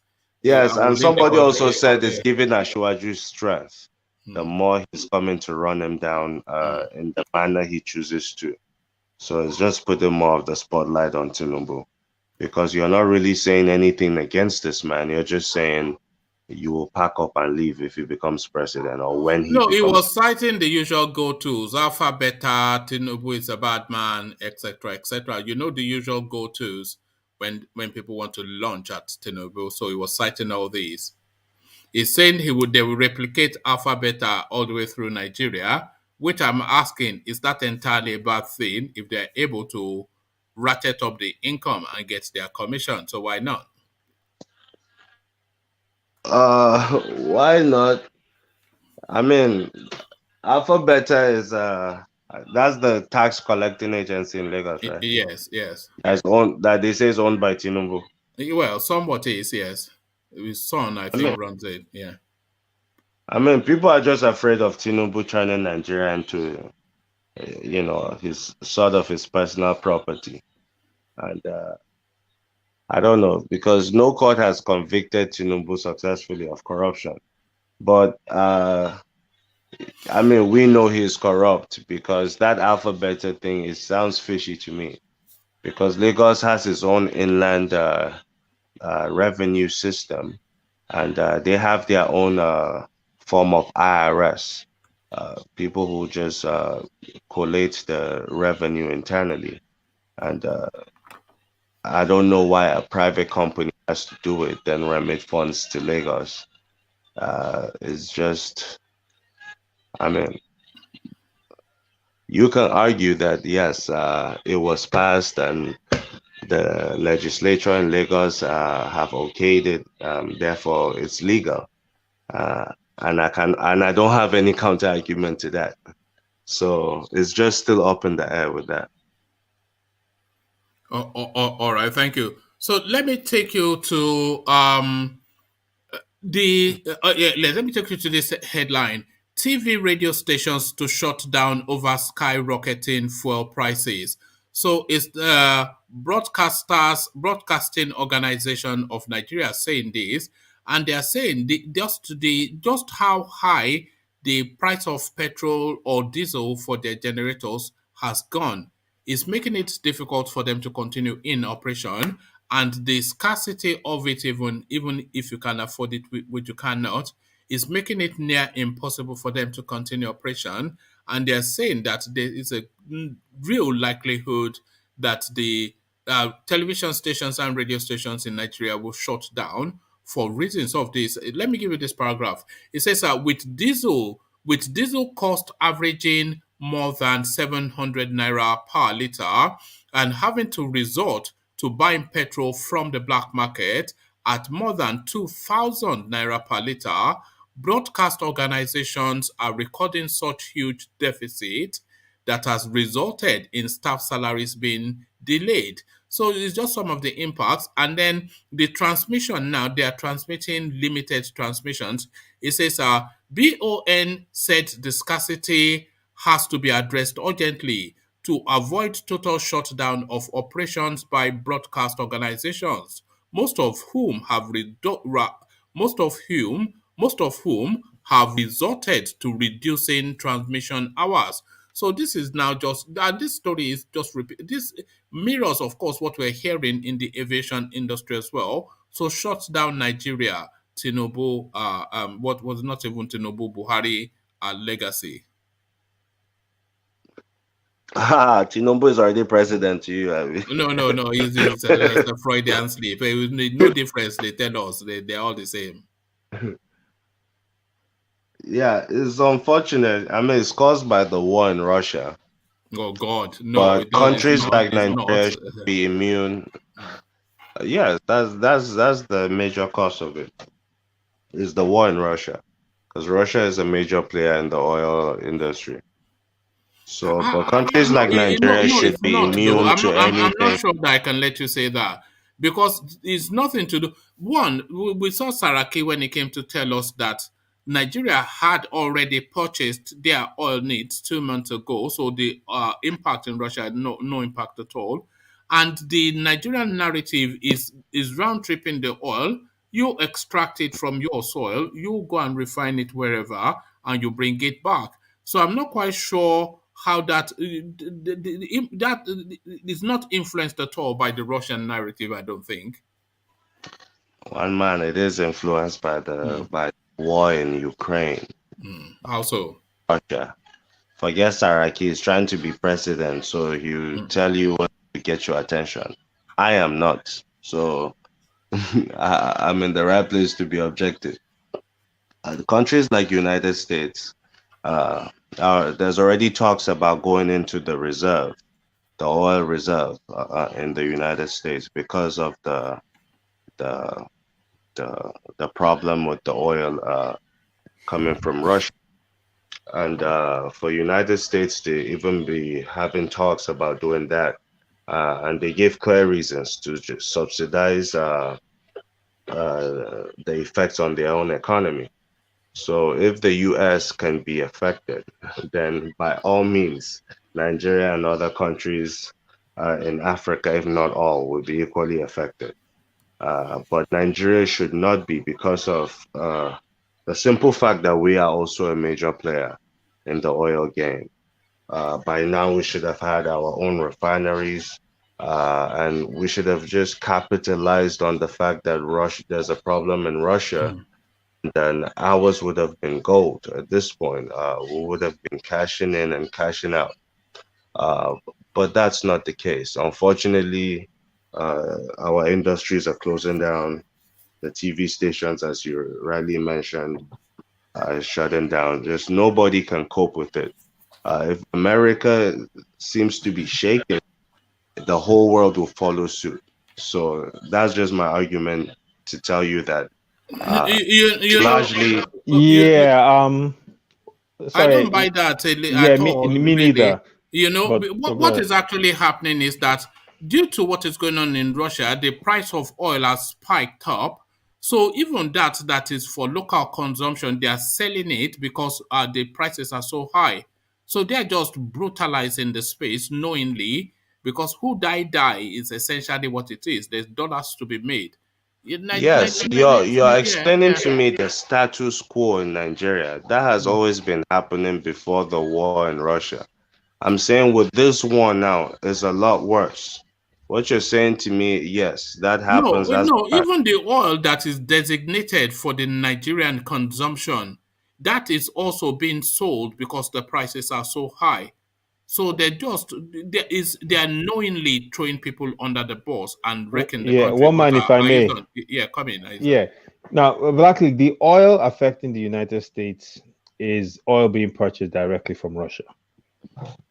So US, which is the criticism Biden administration is facing right now from the Republicans, because they're saying that if he had opened those drilling areas, they wouldn't be facing this issue.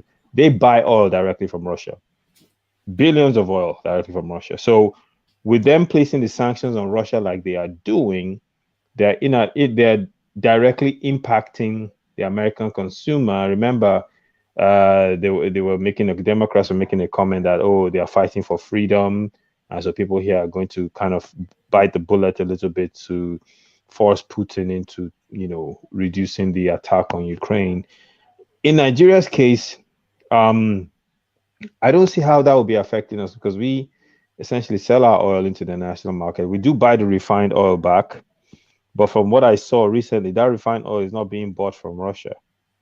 So it shouldn't be affecting us in the same way it's affecting the United States. There are other countries that also either purchase oil from other nations that is not Russia, and so it doesn't affect them as well. So that's why I think in our case, and correct me if I'm wrong, this issue started before the Russia thing even kicked off with Ukraine, because first we had the adulterated petroleum that came into Nigeria. That was the first hiccup, when they sold petroleum that was bad, and then after that, the scarcity followed. I believe I'm right. I think Aizan is on point. Everything you said, I think you are right. The problem started with adulterated this thing before the Russian war, and like you said, that we are not importing from Russia. Yeah, we shouldn't be affected. So we have had the problem already on the ground. Before this, thing is, we are not importing from Russia, but we are importing from Europe. we're importing from Europe. We're importing largely from Europe. Yeah. So that is a problem. We don't have to be just importing from Russia. So it does but have the problem have started before this Russian war. That is yes.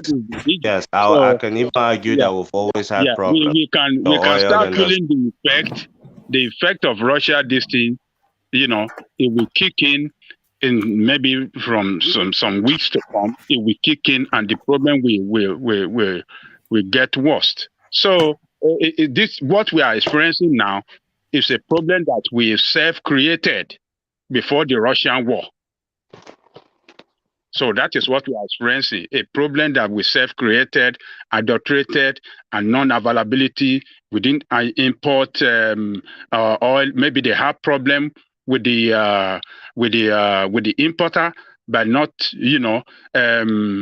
settling their debt or settling what they already imported from them. So they are not getting the adequate supply as supposed to. So that is the problem, because they don't have forex in the country in the first place. Now they don't have forex. They don't have sufficient forex to pay debt, to pay all these things. That's the problem there that is affecting the supply of oil to the country. So the problem we are going through is a self-created problem. Russian this thing have not kicked in. When that one kick in, it's going to get worse. So that's my point there. You can continue, my friend Black League. Ajale Koko. Yeah. Yeah, I think somebody made a thesis about the situation that's happening now, that it is Dangote's refinery that is going to be open later on in the year, that they want to make the fuel very scarce and costly, so that by the time his refinery is ready, they will now say, he has come to rescue us. That's what somebody said. I don't want to, I don't I'm want to reading buy meaning. that. People I don't can want say to buy whatever that, they but I'm reading meaning. You know. Let's see how it Yeah, goes. you know, I don't buy it either. But my brother, why would Nigeria put the refining of oil into one man's hands? You know, if anything Yes, at all, you should have a lot of individuals or corporations, Nigerian corporations, will empower them to refine oil in each region. So that way, you that's the know, question. we're not dependent on one person, and then we're creating our own oligarchs. Dangote is We already a have billionaire. oligarchs. Well, oh, I know, we have oligarchs. but now with this thing here, Dangote is already Africa's richest man. Now you give him a refinery for a population of over 200 million. Do you know what you're doing? It's a very dangerous game we're playing. I celebrate on one hand that okay, maybe we'll be getting refined oil to a certain degree, but on the other hand, when you look at the bigger picture, you have to ask yourself, this guy will become more powerful than anyone else in that country. Than the whole continent. Yeah, that's just a fact. And and the thing is, Dangote, his company, I don't even know too much about it. I think it's traded publicly, right? So what happens when Dangote is no longer there? Will I don't Nigeria know. be? There are some things that I don't know how they've thought about. But they say the refinery is almost ready. And then this unprecedented scarcity and hike in price they're relating it to his refinery, that they want to make him come in and say, okay, he's going to help us with the fuel price. Don't worry, we'll bring it down. And then, when they bring it down, the thing has already gone up. They will not bring it down more than 50%. Honestly, my brother, you look at this election coming up, and you just have to ask all these people that are going to different areas to campaign. If the elders in Israel just tell them, listen, unless we restructure that constitution on your day one of entering that place, we don't even want to talk to you. We don't want to have any conversation with you, because what's happening is more and more they're taking power away from the different regions to the center. Because even Dangote's refinery, the federal government has a stake in it. So the center is just going to continue to become more and more powerful at the expense of the regions. And that's just going to create more and more poverty. Regions should be refining their own oil. Yes, of course. I think they granted people licenses. Not to refine oil. They haven't granted anyone license to refine oil. For modular refineries. No. You're talking about the ones that the people are fighting for in places like Rivers and Bayelsa. No, but don't get it wrong. There are license. America Onyoku, they had a license refinery in Anambra State now. It's called Orient Petroleum. Yeah, there's a modular refinery in Edo State too. Yes. But they're not producing anything, no, are they? They are still building. I don't know. I don't work there, but they're fully commissioned and running. So I don't know if they're producing or not producing. Yeah, man. All those ones will die very soon. The matter of time. Now, when they talk with that, people. But sorry, let me interject. That Dangote refinery won't work in next year, according to statistics. It's not going to work in next year ending. So what is what you are saying? When prices go up, they don't come down. No, it's not finished. It's never finished, fully installed. I don't follow the Niger statistics. I'm following the company. The company statistics is till next year. The company will be up and running. But anything can still happen in Nigeria. Yeah, that's what I'm saying. Fuel price has gone up already, and when it goes up, it hardly comes down without negotiation. So by the time he's ready to run his refinery, he might now say, okay, let us remove 10% from the hike. That's likely what we are going to get in that country, because they don't love the poor people, Yeah. So the best thing they can do is just decentralize power in that place. I'm telling you, that's the best thing they can do. Black League, sorry, I think you're the one that had the floor, if I'm not mistaken. Yeah, but go on. I'm just reading the comment. I'm seeing someone is trying to battle me on something. I don't know. I don't know which warlord they here. No, the thing is, how can you look at a country like Nigeria in your right mind and think that you shouldn't decentralize power? This exclusive list, You know, it baffles the mind how they just continue feeling like, okay, we're going to control everything from the center. Damn what comes. And that's why this presidential election even matters. It shouldn't matter. In a country like Nigeria, you know, president should just be a figurehead that represents us internationally. Aizon, do you think Dangote's wealth is illegitimate? You know, he came from wealth. From what I've read, Dan Tata and his people, they had money. So I do know this though. Black League, if you and I were in Nigeria today and they gave us exclusive rights to bring in something like cement or and rice, I don't think we'll be poor men, you know, unless we're and sugar, you know. So my brother is you know how they shaded Ibeto cement away, and he was the sole importer. That's my point. Like, for you to give one man the sole right to do something, I mean, and that's what I'm saying. That example right there, monopolistic power. That example right there mirrors the example of governance. Only the federal government can give rights to do this or do that. Do you know that Nigeria is the highest importer of rice in the world? It won't surprise me. You know, not the highest consumer, but the highest importer. There was a time that the Eagles went to play World Cup, and then I think Thailand it was that donated to them bags of rice because of the rice they were importing. That was when that thing came out that Nigeria is the largest importer of rice in the world. You know how we eat rice now. It's your go-to, it's your party food, it's your everything. We eat more rice than ever now. So, but Buhari was bragging. I don't know if this is accurate. He was bragging that because he shut down the borders, that we are actually producing enough rice for consumption internally. I don't know how accurate that was, but he said it during that interview. I believe he had to arise. With that fake rice pyramid, the price of rice in the market is still high. It's still about 30-something thousand. So where are we producing the rice that is? I don't know. That's what he was saying. He was saying that you know that people were criticizing him when he shut down the borders, but as we can see now, we're producing enough rice for consumption in the country. And I was like, propaganda. I know, my brother. When he said that, I said, okay, how can I verify whether this man is lying now or not? I don't even know. You know, he just said it, and I said, okay, well, I guess we're producing enough rice. Well, he also told you he took 10 million people out of poverty. So I mean, he did. You know,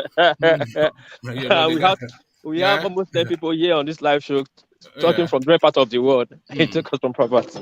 Yeah.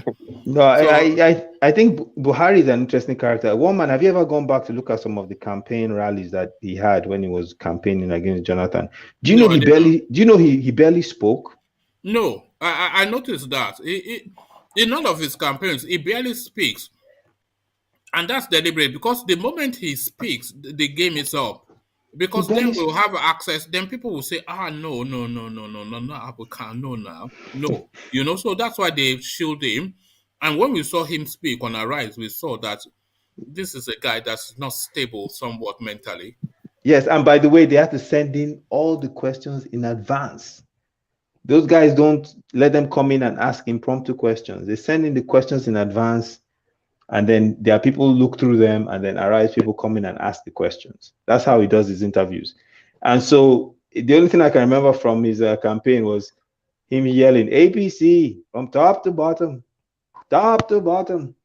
You know, that was all I can remember. He didn't say anything, you know. So he comes in and people are like, oh, your manifesto said this or your manifesto said that.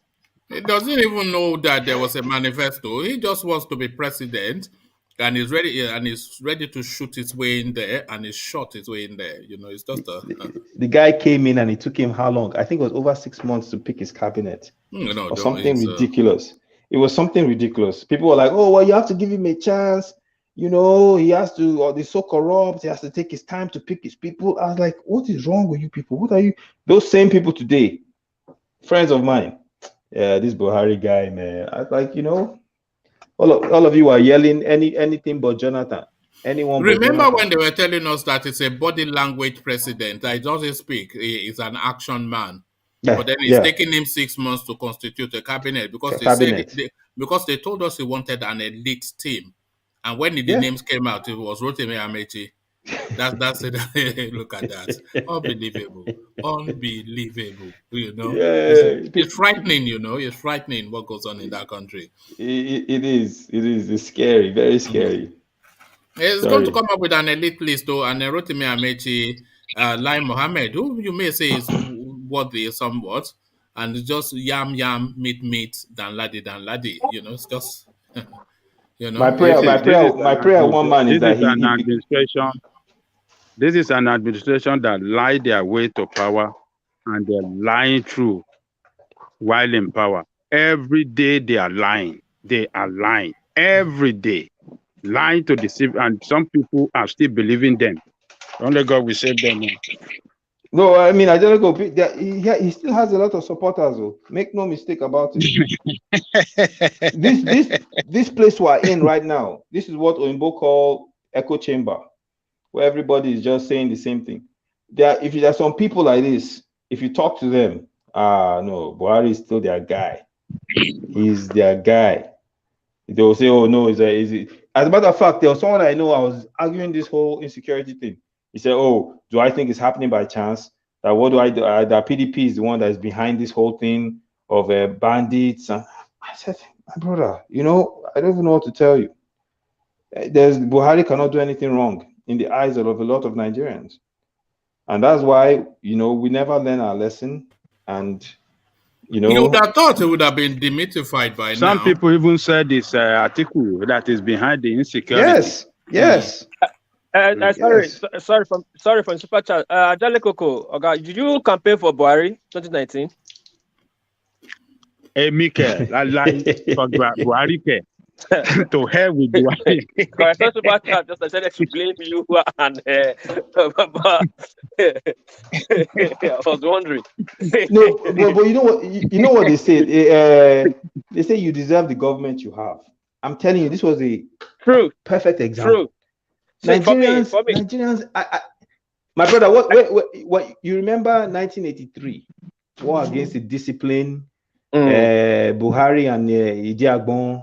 You know, that whole period. Unless you are a mad person, there's no way you can celebrate that period. People were celebrating that and saying, oh, this Jonathan administration is too corrupt. Buhari will come in and he will clean up this whole mess. And that Boko Haram thing, he will deal with it in 2 weeks. And I said, I was telling people, I said, my brother, you do understand that this man took government by force with a gun, abolished the constitution, instituted war against indiscipline, was beating your fellow citizens on the street, and you want to go back and vote for him. They said, no, that's what Nigeria needs. I said, you see? I said, that's why we have the government we have today. Right there. True. It's true. I think why the ones responsible? I think a lot of people were not born at that time. That war against it. That's why they were jumping into the narrative. What peace? You see, we can't really blame people. People just want change from PDP there. Even me, I'm blaming myself. I argue a lot with some of my friends that were saying, let's vote Atiku. I'm thinking, why would you want Atiku? You know? That you'll be on suspension for 2 weeks for saying this. So you supported Buhari too. So you can. I did. I won't lie. Everybody just want change then from that PDP, not knowing we are going from fry pan to fire. I'm sorry. Your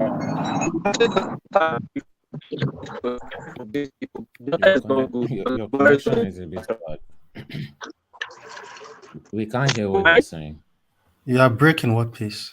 Sorry, we are breaking up somewhat war piece. But round off your thoughts, Black League, and then I'll go on to Ajanle Koko. So, Black League, you had the floor. Do you still remember where you were? I don't remember. The conversation has gone left, right again. So, hello, can you hear me now? We were Black League. We were talking about the corruption from the people of Ham. And how people of Ham are very corrupt. Yes, and they are the biggest problem in Nigeria. It's those Ham people, isn't it? Always the Ham people, eh? The Ham people that come here, they've come to cause us harm. Well, the Ham people, I see Aizon wants me to go in that tangent. Thank you for leading me there. Great people. I like to say we are the first Nigerians because through documentation, we occupied that area first with Sorry, proof. which part? Which part? The Borno side or the Sokoto side? The center of Nigeria. Oh, the middle belt, the Jos and all that. And Okay. all the way out of Nigeria. Okay. Also touching part of the east, the west. Oh, okay. Even indirectly influencing your culture. Yeah, I think that's yeah. Paul P. speaking, right? Yeah. That's me. What piece? Yes, true. Yes. So I Yeah, mean, we go all the way. Even in the Bible days, people who are Christians know about Ham, Japheth, Shem. That's where Hamitic languages come from. That's where Semitic, when they talk about the Semites, that's the Jews, Okay. and so on and so forth. That later on the Europeans tried to, because of the slave trade, tried to give black people a bad name, and then said the people of Ham were cursed and all that. Found a way to insert it in the Bible with the era of King James and them. But that's all to, they say to kill a dog, you give it a bad name. Bad name. Yeah, true that. But there's a point in history, all black people were referred to as Ham or people of Ham. So it's not just me. No, true, it's all of us. Yeah. All right. One of these days, you have to come and give us an extensive introduction to that space, just like we had with the Yoruba space, which we never really concluded when World Peace started to tell us that Yoruba people are daddied by their Edos. But hopefully, Black King is already trying to tell us also that his people daddied everybody. But No. Our own is not daddy. I'm just giving you chronology of history. We never claimed to be I actually believe more superior to Black anybody. League's point. Because he's eloquent, I think you're fooled by his eloquence. Don't be No. fooled. Because of the Nok culture. One man, the findings of the Nok civilization. We can't deny that fact. No, Nok civilization. Is that not what they call an oxymoron? What do you mean Nok civilization? How do they go together? One man, go to Ile-Ife and ask the people that matter. They will tell you about Nok culture better than I can. All right. Same thing with Igbo Ukwu.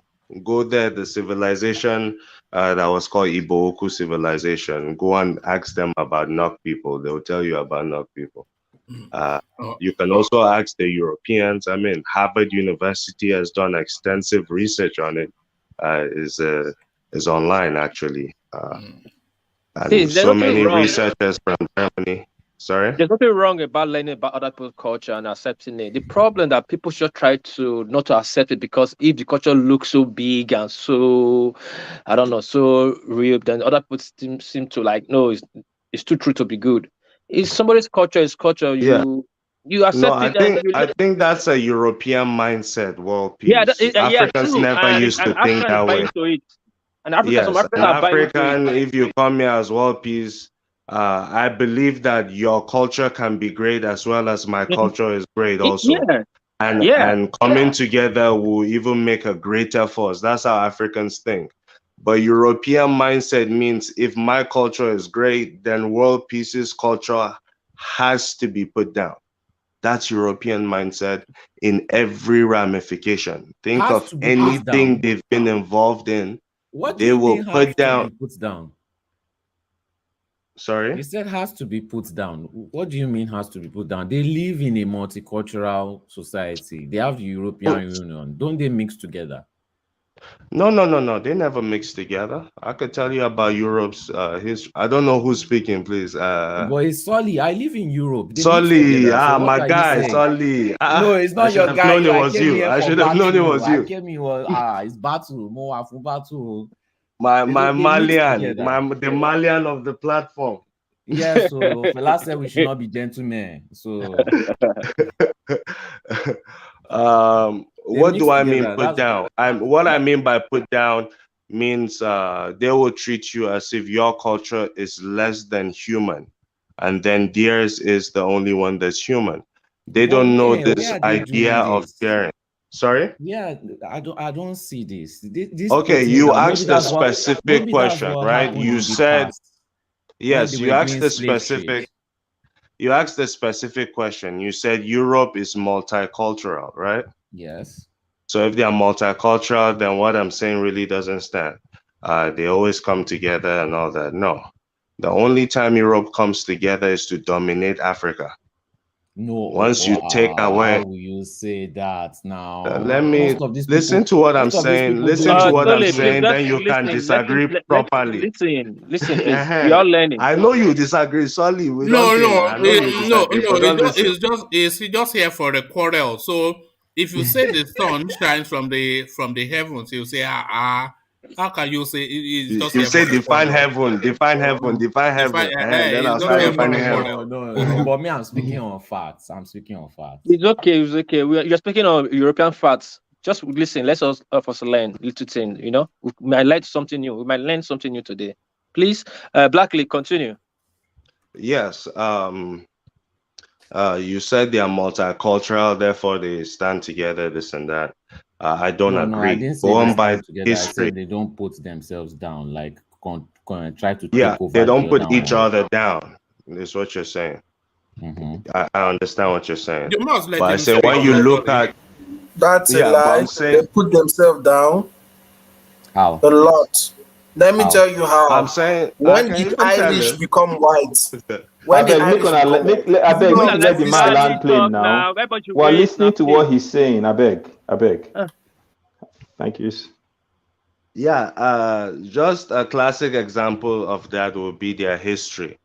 When you want to say anything about Europe, you have to first go to Greece and Rome. Those are the founding fathers of what you have as Europe. Before then, you can say Europe was not in existence. So how did they start? They started by having a mindset that they were better, and then anything outside of their culture was barbaric, was just not human enough, and therefore needed to be put down. Put down meaning go into your land, kill you, take you as slaves, just treat you like you're less than human. Now, the Romans did this perfectly well. That's why we still have the tag barbarian today, it came from them, thinking that you're either from them or not. Now, they treated their French brothers the same way they treated Africans. The Romans never really saw that you're black or you're white. No, you're Roman or you're not. Simple as that. They treated the French the same way. They called them the Gauls back in the day, Gallia. They treated the Spanish the same way. They treated the British that colonized us the same way. All of these people were looked at as slaves of Rome, barbarians, the same way Rome looked at Africans. Matter of fact, Rome had more respect for Africans than them because Rome put African generals to head their army, their legions, back in the day. Even though they still saw all of them as barbarian, they still respected some based on their skill set. So having that notion that Europe thought of themselves as together, as one, no. If you really go to their founding fathers, it's like your mother looking at you like you're somewhat inferior, because Rome, what it is the mother of Europe. That's why this mindset stuck to Europe, because it's psychological. Then when they got to the level where they could dominate other people, they replicated the same thing that Rome did to them. They said, okay, since Rome refused to accept us, when we take on other countries, we're going to instill the same treatment we got from Rome on other people. Therefore, we're going to have this mindset that we are the best and everybody else is below us, no matter what your culture is, no matter even if your culture birthed mine. I will still regard you as inferior. The British do that well. The Germans do that well. The Spanish do that well. But the French are now the new masters at this, since there's no more Rome and Greece as empires. Now, go to any French-speaking part of Nigeria, of West Africa. You will see a classic example. I wish Rational Man was here. I know he's the French man here. The level of oppression there is way different that you find in a place like Ghana or Nigeria, just anywhere colonized by British people. They all have the same mindset, but the French go a little deeper because they seem to be the closest. They got the template directly from the Romans, as I said. So if you just study how they treat each other, you will see that European thinking is me first, and only me can be at the top, and everybody else has to be put down. They don't have this concept of sharing, of which the Africans practiced successfully. The Benin Empire wasn't just Benin people in there, but it's called the Benin Empire. It's a melting pot of people coming together, but under a structure, each having their own respect. Go to the Mali Empire, you see the same thing. The Songhai Empire, you see the same thing. The empire in Nubia, the Kushites, the same thing. Egypt, as you have it, the same thing. It's multitude of different cultures and languages coming together to share power with mutual respect. Now, as time went by, the same way the Romans passed down that infectious way of thinking to the French and to the British, to the Spanish, that's the same way when they came and also dominated us, just like the Romans dominated them. They also passed this disease to us that we have to think that only our ethnic group is superior to everybody else, even when we have no proof to back it up. And we believe every other person should be put down. And this notion of sharing power and having mutual respect just went out the window. It has its origin in Rome, just replicating it. Plenty water comes into your narrative, Black League, and it says Portugal, Portuguese, Persian, Sweden, the Vikings ages ago are the founding fathers of Europe. Are you going by the Bible or world history? So Portugal, I know that the Persians, they ruled, the Persians are what are literally known as the Iranians, and I know that they ruled Spain for centuries. So I know they were the colonizers of Spain, but I'm not aware that they colonized Portugal, but this is what Plenty Water is saying. The Moors colonized Spain. The Moors were the ones that colonized Spain. It wasn't the Persians. Thank you. Who's that? Who's that man? Who's speaking? It was the Persians, I imagine. Are they not? No, the Moors. The Moors are not Persians. Good one from you.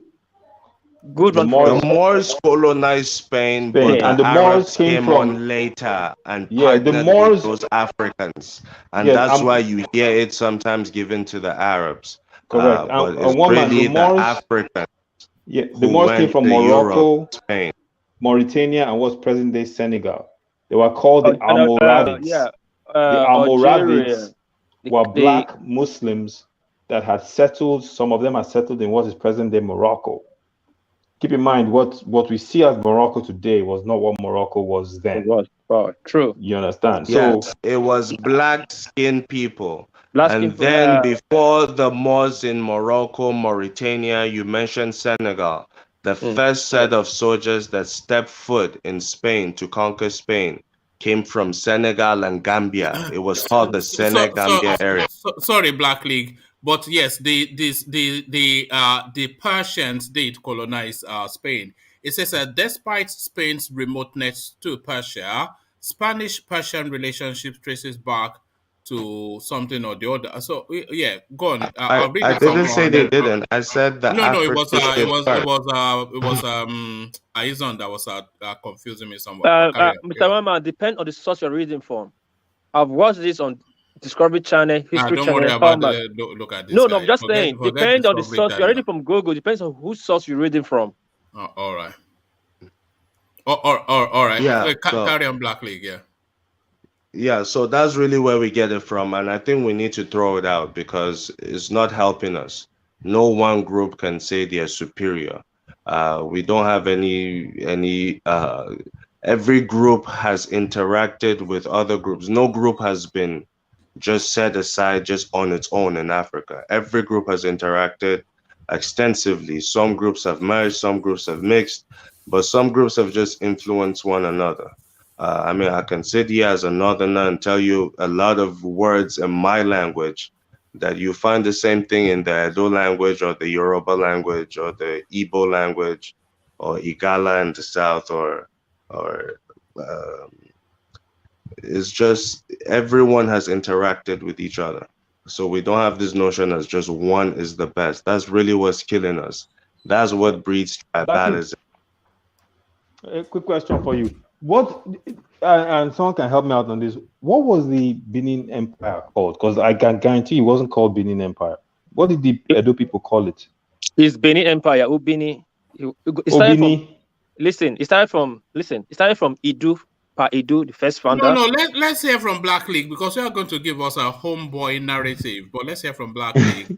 Who is the man no now one man. The man sabi the thing. No. You know, One Piece is going to give us his nativist make my people look good narrative. But Black League is going to give us according to the data. So Black League, do you know about that space? One man, I ask because people sometimes they look at the Benin Empire and they think it's just what is present day Edo. But from my history, I know that when the Portuguese came to Nigeria, they met the Ijaws first, and the Ijaws were the ones that told them there's this about place. the Benin. Yes, and then they took them. You're right. There. So all those people in that region must have had a very strong kinship. You understand? So one doesn't even fully understand how far the Benin Empire extended, because Nigerians, we don't map out these things. No, Benin Empire did not extend much. They claim to extend into Yoruba land, but there's Mr. Mama, calm down. Don't destroy history. Benin extended up to Gabon. Look at that. Here it is. Gabon. Okay. Well, how did that happen? Because through the bite of Benin. The bite of Benin. We were buying gunpowder and kernel from the Portuguese. We were supposed to go. Hold on, relax. We were supposed to one man is possible if you look at the map. Just relax. It's not possible. It's just, do you know why the Fulanis they are claiming Nigeria? Do you know why? Have you ever asked yourself why? Because of the what's it called, the Guinea, that Martin, what's it called, that lake, the Martin, somebody should tell me, put it in my word, in my tongue, that lake that lead to Nigeria from Guinea, that has Allah then followed. When then the Muslim, when they go to war, the Arabs, they go from river to river. They don't go to inland. They go along the water. You mean, are you talking about River Niger, Futajalon? No.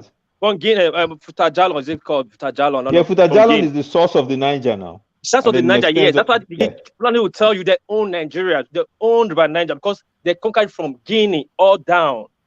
You should learn history, please. I'm not trying to put my culture above yours. You should learn history. I know. I don't destroy Yoruba history. I don't say anything about Yoruba history. When I said Benin went to Gabon, we didn't pass through Yoruba, we passed through the river. Which tribe in Gabon? I don't know. You see. Which British tribe are in Nigeria? Have you heard of the Wolof? The Wolofs, yes. Have you? You've not heard of the Wolof, but you're telling us that in Senegal. That's the opposite side, my brother. That's going the opposite direction. Sorry, are you? Did the Benin extend as far as Israel? Are you black Jews? We didn't go to Israel, West Africa. So you're not black Jews. West Africa, where we went to for war. Didn't mean when we went. See, listen, one thing we ought to understand: the present day Gabon or Senegal was not Senegal at that time. It was just tribes, much of communities. The white man came just say, you are Senegal, then you become Senegal. You are Ghana, you become Ghana. If we went to my brother, that's why I was asking for the name, because I know, like, Have you heard one of man, the and Ghana Empire Black League even can before the attest to this, Ghanaian that so normally, so what is going to be that happening? the I'll name be of saying from my side. I what want somebody is else to be saying, because if I say from my side, you think I'm exaggerating, over hyping, or exaggerating, But you guys should be saying it. I'll be just listening, because I came here to learn. Yeah, But I don't like what was the name? What was the Let's name hear of from Black League. Aizon has asked Black League this question. Everybody, Black what League? is Yeah, and the reason why I'm asking Black League, because you are aware that Egypt wasn't Egypt, it was called Kemet, right? So, yes, yeah, so that I know Kemetic Oyo was Oyo Empire called Oyo, or was it called something Oyo, else? not Ibadan, Oyo. It was called Oyo. Okay, so was Benin called Benin, or was it called something else? That's what I'm trying to find out. I don't know. Back if I answer now, I honestly don't know. I just answer want. now. If you know, answer is just No, from what I have read, Benin was called Bini, like Bini, and I've also heard Obini as world peace is said. That's what I've read about Okay, so how the Benins call themselves. Let me just add a little so people who have understanding. Benin started from Idu to Igodomigodo, from Igodomigodo to Edo. You keep changing it, but it all started Benin, as like Dorothy said, is a concept. People come together. People don't really know. People think Benin is a tribe. Benin is a concept where everybody comes to mingle and become one. That's why you see Benin have Igbo, Ishan, Ijo, Izon, Igala. The name doesn't matter. It's the people. Ubini, that's Ubini. The British could not pronounce, the Portuguese could not pronounce Ubini, so it's called Benin, Bini. So we should understand this. Please, you can continue. Yeah. all right. Yeah, and no group is just entirely one people. Right? Yeah. It's a group of people that come with separate cultures. Yeah, Africans but believe there's that's always the a way. dominant people. There's always a dominant people. Edo was the capital. not- Doesn't mean dominant was the capital. You have Ishan, we have Isekiri, we have Izon, we were so many, but Edo was the Edo was the capital. capital of West Africa. Quiet of Ubini. Don't you listen? My brother, I like how you say Izon. I had to educate one man the other day. I'm a Benin man. I know Izon. No, I did it for is on. I say is on. Yes, one man. We are going to indoctrinate you, one man. You're going to become a creep. When we are talking about people should try and listen. Since we are being factual, just what you were pulling me up the last time, I think plenty water now comes into that space. Are Christian Europeans called Black Muslims from north of Africa Moors? And Morocco was founded April the 7th, 1956. The term Moors is older than Morocco. So I think that's a bit of tidying up there. But we'll round off your thoughts. He's buttressing my point, is what he's doing, but it's okay.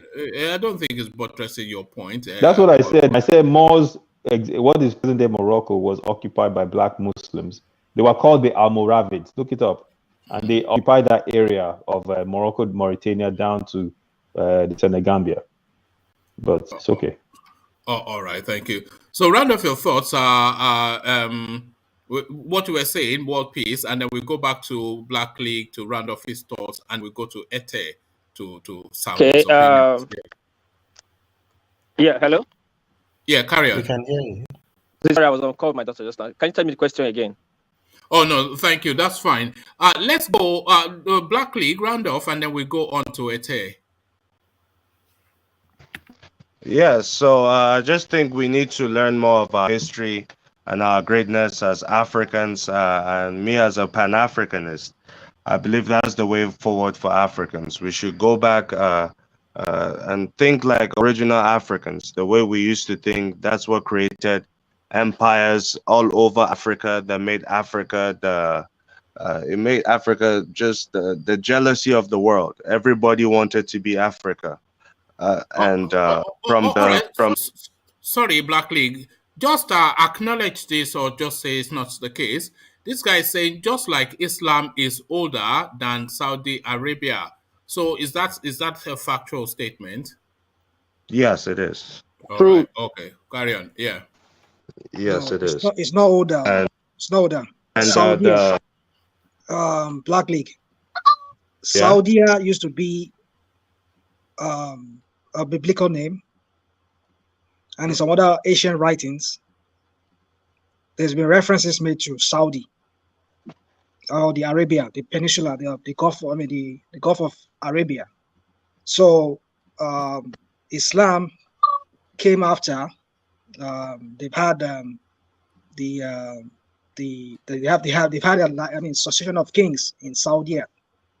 So I don't know who's saying that. He needs to go check history very well. Arabia there's been allusion made about Arabia and Saudi. So it's not older. Islam came in around the 11th century. The 11th century. So 10th, 11th century, according to some historian. So but Saudi has always existed. So sorry, carry on amongst yourself, I'll be a minute. Sorry, Saudi. You say Saudi has been existing, Rational Mind? Yep. Okay. Well, are you talking about I was referring to the place called Saudi Arabia. Now the Arabian Peninsula has always been there. But the name Saudi Arabia, I mean, it's the same region. So the land has always been there. The Arabian Peninsula itself is older. But Saudi Arabia is like the heartland of Islam as we speak. So I guess you can look at it both ways. The guy that said that is asking you, saying, when did Islam came and what is Islam? Islam came around the 11th, I think 9th, 10th, 11th century, around that period. He said Saudi Arabia became a country in 1930. I don't know how true. 1927. Okay, that I can agree about. That Saudi or Arabia is a new name that came after Islam. That's a total falsehood. I don't get Rational Mind. You saying what I'm saying is that what a guy is saying that Islam predated Arabia or Saudi Arabia. We might not have it as a country like we have it today, Saudi Arabia. We might not have it. I mean, like Saudi is from the house of Saud. Yeah. Those are the Socioeconomic things. Yeah. So the thing is, it's not correct that you say that Islam predated Arabia or Saudi Arabia. There's always been that. Are you saying that very space, that very landmark space? Yeah. Should we say the geographical expression called Saudi today? It has always existed, but not in the form it exists today, whereby it's a one state. You get it? There are several other nations within that area. Some other Arabian countries like that, like the Nubians. There were some Nubians. And the Jews were there in that area too. There was Jews in that area too. Way back. Basically, Arabia and Egypt, there were Nubians there. The Nubians were the ones that were there. So it's a kind of it's a very Congo. How do you say? Yes, at the height of the Kushite Empire, they control both the Kush, that's Nubia, Egypt, and then the parts of Arabia also on the other side of the Red Sea. So yes, it was Kushites who came from Nubia also occupied that space then. But that landmass always existed and was controlled by different people. Africans once controlled that area. East Asians also control the area because there's really no place called the Middle East. They are all East Asian people that we are mistaken today for Middle East. I think that's just for some type of political mischievous gains to put such a description. They are Asians, but they are, if you want to be specific, they are East Asians. Black League, it's just I think it's a beautiful thing listening to your breakdown of all this stuff. Can you just imagine if all this was included in the curriculum of Nigerian schools, the level of pride Nigerians would have. I mean, the whole education system is a scam to me. Even definition of continent. Like continent is supposed to, at least from the way I understand it, a large body of land, and there's supposed to be water around it. and then you can call this okay. That's a content.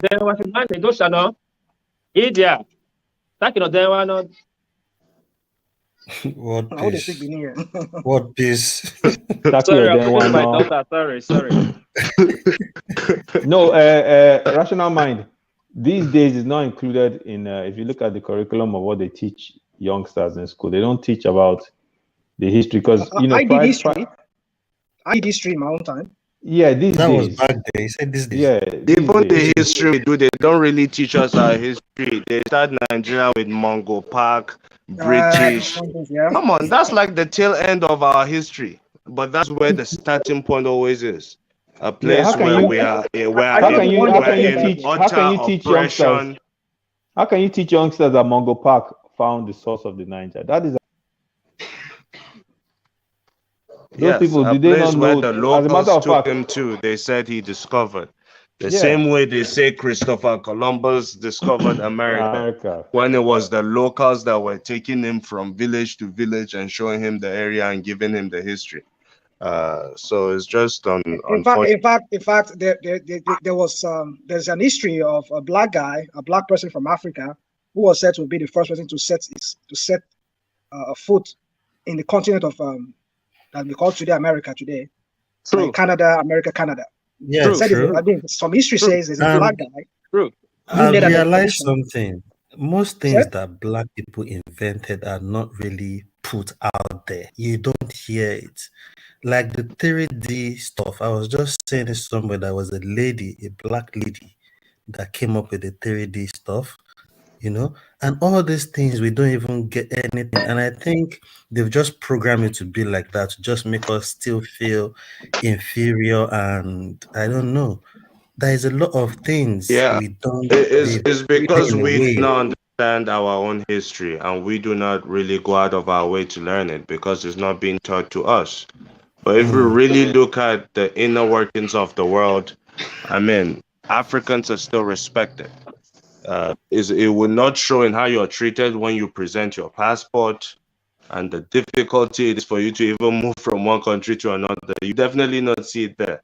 But when you really research deeper and see how the world has organized itself just after Africa, and Africa really took the lead to really civilize the world to begin with, and then the rest of the world picked up from the rest of the world could never start any history lesson without talking about Africa. That's where everybody came from. And even here in America, just the last comment on this. Black League. Can I ask a when question? the founding fathers, hold on, rational mind. Yeah, go on. Yeah, you asked your question. Yeah, when the founding fathers here in America wanted to build America, now they were slave owners at that point. But to build America, they went to look for a free black man in America who had been living there before slavery and all that, and gave him the contract to build Washington, D.C., just in accordance to what you have in Africa. So they really mapped it out, strategically located it on the east, just like you have it on the east part of Africa with Kemet, both upper and lower. And they actually gave him that contract to build Washington, D.C. If you look at it, it's a perfect square. If you measure the distance, it's a square. He planned it out before he even started the project. The U.S. government at that time gave him a contract and paid for his trip to Africa. So he went, studied in Africa, and lived in Africa for some time. Came back to America before starting the Washington, D.C. as we have it today. That's why you see it has striking similarities. Anyone who has really studied the artifacts and what's left of the Nubian culture and the Egyptian culture on the eastern part of America would understand how America was built. And because the East had they were the most advanced in education in Africa. All the temples, the major temples were all in Eastern Africa. The rest of Africa also had them, but the melting pot was really the East Africa. And that's why strategically, America built their capital, the East, And if you want to find the best universities in America and the world, you have to go to eastern part of America. And same thing with commerce. Now, anything commerce, you have to go to the western part of America, California specifically. You know, we'll never hear the last of what you're saying from the Igbos now. They'll tell you that, oh, it's the East, it's the East. You don't say things like that now. No, let me just give it about the East. Now, the East Yeah. is with commerce, money. East, sorry, was with education, as I said, with the Ivy League and the temples in Egypt, that similarity. And of course, Africa came way before this new United States. I'm talking about the new United States as we have it. It was constructed to replicate Africa. On the eastern side, you have California. That is the economic powerhouse of America. Now, throughout the world, the richest people have always come from western part of Africa. We've always controlled the commerce of the world. Go to Mansa Musa, to Dangote of today, it's all West Africans. When you're talking about money, the same thing was planned for America. They said the West will control the economy. That's why California today is richer than the next two richest states in America. That's New York and Texas put together. I don't think they're richer than California. So this construct is really a deliberate replica in show of respect, a form of homage being paid to Africa. When an artist like Jay-Z wants to sample a record, now he has to go pick up something like Michael Jackson. He has to go to a legend. You cannot just sample something lowly. That's what America did. And I'll conclude on that one, man, so you don't... All right, thank you. Let me go to this super chat from Plenty Water. And I think this is pointing in the direction of rational mind. So I was away from the screens when, so I'm not quite sure what this is about. But I'll read the super chat out, and hopefully it concurs with whatever it is that you guys were discussing. It says, rational mind, does the Holy Quran speak on Adam? What do you consider the meaning of Islam? Who built the Qibla? So that's what is put into to rational mind. And it goes on to add, rational mind, who started the house of Saud? So that, I think, was to speak to that space that you were previously speaking about Islam and Saudi Arabia. So sorry, I think it still has more. So an additional super chat to you. It says, rational mind, does the Holy Quran consider Abraham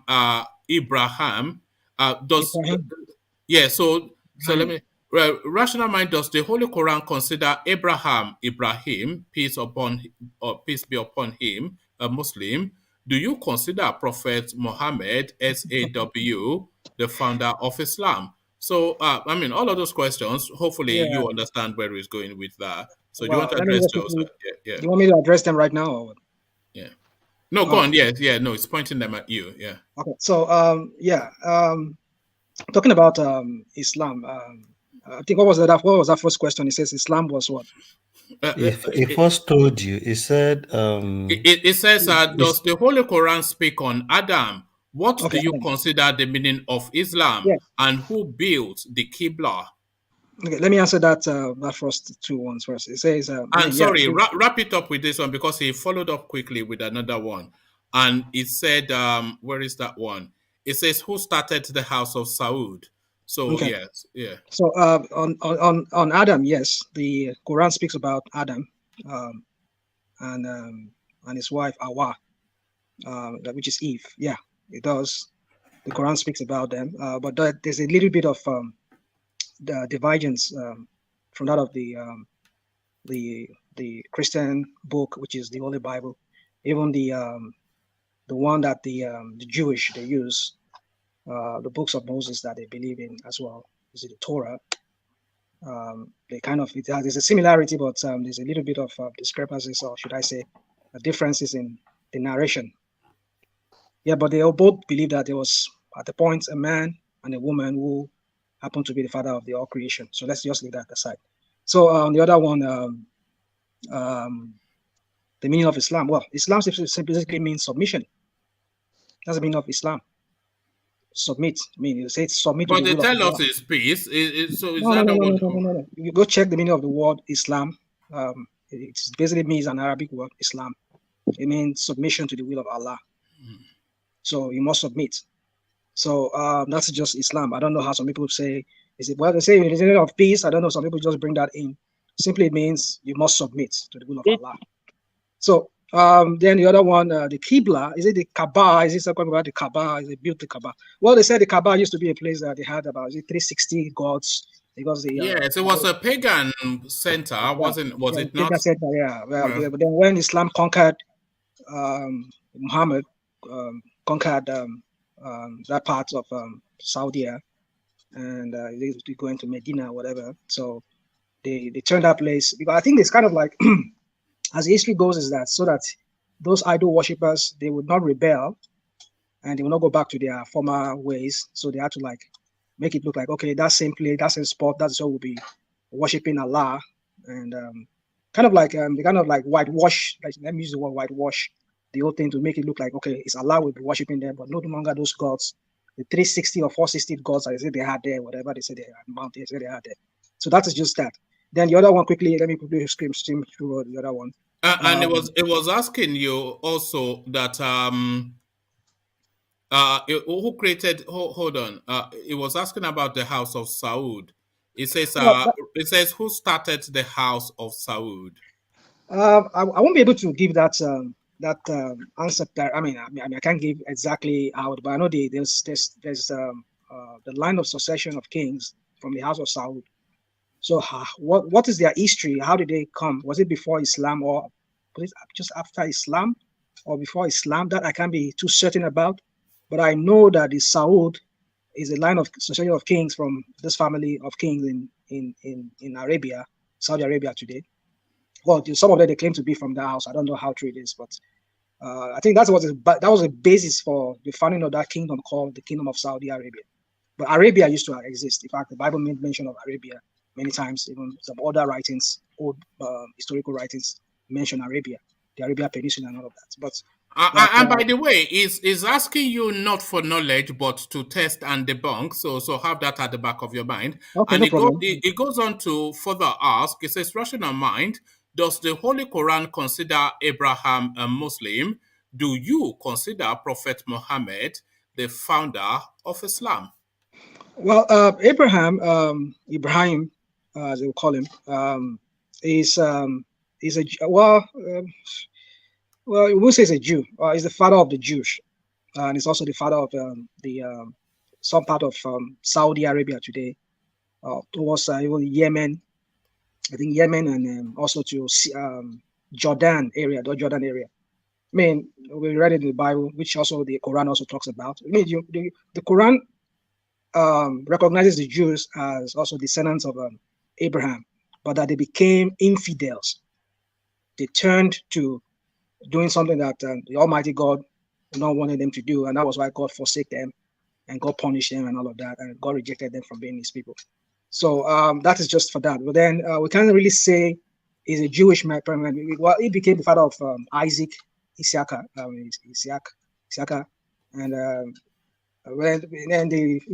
there's a lot of claiming to some Muslim, some people from Saudi Arabia claiming to be a descendant of Abraham too, or from Isaac, Isaac. So, but then that's, we cannot really hold on to it because everybody claims. So, but then what I'm just trying to say is that yes, Abraham wasn't. Is it a Jew? Yeah, is that the question you asked me? Is he a Jewish person? No, not Jewish. It says, a rational mind, does the Holy Quran consider Abraham a Muslim?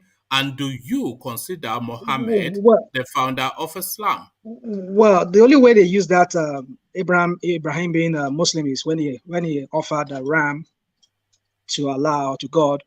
I think that was where they made reference to that as he being a Muslim from that point, because he offered he bowed down to God and he offered because there's a little bit of differences in the way they narrate the story about Abraham from the Bible and that of the Quran. That's why the Quran says that they don't want to translate it into other language because they believe that when you translate it, it will lose its original meaning. Like the Bible has been tampered with many ways from translation, and then they've lost its true meaning. So they say that could happen. So that's why they say the Quran is that book that supersedes the Bible because it has not been tampered with and whatever. So anyway, so what I'm trying to say is, yes, they say Abraham is a Muslim because he offered ram. He was the one who started the whole thing about offering ram to Allah or to God as a way of appeasing him or thanking him, as the case may be. So, but then the Bible narration is different from what they are trying to allude to. All right. And do you consider Prophet Muhammad the founder of Islam? Well, on that too, there's been controversy on that as to. But then they will say he is because some people say he's a Jewish person. He's a Jewish person to turn to. I mean, there's a lot of stories around that too. Some people say he's a Jewish guy. Even some people say he's even a Catholic person who became an apostate, and then he turned to Islam and wanting power. And you're saying Prophet Muhammad was a Jew and a Catholic. Yeah. No, some people. Yeah, there's some. I've read history books or books by some people, some researchers who say yes. We want them to put fatwa on you, this guy. You better be careful. Well, no, I'm not saying what is out of the ordinary. This is what there is what is there in the public domain where people have researched. So what I'm saying is this: that yes, he is the founder of Islam because he was the one who started the jihadi and whatever converting people to Islam, preaching. That's what they said. He started off from. He received the visions from the angel Jibril, and when he went to the mountain to meditate, and they will tell him, and then he will come down, he will tell people will start writing it on anything, either broken vessels, whatever, they will write it down, and then that's also how they compile the and he says we want you to recite it, and then he recite it, and then he will tell people will start writing it down, because they said he himself is not even an educated man. That's what some people say. So people will write it for him, they write it down, and that was how they compiled it. So was he the founder of Islam? He's the founder, yeah. I will agree with that. Okay, there's a final question. It says, now final question. Does the Holy Quran have a chapter dedicated to the mother of Yeshua, mother of Jesus, Surutul Maryam? So how old do you call Islam again? So final question, does the Holy Quran have a chapter dedicated to the mother of Yeshua, mother of Jesus, Surutul Maryam? And then he goes on, I think that's sarcasm at the end. So how old did you call Islam again? So address that. Yeah, that's probably a conversation. Just leave that chat there. Let me so I can follow because I'm trying to follow. So there is there's a surah. I can't remember the surah, but I know there's a surah where they talk about the birth of Jesus Christ and all of that. But a little bit different from that of the Bible, because they don't believe that his conception. What they believe that his conception was through God's intervention, but there's a little bit of variance there. I can't remember too well what it is. I don't want to speak to that.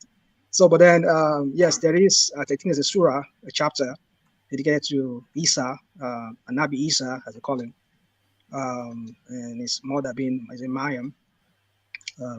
So that is for that. I think that's what I can speak to as to that. And then the dating of Islam, from what I've gathered so far, is between the 10th and 11th century. That's the one that I've seen that is more reliable. And Islam does not predate Christianity. Christianity has always been there before Islam, and so and that's why even Islam talks about the Christians. No, I'm sorry, the book. It says these are the people that God will punish. Allah will punish on the day of judgment. The Jews and the Christians, that they are infidels. God will punish them for changing His words, tampering with His word, and it says none can change the decree of Allah. So there's a lot of things we can debate here. I just don't want to go into much details as to that. But yes, just to answer the last question, last part of the question, yeah, it's between the 10th and 11th century. All right. It's still not let you go. And by the way, Plenty Water, do you want to come on? Because I'm starting to feel a bit bad that you are just spending all your money on this super task. I'm not complaining, but if you want to come on and take him on directly, then just do that. It says the Qibla Kaab was built by Abraham and Ishmael before made idol center. Most reason the idol worshippers had to be chased out of there, sir. So yeah, so that's what it says. The Qibla Kaab was built by Abraham and Ishmael before made idol center. So apparently it was actually built for well, that's what it's saying. It says most reason the idol worshippers had to be chased out of there, sir. So my understanding is that it was Historians, actually built for the purposes of yeah, Islam before it was yeah. taken over by idol worshippers who Well, were subsequently chased out. So there's so many if you want to historians. come on, as I said, plenty water, then please do. The But if you historians want to don't know. continue with the super chat, don't let me No stop you. problem. One man, as long as it continues doing that for you, I mean, you're making, well, at least that's also to support your platform. Yeah. So for me, just quickly, Johnny's just saying that. So if that's the last question he has, or I mean, last comment. So on that is comment. Historians do not agree. I mean, there are many historians who kind of say things differently from other historians. But for me, what I do is you take every history that you can get and then just form your opinion. That's for me. I try to I respect every historian. Rational mind. Quick one. Hold on. Let I him just follow. want to. No, it's no. just what he was Hold on. talking about. Hold on. Let him follow through. Woman, we are not here. I just want to pinpoint. I also want to point No. rational mind Let quickly him to something. address this. Let him follow through his chain of thought, and then you can come in. DOG, I will allow you, please. Just Yeah. let me just. So let me just quickly just land there. So the point is that I'm trying to make there is that yes, historians do not agree. Not all of them agree on what has exactly transpired back then. From their different researches, they come with different conclusions. Some will say, well, I don't believe that Abraham built that Kaaba or whatever, or it was turned to. But I know the history was it was an idol worshiping center that was turned to become a place for the Muslim people, so that they could bring in those idol worshippers into their fold. And it seems like those idol worshippers, they were very, very, very powerful people. And if they were to try to put them on that kind of some kind of threats to convert to Islam, that could become a civil war in that kingdom. So kind of through statecraft, or should I say some kind of ingenuity or whatever I call it. Islam. Islamic people are very, very political. They are very, very political. So I think through some kind of politics, they were able to get them to convert somehow into Islam, and that's what I know. But that Abraham built it, that I don't believe that. Or should I say I won't want to subscribe to that? Yeah. All right, thank you. And plenty water, as I said, if you want to come on and have the conversation directly with Rational Mind, then it will be a conversation that we look forward to. But D, you wanted to add on yeah, to... I think Plenty Waters, all this question buttressed to when one man left, and I read what he said to you. He's just trying to prove that point when he said Islam is older than Saudi. That was why he's asking you all these questions. So do you now agree and concur to what he was saying, like Islam is older than Saudi? Because I think that's the point he's trying to still prove. That Saudi what? That Islam is older than Saudi Arabia.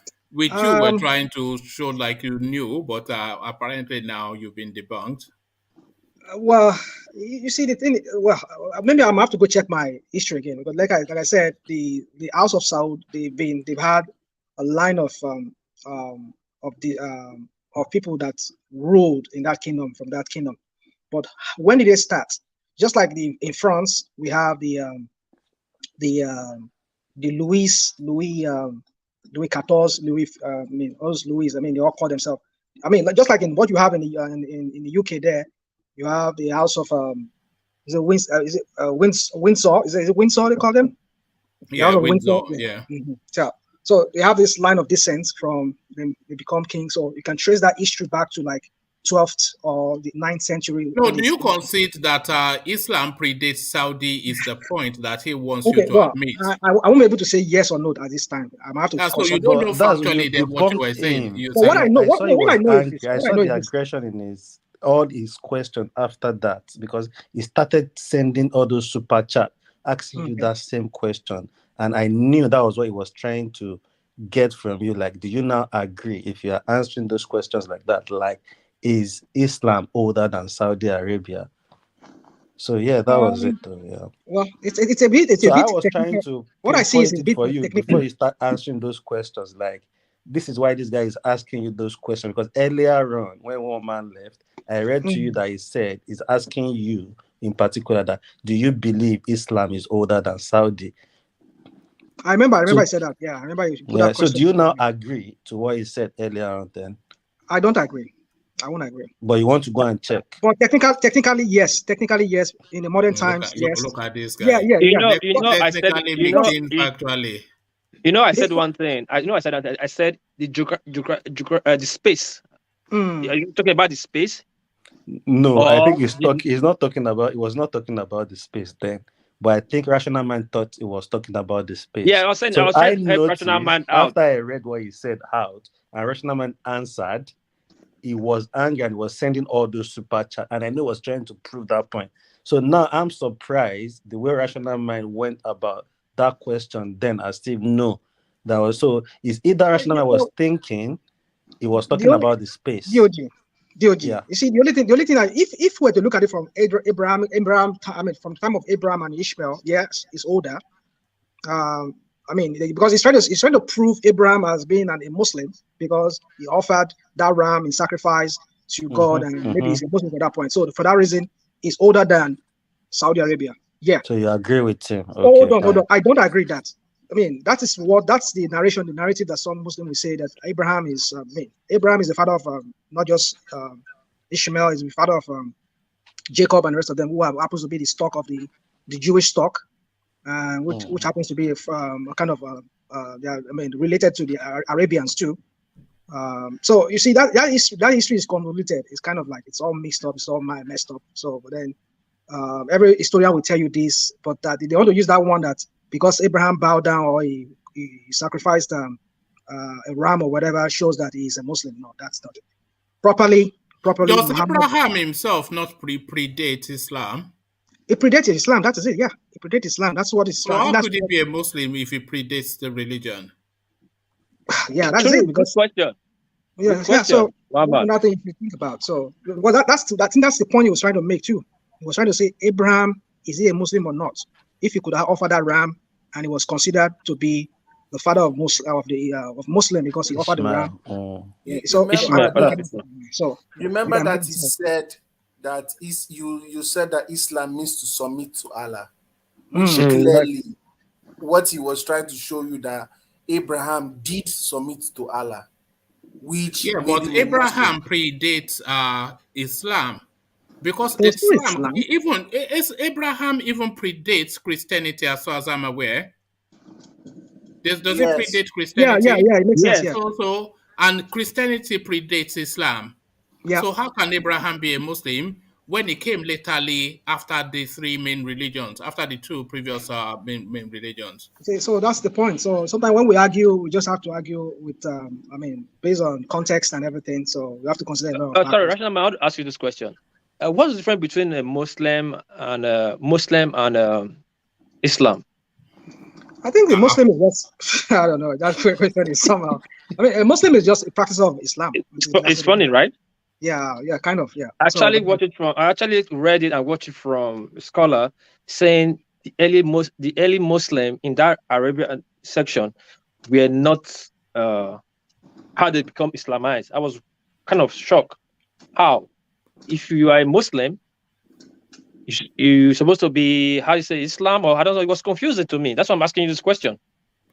Well, let's not overflow this thing, because I know some people get so I don't want one man start getting trade from everybody. No, but rational. It's a conversation now. I don't think we're being disrespectful, but just like our iPod brothers, our iPod people. When we start talking about iPod, you start getting mad, like we're talking about certain things. So also with our people, our Islamic brothers too. They're already giving you warnings led by Jafar that shut up your mouth. What I've said now, I'm not taking any side in anything. I just speak on the general way and general tone, like, okay, Islam is no, but you cannot say Abraham was a Muslim if Abraham was in the Torah, which is the first of the Abrahamic faiths, and Abraham was in the Bible, which is the second of the Abrahamic faiths, and Abraham then occurs again in the Quran, which is the third of the Abrahamic faiths.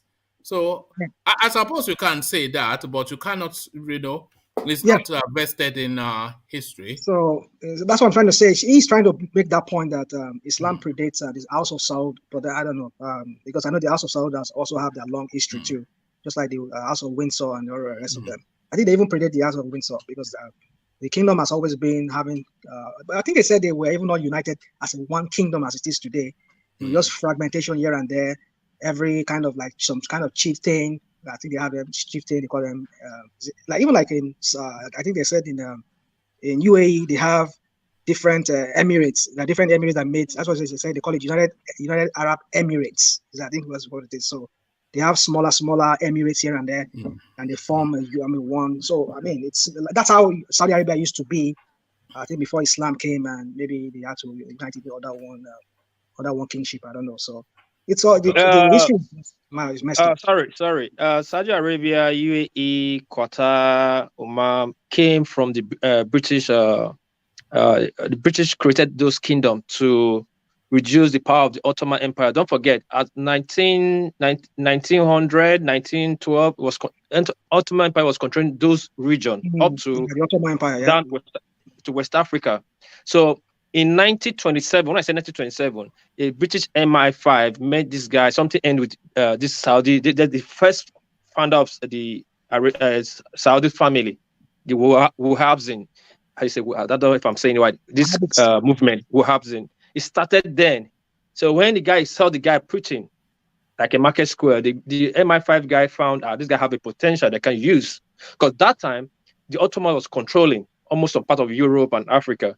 You know, the British are very smart and cunning. They first of all study your history, your weaknesses. And so they started giving that guy, then pamphlet was illegal. They started printing pamphlets for the guy, allowing the guy to smuggle pamphlet. Then the guy started going around spreading the Wahhabism movement. That house out. So they used that guy to create a faction and they compensate him with the family, that kingdom. Same with, if you look for the history, same with Dubai, Qatar. They used these people to rebel the Ottoman Empire to create different kingdom out of it to fraction the Ottoman power, just like they did to Russia to break it down. So that's how the Saudis came up. We can go on talking about this history. History is just so entwined. All right. What is the topic? Why are we talking about No, this is the experience we've always had with Plenty Water. So Plenty Water, I'm sending the link if you want to click on it to come on straight, so you can save yourself the expense of the super chats. He never lets go. This is Ajale Koko will tell you anytime he gets a topic, he never lets it go. This is what he does. Plenty Water. So it's not still letting go because he wants you to submit. He says Islam is the submitting to Allah, and he wants you to submit. Rational mind. He says, then, what do you intend to teach the house, except you take back that Islam does not mean submission to Allah, which in fact does mean so. Muslim is someone who believes in submitting to Allah. Wink. So he's, I don't know if you are conflicted against that to say that Islam does not mean the submission to Allah, but he is wanting you to concede that Islam does mean the submission to Allah. So I think that should actually be the submission to the will of Allah. Islam, so did you dispute that, and are you conceding it? When I was practicing Islam, I was starting to become an Islamic person many years back. Thank you for the super chat, Plenty Water. One of the things that I learned was, the meaning of the word Islam itself.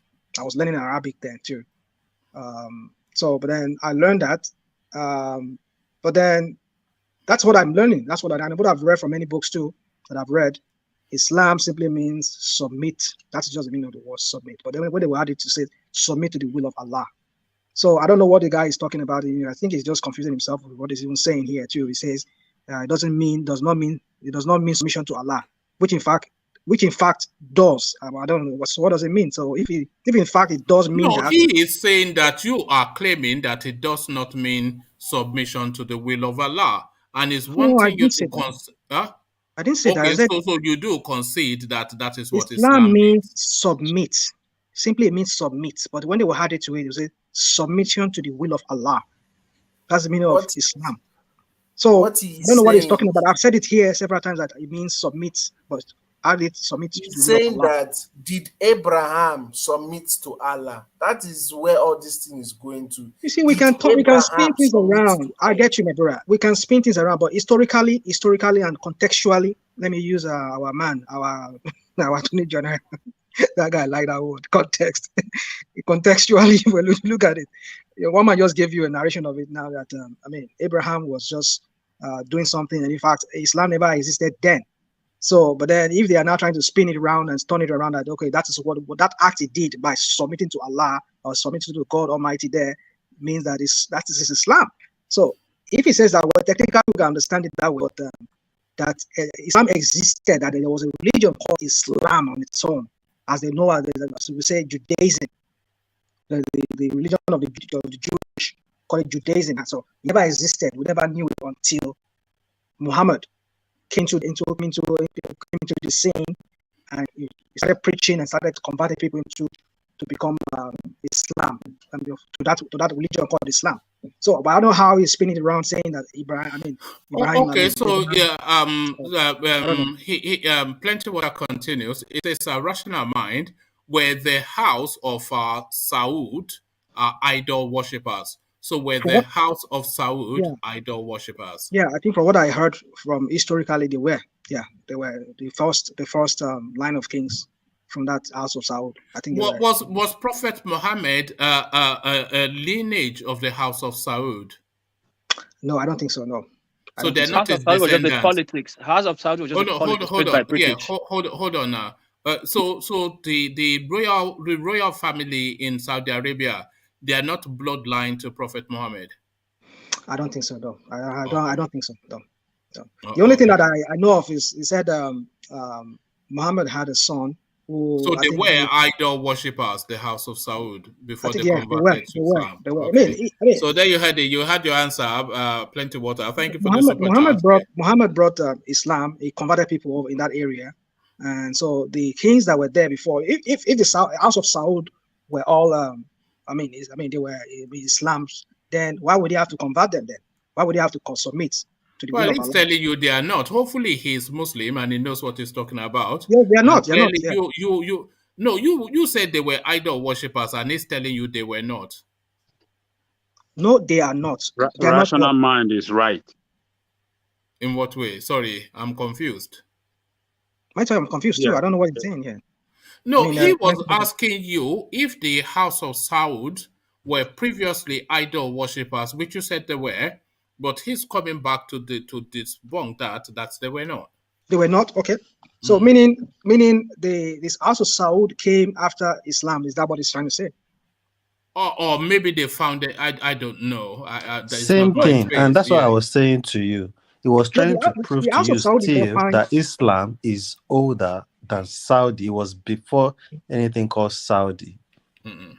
Maybe more, can you just dig it out from there if you can do the research there quickly? Also Saudi, their lineage. When did they start to rule over that? Okay. That geographical... Can I ask a question? Go on. We've been talking about the history of Saudi, of Arabs, and history of Europeans. What is this topic going to? Because time is going. No, it's a particular thing that a rational mind said that somewhat seems to. You know how we started now, and we are all learning. Yes, from but this. 1 hour has passed now. Don't worry now. Don't worry. It's actually 5 hours. It's 5 hours that has passed. No, I think we are almost done. I think we're almost done. Even that we should follow on the topics, please. No, but it's a point being pushed, and if it's super chatting, then I'm obliged to read it out. It's not a What skin do you flint. understand is this platform is an educative, I mean, it's an educational platform. But rational mind, I will invite that speak, especially with religion. Be mindful. Just Yeah, I'm trying to. if you're not sure, then don't say it. So because The only thing I'm not people sure, and religion, they the don't only thing I'm people not don't sure joke with is the House of religion. Saud. But other things I've spoken to, I can make my reference. I can go dig out my reference out. But what I'm saying is the House of Saud. That is the only area I'm not sure. But I know they have a long history of line of kings from that family. But when did they start? Did they predate Islam, or was it just after Islam started ruling? Because I can't remember. I can't just picture the House of Saud not governing that space before Islam. If the House of Saud, if they were idol worshippers, then that means they predate Islam. But if they were Muslims, that means Islam predates them. Sorry, I can hear. But you Yeah. said, Hold on, rational let me go mind, attend to earlier something, on, but I'll you carry on. Yeah. said they are idol worshippers when you are trying to prove the point that Islam was not before Saudi, and that is what brought him to this. Okay, but what So I said was, maybe you mix it up with what you wanted to say. You see, I think I was clear in what I said. What I said was this: that the House of Saud, from what I gathered, I can remember very well. They've been ruling that place before even Islam came. So they've been practicing idol worshiping. But after Islam came, after Muhammad came to that part of that, brought in that religion called Islam, they were all made to submit to that religion. Initially, they started off by truth preaching and all of that. But at some point, people were placed under some kind of force to convert. So maybe they saw it as a way of politically to strengthen their what's it called? I would say their power over that space. Hello? Yeah, we can hear you. Yeah, so that they can have control, because it's, religion is a tool for politics too. So because they're seeing that a lot of their subjects were converting to Islam, and if they remain idol worshippers, they might be forced out of governing that space. So, but didn't you just agree now that they were not idol worshippers again too? No, they were not. After they converted, we're just going to be. And I'm saying before, before they were. Because I've been listening too, But they converted. DG, simple easy way. It's just like you're saying, before the Fulani came to that part of Nigeria, with the old Hausa people were just practicing idol, their culture, whatever how you want to put it. That's what just the way you would have put it, so it would be very easy for rational mind to just answer you yes or no. Because we just try to talk about the Islam of today. These people have been Aboriginal people that have been living there with thousands of years. We're trying to use this Islam to judge the past. So it will become a problem. It will never add up. It will never add up. So yes, to me, what piece? That is why on my hand one is man's up. It's platform not here. me. Is what pretty? What I know. I understand. Is it pretty water was saying? rational might just tell them yes, Plenty because water, it's yes. rather. It's human before religion. It's human. If there's no human, there's no religion. Simple. It's a simple mathematics. I've always said on one man's platform here that, like, we're talking about Nigeria, that country should be secular. If it's secular, let it be totally secular state. No religion should be promoted, not even Christian. Yeah, not even Islam. yeah, that's the problem. That's the problem we are I've always facing. said it on one man's platform here, and that was that really got me. That really got me a lot of enemies on one man, even including. But it will never happen, though. Rational mind, it will never happen. Well, we know because that is a tool for them to continue their power, their hold on people. Not even that. The people are suffering. People that are suffering always pray, so they always find it. Absolutely. No, it's not a joke, but it's factual. It's very true. All over the world. Two things that will take away from Nigeria: poverty and religion. If they can remove that stuff, the country will go further. See, if you look at Saudi Arabia, Dubai, all these progressive Arab states, they've gone past religion in putting religion into their constitution, whatever, try to govern the country under religion. It does not work. Even in Europe, the time of, how they call it, the Renaissance time, during when the papacy, the Pope and it's Rome and the rest of country in Europe, it was always war, basing their ideology on religion. Exactly. Right. It was always What war peace? until they moved What that past peace? that stage. Yeah. What peace? Saudi Arabia, all the Arabian countries are Sharia. So No, yes, I understand the Sharia. I'm not religion is disputing it. enshrined Wait. in Let their me constitution. let me put my special straight. Yes, it's Sharia, but they are bringing new ideology. Now they are opening up. Do you think in Sharia, can you go to Who Dubai said today, be drinking, all go to the a club? European countries are what? Huh? Sharia law? What? Someone said all the Arabian countries are Sharia law. All Not the all of them. Who's saying Muslim it? I'm Arabian not there. I'm not countries have in Dubai. Sharia in their constitution. Not all No, of them. UAE doesn't. That's what I'm saying. Some country move, some of the Arabian countries are moving away from that ideology to make their country progressive. That's the problem this new prince is having with the Saudi elites. He's trying to move Saudi from that ideology, trying to open Saudi to the world. Look at Dubai, Oman, Dubai. Qatar. They're opening And up. we have one. We have is it one state or two states trying to practice Sharia? Self Yeah, now. apart from that, apart from one state or two states, Madness. we are tying to religion and that poverty. As you said, the religion, we keep for religion, right? When it comes to our right, we want God to come and keep for us. You know, if we do anything for religion, then tribal sentiment will not come in. Then finish it by hunger without go home and sleep. Yeah, it's a big Even problem. that It's a big northern problem. space, if they are using that religion as weapon Yes, it's a to tool. It's a big colonize their weapon. people, Let me man. tell you something. I'm in a group. Some of my friend in the north. If you see the way these people talk in that group, I will be there. Don't say anything. So extreme. This is what they say. Nigeria same malam. That's Nigeria must be ruled by Muslim, regardless if the Muslim man is smart or not. Now, that's the game Tinubu is playing now. Nigeria Tinubu is same trying to use malam. religion. That Since is he what knows Tinubu is riding he on. cannot use, yes, now he cannot use okay, northerners vote for me or southerners vote for me. He's using religion. It's Okay, wrong. this It was just religion vote to. for me. It's wrong because That's a political suicide now for him because yeah, I mean, because the Suicide care northerners. in Nigeria, Igbo, which It's forget not it. a suicide? Forget it. political Which suicide suicide? in Nigeria. That is a big I mean, political for him being a move. Yoruba man You don't who know wants who to you're playing promote with. such things, You I don't tell you, a know. lot of Yorubas that are Christians, a lot of them will not vote for him, and he's going to lose that Oh, election. but When the your Muslims, fellow Yoruba Then die, the why Muslims, would Tinubu the come to talk to church? you Why people. would the church create a political office though? That's to tell you that they understand the game now. That I you see, I'm don't against it, know. but listen, and I'm all against it. Tinubu No. has to do is give them money. We can see what happened with your famous Taribo West and Kanu and all of them lined up one time for the Tinubu train. So you know what your pastors are going to do next. It's just time. All Just right. time. It is just time. So it is just time, and it is that time. So, gentlemen, I want to seek to start to round off here. You see. And when I was complaining, they say I was complaining. Okay. You came late anyway. You only came to you wanted to try and wind Black League or up, but it's too experienced. It's too long in the game now. No, no, no. His points has Black League already has been. passed. You see, Black League is long in the game. You can't catch him out. I've been trying, but only I can catch. Only I can nail Black League down because yes, but no one One man else. speak the truth and shame the devil. Yeah, now how many times have I nailed you down in here? One I Black nailed you. League, me too. I'm coming. No, I'm coming. Uh, Just one time. All right. Interesting conversation.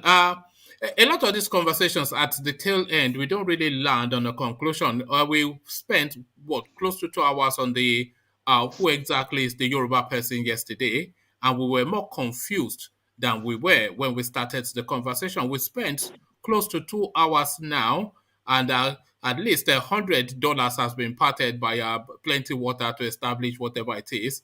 But I don't think we're any clearer Okay. on Islam or something or the other. But there it is right there. We live with more confusion than we came in with. So that's homework for everybody. So I set you about your homework as I start to collect the closing remarks. To land on Nigeria, of course, but to kick off with Ete of Africa. Ete? Today was a Hey, very today, today was a very wonderful session, and we learned a lot. We learned a lot from various people today, and it's always nice to talk about history. But my advice is that next time we should talk more of African history. There are a lot of ancient kingdoms from West Africa to Central Africa to even some part of Southern Africa and Eastern Africa. So we should talk more about our history to try to educate ourselves so that we will get this knowledge. And concerning the issue of the Igbos getting angry and saying that the Fulanis are stealing and nobody's arresting them, I would say that you should be more angry if the person you voted to serve your interest is stealing from you than to be angry with a Fulani somewhere in the north. That is it for me today. Thank you. Okay, thank you, Ete. So that's Ete, one of our new and strong voices. So a real voice that we're delighting in at the moment, and the quality of his contribution, exactly what we were inviting and looking for. So quality, but there's none greater than Black League, even though he talks BS, he says it with so much elegance. So let's hear more elegance from Black League as we take his word. Well, it's been a great discussion, and I definitely do enjoy history. I wish we were taught accurate history of ourselves, because that breeds. And I'm sorry, I'm driving. It may be a bit noisy, or I'm coming in and out. But as the history, it exposes us to who we are. Is a compass that tells us the direction we are facing in this day and age. So that's why history is important. It's a clock that tells us what time of day we are in. African history and our history, our ethnic nationalities has to be put in the forefront. That will give us the right mindset in how we can organize ourselves together to have a great and developed nation. But if we go by this entrapment to believe that our history started with some Europeans that enslaved us, I mean, that's an insult to us. When we have been thriving even before Europe existed, before Jesus Christ was born, we thrived and ruled all over the world. So I think we need to go back to understand the basics and why we are taught watered down history. That will give us a sense of belonging in the world and understand the place we rightfully take in the world, and be really part of that new world order, not be excluded from it or only left to comment about it. So I think we should keep up the discussions, spread it to our friends and families, and also invite them to come on the One Man Went to Mo show. He may be overbearing sometimes, but we can all tolerate each other and support the show because it's very informative, and you will not regret it. So like, share, and subscribe, and have a good night. All right, I have to go look up the word, look up the word overbearing to find out how you've just insulted me. But thank you, Black League. Always a delight. So that's Black League, one of our favorite voices on the platform. So one of our favorite voices on the platform, and an imagined voice on the platform, Solly. But before I come to you, Solly, let me quickly acknowledge um, Thomas's super chat. He says, I imagine if Nigeria can tap into the brains on this platform. So of course, yes, that is just the one quality that I delight in the most about just these sessions. I mean, just look at the quality of somebody like Black League. It's not somebody you come across every day, or somebody like Ajanle Koko. These are not everyday people. It's just our privilege to spend time in the company of people like this, Rational Mind, etc., and every single one of you. So I concur with that sentiment, Thomas, as we hear the words of Solly. Yes, so we should not be surprised by all this kind of stomach infrastructure and start getting shocked as all Nigerians are getting. It has been going on for a long time. They've always been using, paying people. They will penetrate the person one way or the other. If not you, another person. So somebody usually get the money. You know, the problem is the people are not really doing much to fight this kind of people. Create open space. You are more than them. Get in there. If there are 15 other candidates that are very strong and have fully backed following, and they are young, will anybody be worried about Tinubu and whatever he's doing? No. So the people also need to look at what they need to do. And that's my summary for today. Let's stop trying to always protect the people and always have an excuse for them, because we know in the West, these kind of people, if they face the same issues, which they've even faced worse, they will always go against and know what is the right thing to do. So we too should start knowing what is the right thing to do, at least for our own sake. Thank you. Good night. Like, share, and subscribe. All right, thank you, Solly. So Solly, the young Turk of the platform. So that's Solly. So from Solly, we go to our correspondent from Japan, Konnichiwa, we say, to world peace. Konnichiwa. Yeah, like I always say, at this moment, now pidgin I like to the use. My country people, we don't reach the time where we go rest on the talk. We don't do here since for almost 6 hours. You see what I'm saying? And the love we get for the country, now make some of us they wake up for due to our time zone. Some they talk from their break time, you know, just to say that Nigeria will do better, will move forward. This country, Nigeria, now our own.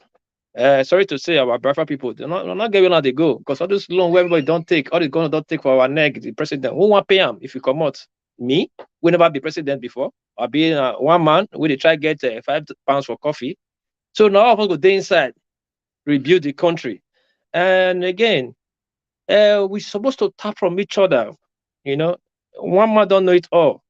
You mean nothing know I finish, and you know if know I finish. But you get some special part where you know where me I go tapping from, and you get some special part where me know where you go tapping from. That's why I say there's power, there's strength in unity. We're supposed to come back, and we'll get one upper hand where would they neglect that be our culture. We could not diverse if we talk about our culture and our past history as it talk just now. We know they get impulse, they get make our head race for back like leopard. If I talk about my history, now my history, not be you go talk my history. I'm going to tell you my history. Now, if only my history could infringe your own history, now you go put the stuff we say, my brother, not be so. But when I talk about my history, now for us to learn what happened before, because none of us were born then. Now, what our great grandfather tell us, pass down to us, now we tell now to pass on down to the next generation. And because we forget our history, so now make the man who use flog our nyash like donkey as fella talk, which we the economic master, they rewrite history for us. We they fight ourselves. Normally the older time, we know they fight ourselves. We all they live peacefully, both the big, small, they live peacefully. We'll go back to that history. We tap from that history again, bring it into our political space. Because right now, the people with the government now, if you look them, there be really nobody. In terms of where our papa they, we don't sweat, die for the land to tomorrow.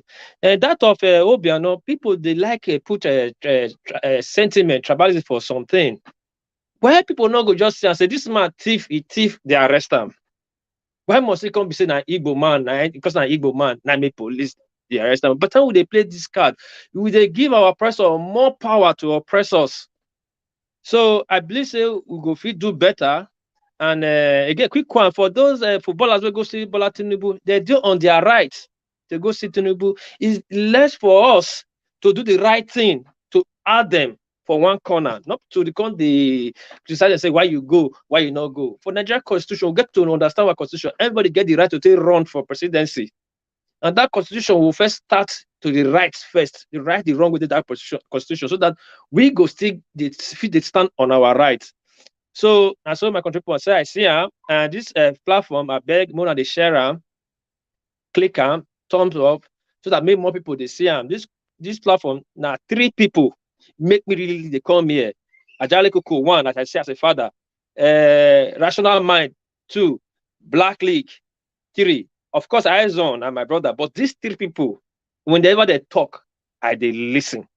Don't be say that people know they talk, we know it makes sense, but these 3 people talk, now a rare gem.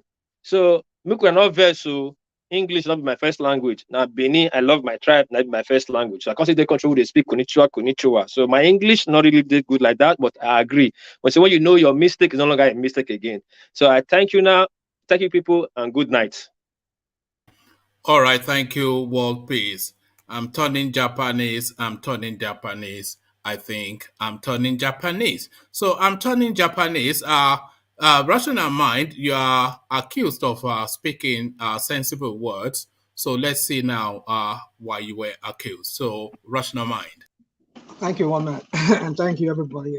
Everybody listening and those behind the scene who are chatting and commenting and all of that. Please, would implore you to subscribe and click the like button. It helps the platform algorithm. Having said that, I just want to say just on two things, and I'll be quick about it. On Obiano, I think whoever did that, leaked that video, it's a wrong thing to do. I don't know, maybe it was him that did it or one of those people that went visiting him. That was because from that table, from that angle, from the point I saw that thing, I think it must have been a DSS official who is sitting to monitor the people coming in, and somebody have to have people around. If you go to prison yard or whatever, there will be some guards around to monitor the conversation. But not really they are listening to a conversation per se, but at least just to see what is going on. So, but then this person was videoing this guy. I mean, this guy has not been convicted. It's not a criminal yet. Why must you leak a video like that? I mean, I'm not for say maybe this whole thing of because it's a Biafra man or not. No, that is not the issue. The issue is it's a matter of right and wrong, moral right. I mean, it's wrong for anybody, and whoever did that, if it's a DSS official, they should investigate him and get him out of that service. That is very, very unprofessional. What I saw there, I saw from one man's platform, another platform. I see that angle. I see it's like a desk, so somebody must be on that by that desk, maybe monitoring and seeing what is going on. But then it is wrong for you to be listening in on that conversation and having it. See, that country, there's something wrong with a lot of people in that country. A lot of people are very, very unprofessional. Like we're talking about the IG of police who was saying that people should be praying to God. Like, my goodness, did I work for God? I work for the country. Let the country pay me what is due to me. And you're telling me that I should be praying to God to come and pay my salary. You see, a lot of our leaders they are just sorry to interrupt your rational mind, but I have to go attend to something. So just follow the sequence. So you carry on rational mind. When you're done, Aizon and then X0 and then D and then of course Ajanle Koko. Hopefully, let me just attend to something and I'll be back. Right, Yeah, so but don't follow. So anyway, so quickly, so I just wonder what kind of leaders are leading that country that they don't even know what is right to do. And well, I mean, are we surprised when we see their subordinates doing crap like them? I mean, you're videoing somebody who has not been convicted yet, and you're videoing him in his conversation. That person needs to be get rid of out of the DSS or wherever he is in that detention place that he is. He's not fit to work in the Nigerian security architectural system. I mean, in the Nigerian security system, because that is very, very unprofessional. And then on this man, what's his name? Ojuyobo. Well, I know they will bring this kind of religion into it. And what Sani was telling him, Sani, the former senator from Kaduna State, I think was right. It's a faux pas. It's a wrong move that he made. That he would allow, I mean, some kind of religious body to start, I mean, what are we talking about? What has brought us here? In fact, looking at him, there's no way he's not going to run on a Muslim ticket. I doubt if it's going to be a Muslim Christian ticket. And I doubt that Christian in the North that he's going to put on his ticket and I will garner him that support from the North. I doubt. And now right now, you're already playing this religious card now, allowing some kind of group of people come and start telling you about Sharia or whatever. I don't understand what kind of country we're running. The kind of people that are going to lead us. That's another person that's going to lead us. Already they are just bringing religion into this thing. So for me, it's all for Nigerians that are going to vote. I have my own PVC. I've never voted. I've had it since 1999. I have my own PVC, and I mean they have it updated for me. So I don't know. So, but then what I'm just trying to say is that it's up to everybody to decide who they want to vote for. The Constitution gives everybody the right to decide who to lead them. But come 2023, nobody should complain again and say, "Oh, look at who we have. We voted Oji, your boy in there, Tinubu. Look at how he has turned the country over. Of course, that's what you get. So you should think very well before you vote. Vote for the people that you know that have no pedigree or whatever, or history of inconsistency, or they are just selfishness, like we know of in Tinubu, of a person. All the money has been spending now. I tell you, that guy's been spending billions. We've not started campaigning, no. We've not started the election campaign, no. The guy's already spending billions of naira already. So this money, how is he going to get it back? Well, it's up to Nigerians to figure that out. So, one man, thank you so much, and I want to wish everybody a happy Sunday and good night, and see you tomorrow. All right, thank you, Rational Mind. Always a delight. One of World Peace, our favorite voices, and one of mine as well. So from Rational Mind, we go, of course, to the Majesty that is his own. So his on to you. Eyes on. That's what I do. Okay, so yes, Rational One has spoken. So I'll pick up from where he left off. Tinubu becoming president. The last piece of what he said is very true. He's spending billions already to campaign, and God forbid he gets elected, those billions will come back from somewhere. And you have to ask yourself, after everything we have been through, everything that Ajan Lekoko reminds us on this platform every day, that we want to give this country back to these people after 8 years. 8 years, that 7 going on 8 of this particular person, he will now hand this country over to his close political associate to then run for another Lord knows how many years. And we've seen Tinubu's history. He will now come in and take over power. And he has shown us what he has done in the past, which means that's what he will do in the future. Only in this case, he will have the ultimate power in the whole country. It's a scary, scary, scary prospect to think about. This is not about tribal sentiments, about southern leaders versus northern leaders. It's about the person. And we must think carefully about this thing. This man cannot be allowed to become president of Nigeria. And we must find those people that we can support, we can rally around. Whether they win or lose, it doesn't matter. But our conscience is clear that we have put our vote behind someone that is going to act in the best interest of the country. For too long, we say, this person doesn't have a chance, therefore, we're not going to vote for him. What kind of logic is that? Because someone doesn't have a chance means you shouldn't cast your ballot according to your conscience. That doesn't make any sense. Let us support people that we believe can bring change. Whether they win or lose, it doesn't matter. You have played your part as your own, as a citizen of the country, and you have cast your ballot according to your principles. Very important. We talked about history, something they don't teach in our schools anymore. Our youth are running around with no sense of knowledge of who they are. They don't even have pride in who they are. We talk about colonial people. Our youth are adopting a colonial mindset. Tomorrow, what will happen? They will worship anything Oyinbo, and anything Nigeria will be gone. So we don't teach them about their forebears. Most Nigerian youth don't know about the struggle for independence. They can't tell you who did what, where, what role Azikiwe played, what role Herbert Macaulay played. They don't know anything.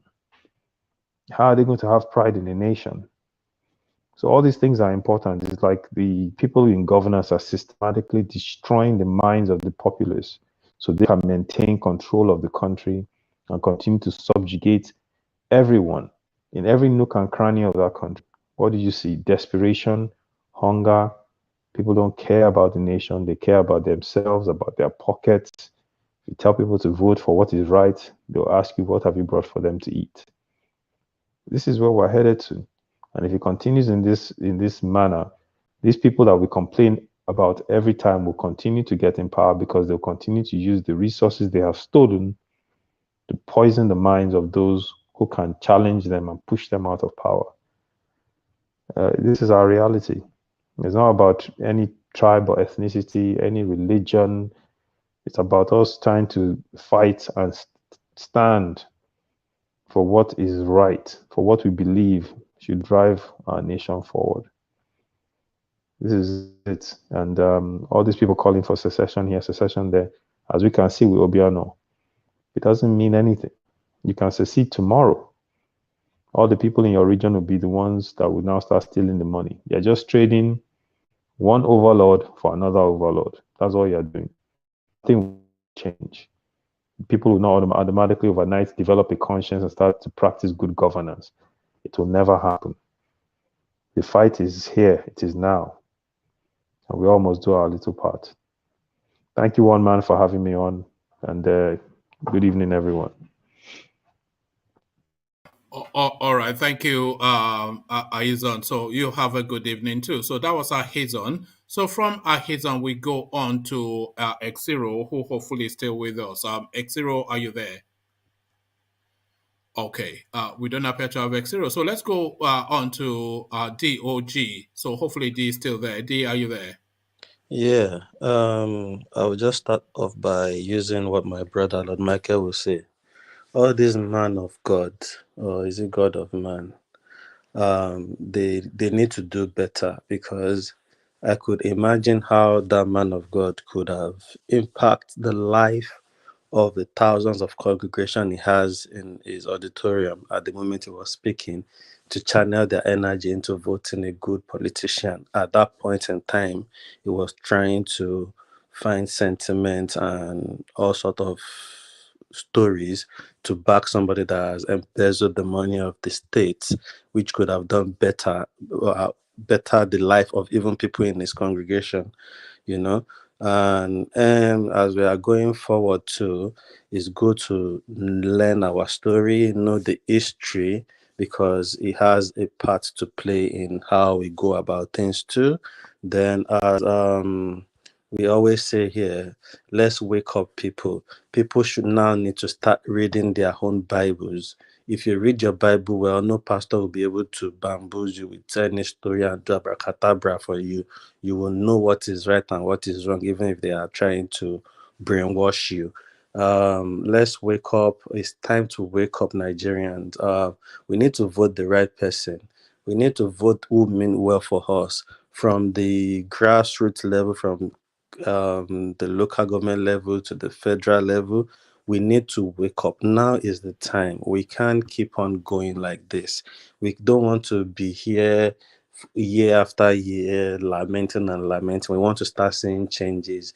Let's vote for the right change, not the change that Buhari lied to us about. Thank you, everybody. The people in the comment section, we see what you are doing. Thank you, the ones that keep it lively back there. Keep it up. Please thumbs up, share, and subscribe. Good night, everybody. Thanks.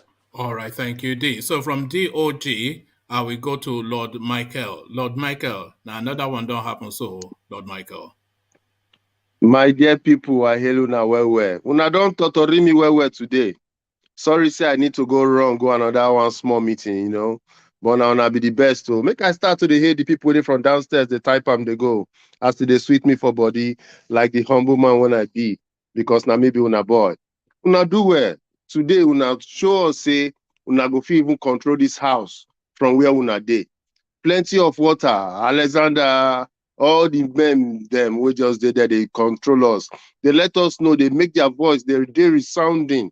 You know, una, in fact, I just they happy. Come be like say una hold this discussion. No. Forget all this one we they up there, the yarn today. Una hold ground and una hold on full time. I want to continue to the hail una, make una not stop. May God bless una. Una see say all of us together, we feel do better thing. If we serious, we say we want to do better thing. Then for those of my brothers where they upstairs, with the yarn, some of them the yarn point, some the yarn or brocoto, some the yarn sense man, or una too much. Every person, everything una yarn today makes sense. You know, one thing I always like to say, no matter how we don't fight, do which bash arts film, do this one, do the other one, we go still come back, come talk one thing. We want the betterment of our people. You know, now that one they sweet me pass. Nobody go at the end of the day say like the way our people they suffer. So I just thank every one of you. I also want to especially thank our brother today, World War, because you know be peace man. Oh, use that name to deceive us. We know you well now. As you follow knack the pidgin English today, even though say you go still open that book well, because you just a blender with Oyibo, it shows say you don't the turn but it's small. But based on history matter, everybody try. Make we continue to try because we no pass. Nobody holy pass. Nobody know and pass the other one. But make we try. Make we stop to too much they fight. Make we hear each other out because people they listen to us. People they learn from us. We don't see say most of the things so they yarn for here, they happen. Most of the things so they yarn for here. If you they listen where all these politicians, we're not going to hear that they talk what we don't talk. Where we they call rephrase. Let me say our word they waka far. So I beg in this light, make una just use the opportunity. Take the like this channel, they share them, make it go far. This Saturday, where they come to it go hard because me at the look say get some kind of people I want to invite when I know so there's still no history. I pray may they quick come, Sha, and I pray may they come. So that we go learn from them, we go teach them. Sometimes we fit get one kind of thing when you think say what you know not make sense. But when you go bring them, you go see another support where you they call back up. You can't know say that small thing where say and I see they beg us. After this program, make they do 5 minutes or 10 minutes. We get phone, mobile phone. It not go take us anything. 1 or 2 things where people don't talk here where you not understand. Just use them. You go learn more. So when you come the next day, you go say based on my research, you're gonna talk with confidence. So make I leave on for years so that everybody go back to their various places, go do 1 2 things. I hail Nasha. Grace of God, all of us go there tomorrow. No, not take them easy, One love. All right, thank you, Lord Michael. So, Radio Biafra has insisted that he wants to come and have his final words. Radio Biafra, don't wild up the place. So, Radio Biafra. Yes, thank you, Mr. Wama, for giving me this opportunity. This is all to the good people of good conscience. You have heard it from the pundits of Mr. One Man Show about this place we find ourselves, Nigeria. This country is never going to work. Have you noticed one thing about all these people? They don't shout restructuring or we must get restructuring to move the country forward. It's all about voting. They cannot say how they're going to get these good people into office. Or they want you to keep voting. What you're basically doing is renewing the suffering. The time is now to wake up and say enough is enough. I stand with IPOB with good conscience. Nigeria is danger. It is danger. Look at the man that they are shouting to be the next leader of that place, Tinubu. This man is Buhari #2. He's come to further Fulanization, Islamatization. Forget he was governor of Lagos. That is Lagos. We're talking about Nigeria, where the Fulani people have the claws. You think they're going to let go of that? They want a puppet that's going to Fulanize, Islamatize, and marginalize every one of those people trapped in that contraption. All right. Okay. No. Wake up. No. Okay. Yes. Thank you. That's enough.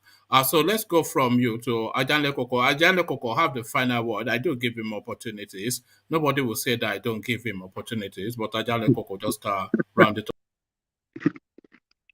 Okay. Thank you, one man. I want to thank everybody that came on the platform today.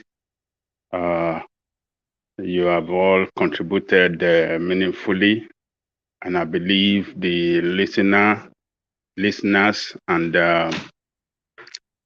people that are watching us around the world benefited a lot from today's session. I want to thank Rational Mind for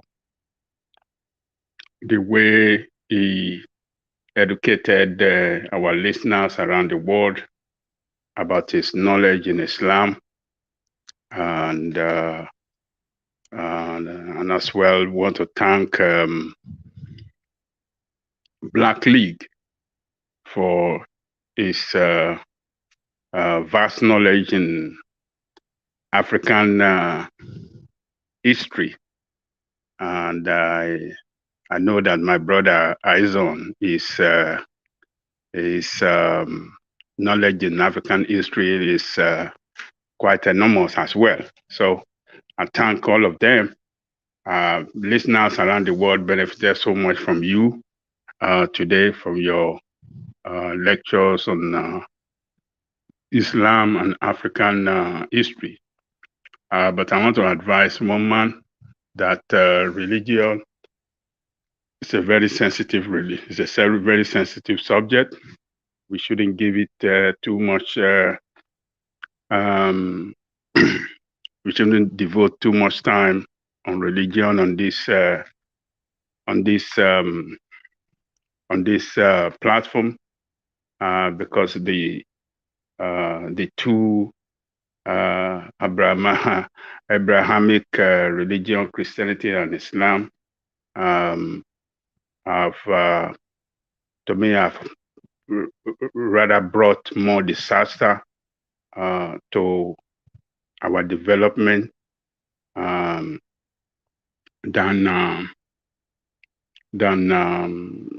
any good.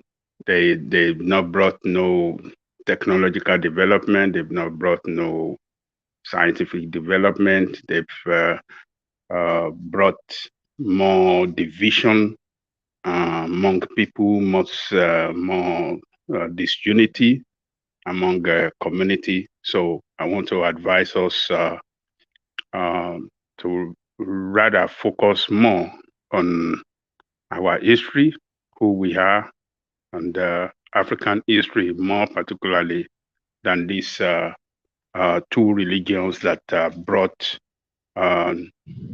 no peace to us, but rather division. We saw what's the history of Lebanon today, religious problem destroy Lebanon. And we see our nation, Nigeria, the sharp, we are divided along religious line in the south and in the north. And we saw what religions have brought to that country. Extremism have destroyed, have killed thousands of people in our country. So I'm advising not to let us devote our time on this Abrahamic religion. So other than that, I want to thank all of you that are behind the scene, that are chatting. You are the strength of the platform. Our brother Alessandra Gomez, Alessandra Akashi, the lady back there, Bunksma, and Plenty Water came in today. He did it the way he always liked to do it. So, and Jaja, Flash Mankind, Mike Ajayi, and some others. Sorry if I cannot mention others' name, but I give kudos to you. You are the strength of the platform. A lot of us are coming back because of your comments and you are the strength of the platform. My brother from Japan, World View, yeah, I thank you as well. It looks like you are becoming regular now. We like to see more of you, so keep coming back. You are a good guy, and I thank the man that always brings us together every time. One man, the eagle, the man that we know as the eagle. I believe tomorrow the eagle will land again, and we will continue the struggle from there. Thank you, one man, the eagle. We expect to see you tomorrow again. All right, brilliant. Thank you, Ajanle Koko. Perfectly put, as you always do. So that's Ajanle Koko. No, without doubt and a clear distance, everybody's favorite voice on the platform. So, so there it is, right there. It was like the A list today, really, just the A list of the people that usually come to contribute. Lord Michael, Rational Mind, Black League, Ajanle Koko, his son, of course, just all of the names that you gravitate towards. It's just a couple more names that were missing that would have been the first team. So that was it, a real delight. We went through a myriad of topics as we usually do. We talked a lot, some sense, hopefully not too much nonsense, but for the sense and the nonsense, it ends here. And I'll leave it here. Carry the conversation on within the comment section, but here, I say, peace.